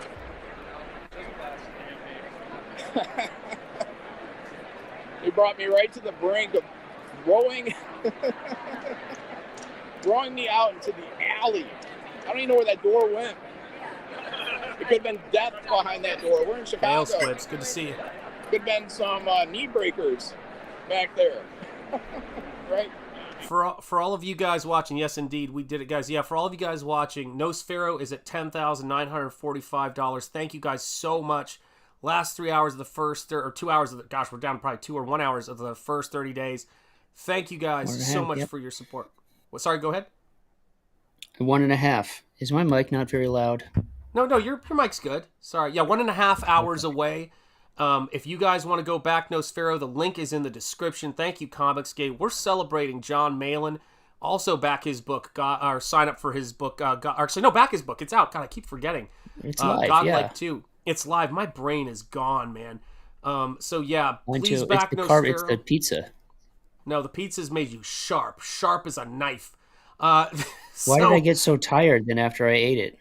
Can you? I don't know. explain that Why to are me? my pants off, Eric? It's not like I know why all these things happen, but we're celebrating it, and yeah, guys. But so please back Godlike 2, and like I said, the last couple hours of Nosfero, the link is the first link in the description for this stream, guys. Drop the link if you will for Nosfero, and let's see if we can get it to 11K and make Mrs. Enjetti be even more excited. But either way, guys, I appreciate you guys so much. Thank you for being here. Smash the like if you have not yet. Do all of that stuff. Let's watch John, and let's understand Baltimore in this context. Frank. Yeah, Frank was the guy who, he was not cool at first, but he ended up being very cool. There it is. They're working it out. Awesome. Hail Squibs. Hell fucking Amen. yeah. Tammy D, amen. Now we just got to be allowed to set up at this convention and operate our business fairly, That's the next. freely, like everybody else is, and professionally. We should not be not allowed You show up I did at a too, comic Squibs. book It was convention, intense. It's our industry. It was intense, wasn't it? Creatives like me helped build this. And now we're being excluded because of political beliefs. That's a step in the right direction. Yep. And there it is right there. It is a step in the right direction. And let me just say, because this is the stuff, I'm going to share my screen for a second here. So yeah, guys, the link for Nosfero the Crypt Walker is in the description. Let me share this, because this to me is why I'm so happy and overjoyed for John this weekend. This is what all Shane and John, they left the space empty.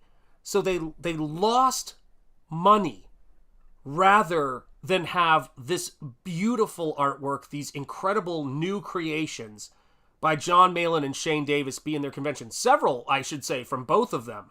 You think about Graveyard Shift, Omega Storm. It's weird. Eric doesn't know these books because he hasn't lettered every single blessed. First I've heard of these. First you've heard of it, right? I'm sure there's some expletives Eric could throw in there for how many books he's done. But yeah, you look at this stuff. This is what they were trying to do, guys. This is the art ability. This is John Malin's Godlike Romulus Saga, of course, Graveyard Shift as well. And that's Shane Davis's Inglorious Rex, in addition to his other book, Starlight Cats. They wanted to put a beautiful booth dedicated to comics in this convention, and that is what they were trying to stop. And I honestly think that C2E2 should be offering these guys a lifetime or at least 2 years of paid for, you don't need to worry about anything booths, prime spaces at their con, if they want to take it seriously that they're for artists. That's ridiculous. You know, man. It wouldn't look that good had I not designed those banners for them. Right. That's right. Eric is holding up Comicsgate single-handedly. He is the keystone. Yep. I guarantee that there are some creators trying to encourage. Yes, exactly right. And they're going to be welcomed into there, aren't they?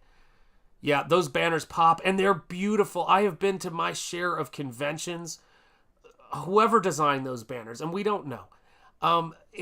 They're fantastic. I know. Aren't this? Can you do me a favor then? If you do know, can you look at the chat so you can read these compliments? Because I know that's the stuff you struggle with. Good job, Eric. It's Baltimore Con. That's right. Yeah, I mean, it's those banners look great. Eric Weathers is Atlas. I've said it for years. Amen, John. I like watching Eric squirm a little bit. It's fun. Stop complimenting me. It makes me uncomfortable. Yeah, I don't like the way what was it? He's just trying to show he loves you. Make me feel funny. Oh, that's my favorite Major. Funny. Major Pain is a way of life, people. Yeah, here we compliment you until you cry, says Simply Green. And so, yeah, guys, so tonight we're doing the 2 hours it says here. But we are at, 2 hours. It says 2 hours, but I think it's more like 1 hour and 30 minutes. We are so close to 11K on this campaign, guys. We are so close. So if you are somebody who hasn't backed yet or has been holding off on backing or wants to get us over that hump, it would be outstanding. Outstanding. And let us know in the chat if you do, guys. But yeah, man, that's what we're fighting for. That's what all of us are doing here. We have to face the realistic, possibility that we will be disinvited, because it wasn't just them who were uninvited or, say, had press credentials revoked. It was folks like Anna. It was, Shane, too. Shane and Yanzi put so much energy into making this happen, and it was like all of a sudden, all the air was let out of the balloon, and they actually still managed, even after that, to have a get-together with the fans by the hotel, have a great freaking time and entertain. And I'm so freaking proud to know these people as, just creators and artists. And Mange showed up, too. And Mange was there. Mange cannot... If you put up a fence, Mange will jump that fence. That is who Mange is. So, yep, love me some Eric Weathers. Eric, Antoine, damn it. Eric is the spermicide and the prophylactic medicine. Oh my god. Oh my god. You guys are incredible. I'm not sure 130 that's a people. Compliment. Listen, the truth is somewhere in between. Please back Nosfero. There's the link from Awesome One, guys. We got to have one person in here who can get us that $55. Strike a blow for comics, and strike a blow for freaking making the kind of comics that IDW is now cynically saying they want to do. What does Nosfero sound like? I could think of a million things. Too many things to consider, Simply Green. It sounds like victory to me. And it smells like, voice actor. Oh, what you mean? What would he sound like if he... You know what's so funny about that? That's a really great question, Simply Green. Here's the problem with that question, as weird as it is. The actor or the person I thought of when I thought of Nosfero was Douglas Fairbanks Sr., who was in silent movies. So I actually largely just picture he's whatever your voice is. Yeah, he sounds like Chuck E. Cheese. Tammy knows. But I would say that oh gosh, I'll tell you some people that he's inspired by for sure. He's inspired by Denzel Washington in the Book of Eli for sure. Like his temperament. One of my favorite movies of all time. You know, I have that giant Book of Eli Denzel Washington painting over there. Yeah, the choice voice would do a great voiceover. But then there's other elements when he's speaking where he sounds like Peter Cushing as Abraham Van Helsing in the Hammer movies. So it's, you know, he's like, I always think of actors that I love, like one of the big influences for the way I visualize Nosfero is the 1992, I could be wrong, Last of the Mohicans, directed by Michael Mann, starring Daniel Day-Lewis. So I can see Daniel Day-Lewis as being that type of character. Like, because he's sort of like the Hawkeye in that story, and she's like the Cora, for lack of a better way of putting it. Yeah, Peter Cushing is the GOAT, 100%. No, James Earl Jones is too much medicine, and God rest him. James Earl Jones, I feel like if there was a character of mine that had James Earl Jones' voice, it would be that Golem character. It would be, you know, it would have to be somebody like this guy, funny enough, has got a little bit of the Thulsa Doom. Because James Earl Jones, he knew how to perform Shakespeare, which is what made all of his voice work so incredible. And, I just sort of think James Earl Jones is gravitas. Nosfero is like, how do I put it? Plus, he's white and James Earl Jones is black, and you can't do that. I mean, that's you can't do that. That would be weird, especially if the character he was voicing was a white egg, you know, in a mechanical suit. Like, in a mechanical suit. For real. Let me tell you, if that was a hard-boiled egg, when they pulled that off, it'd look about the same. Like it wasn't that different, man. It really, seriously. Willie D is saying, I got you there. Willie D. Congratulations, Willie D. Willie D, what have we got, guys? Let me see if I can share this. Willie D. Let's have it.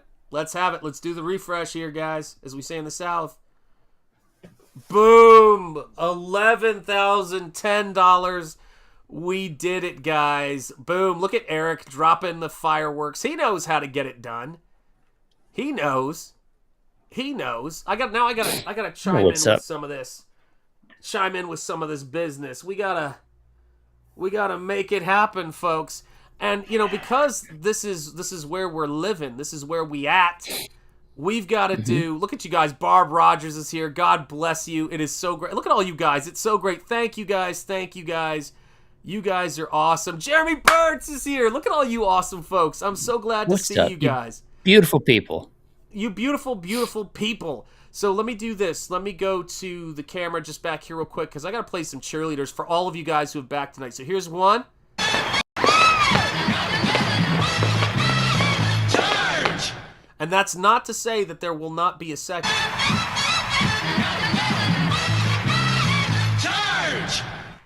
Thank you guys so much. I have to say, I think it is all Eric Weathers.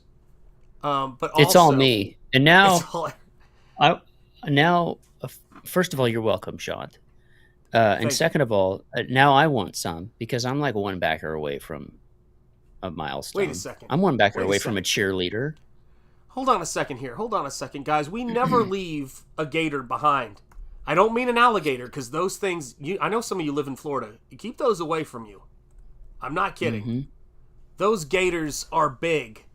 But we got to talk about this. So where are we at backer-wise on Battle Rick Road 2? What are we trying to get to is my question. We're trying to get to 62, and we're at 61,974. So we're so close. You understand? We're so close, guys. I want to see more cheerleaders. Let me talk a little bit here about Mr. Eric Weathers, okay? I feel like I want to quote Harry Connick Jr. quoting Jesse Jackson in something you could never do today on Independence Day. Why we're here, we may never know. But I do believe that the Black Knights will be victorious. Once again. So, guys, you guys are amazing. Thank you so much for getting us to 11K. It feels almost wrong, but not quite wrong. Thank you, Skeleton Core Comics. All my channel members, guys. It's the longest channel member credits you're ever going to see. Jeremy Burtz, you guys, my ride or die. You guys are making it happen, guys. Can we get Battle Brick Road to 62? We have done so much, man. Thank you so much, guys. Yeah, 62. I was thinking, that's a great one. Bruce Willis or an old Antonio Banderas would be perfect. Thank you guys. Banderas. Mike likes tacos. Yeah, that would be great. I don't know who my voice characters would be. Yeah, I mean, I actually think about your characters the most for voices. Like, I've thought about every time I'm working on this painting, Lion is kind of easy to think of, like, because he could go one of two ways, but I could see a James Earl Jones for him, but that's unfortunately because of Mufasa. You can't do that, but it's because he has a big his chest, the barrel chest. Idris, you could do. Yeah. And then I think of for Scarecrow is the other one. That's a fun one to play with voices because you really feel like somebody could act their socks off with that. You know what I mean? Yeah. Like, imagine if you had, I think of so many people, like, you know who I think would be a really kick-ass Scarecrow, actually, is Cillian Murphy from Peaky Blinders. What do you think? Is that weird or no? he would fit in the role, like, perfectly. Yeah. No voice. fucking fighting. Oh, NS Studio sends a super chat. You got these claws, man. Yeah. Dude, see, that's one of my favorite quotes, man. That is from Swingers, where it goes, "You're like a bear with these claws, man." And you're like, how do I kill this bunny with these claws? Like, how with these claws do I kill the bunny? Respect for that quote, NS Studios. You get a cheerleader, my friend. You're going to get two.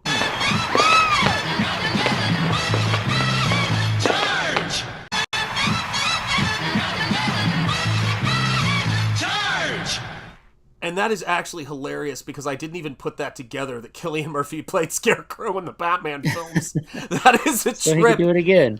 Yeah, but but in those movies he was a cerebral nerd, and in Peaky Blinders he was like an organized, outsmart you gangster. And I think that's the quality, man. Oh my gosh, Barb just gifted a Shanth Enjeti membership. My gosh, Barb, you're going crazy out in here. Where is that, Barb? Where is it? Did I miss it? God, I am a senior citizen at this point. I could see Fassbender while you're looking for that. I could see Fassbender. Barb, where is it? Oh, there it is right there. Yes, Barb, I see it. I know it's in here, and I'm going to send you some cheerleaders, Barb, because I'm somewhat mentally weak at this point. So here we go.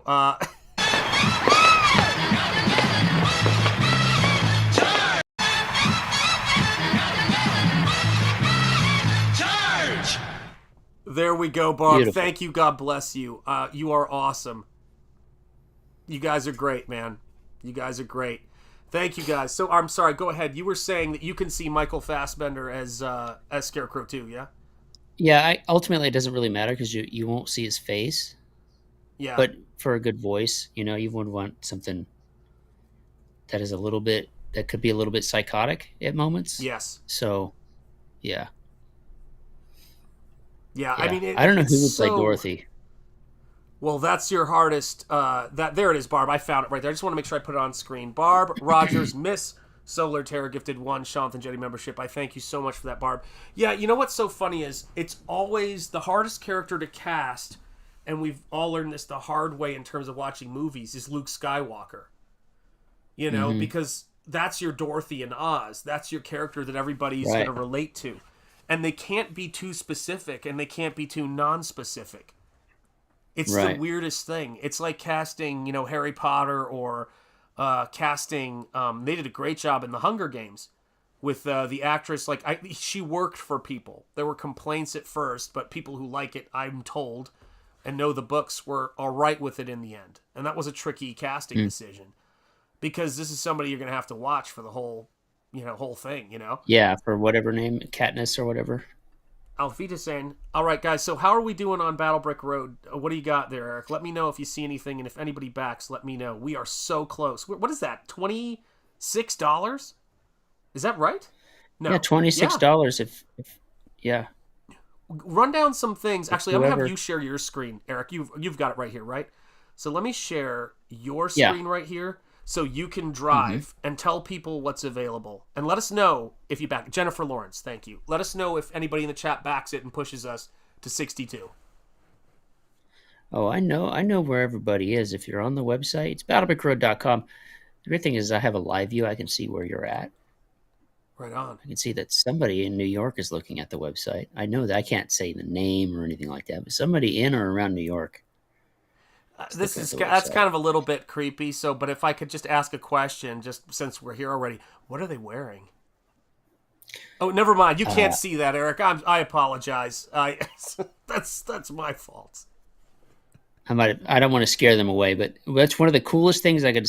Now they just left the country. Live view. Yeah, we have this live view, and when I launched I didn't know it existed when we launched the campaign. But when I launched the Ethan cover and the Battlebrick Roadster, I was watching that live view, and like the whole country lit up. There were like 80 different dots all over. Amazing? It's beautiful to see. Yeah, that's the power of Comicsgate, man. It's around the world, across the country. People want us, like, guys. It's like you guys just watched. You just watched somebody in Comicsgate conduct themselves in a very intense, clearly extreme situation, where there was miscommunication, deliberate miscommunication about them, and they handled themselves in the way that we talk about people making stands. It's important. They didn't lose their head. It was a great outcome, and they're doing this stuff not just because they want you to back their books and they want to just make $1 million. They want those of us who've been kicked out and pushed out of pop culture to be allowed to come back in with our heads high, because we built this shit. This was built on our fandom, and it was taken over by carpetbaggers. And we have just as much a right to be there, to wear our CYBERFROG shirts or our All Caps Comics hats with pride. And John is at Baltimore Comic-Con, and I think we should tell Baltimore Comic-Con how much we appreciate them running themselves like a business. Sorry, Eric, go ahead and talk to us about these things. Let's do it.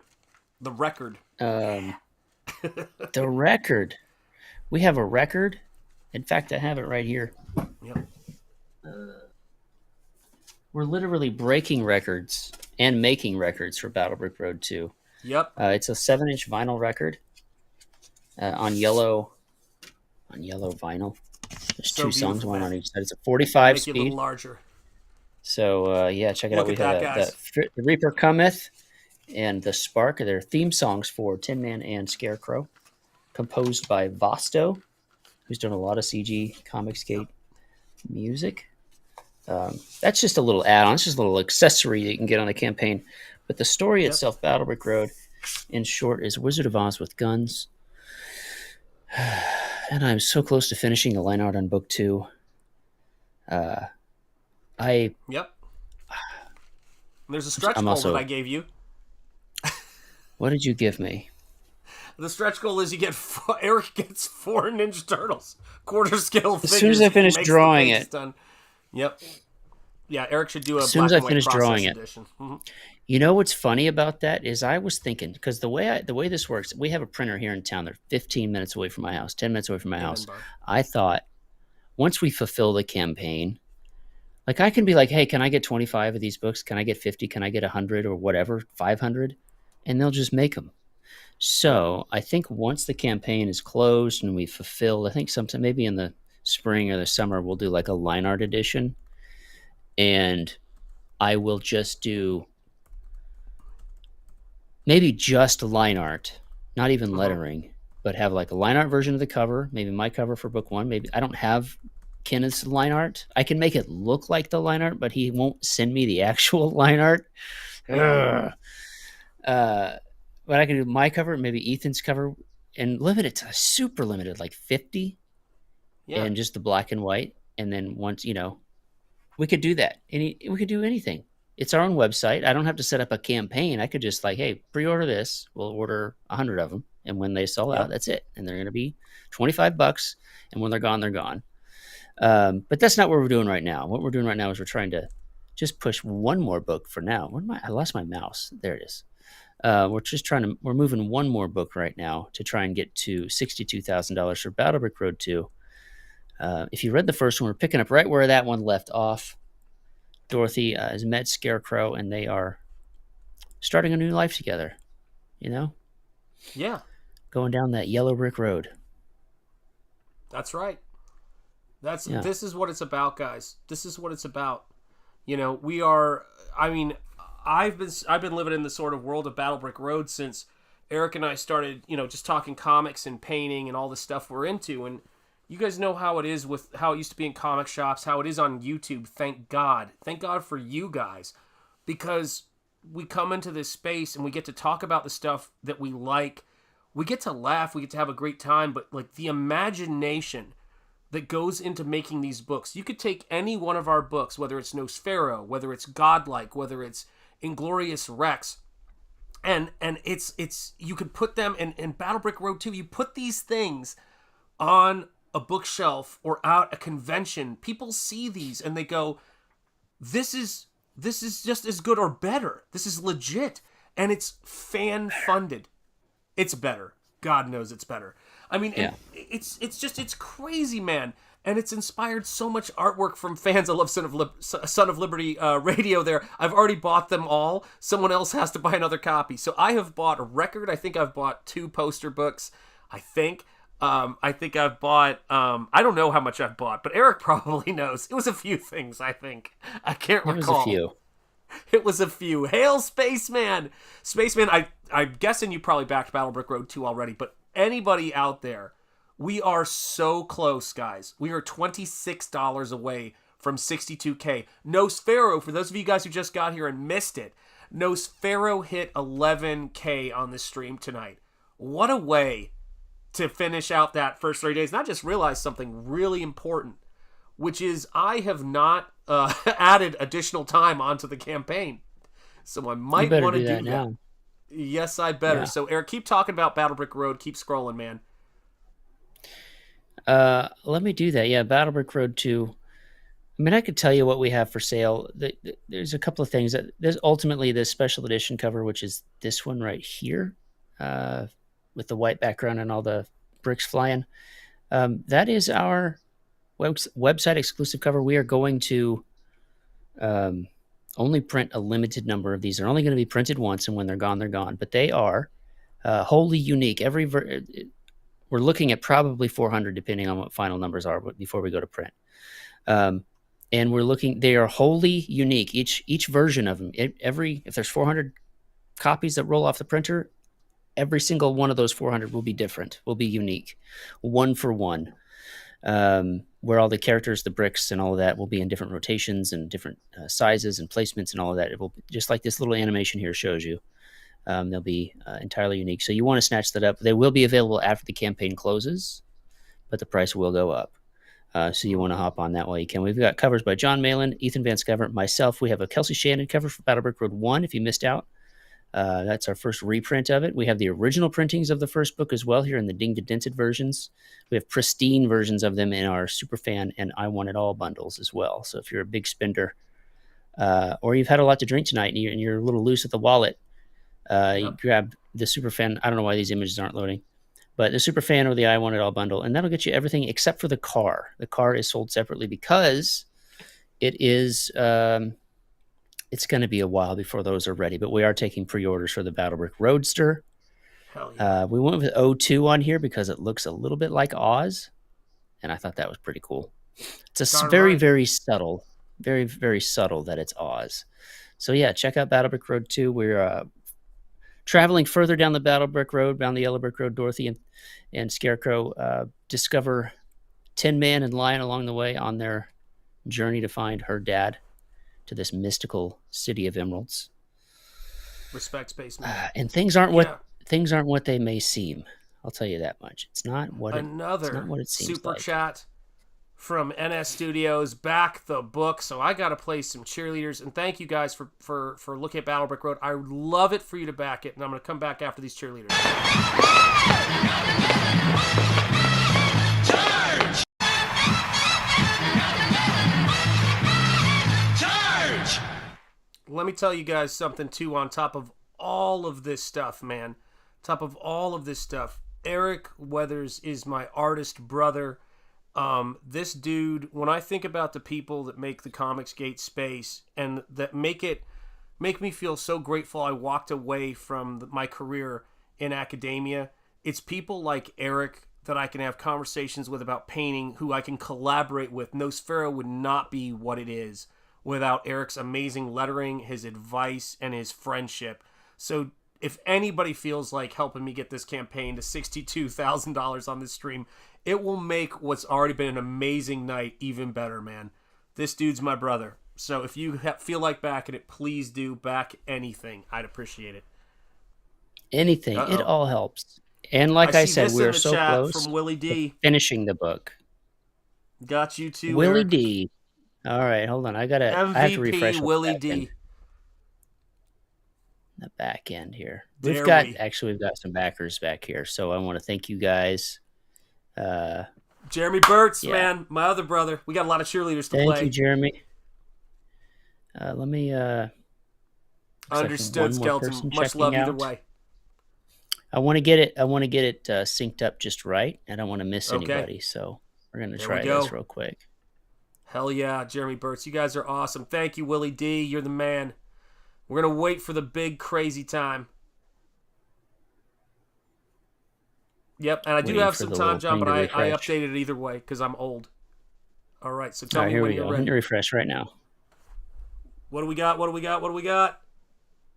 Hey, Comicsgate! Hey! There we go, man. Yeah! That's what we're doing, man. Yeah, guys, we're gonna give you some light show. We're gonna give you some fireworks, hot fire, and I believe we have a couple. Man, I gotta reload my thumbs. It's not working. But here's what I do have for. Oh, look at that! A little bit of hearts. Will I even get mine? Oh, look at that! That's right from my heart. You know. Party time, man. You guys are awesome. So let's do this. This is for all of our backers. How many backers did we get? How many new backers? So I know how many to do. 3. Here we go. There's gonna be a lot of cheerleaders. Brace yourselves, guys.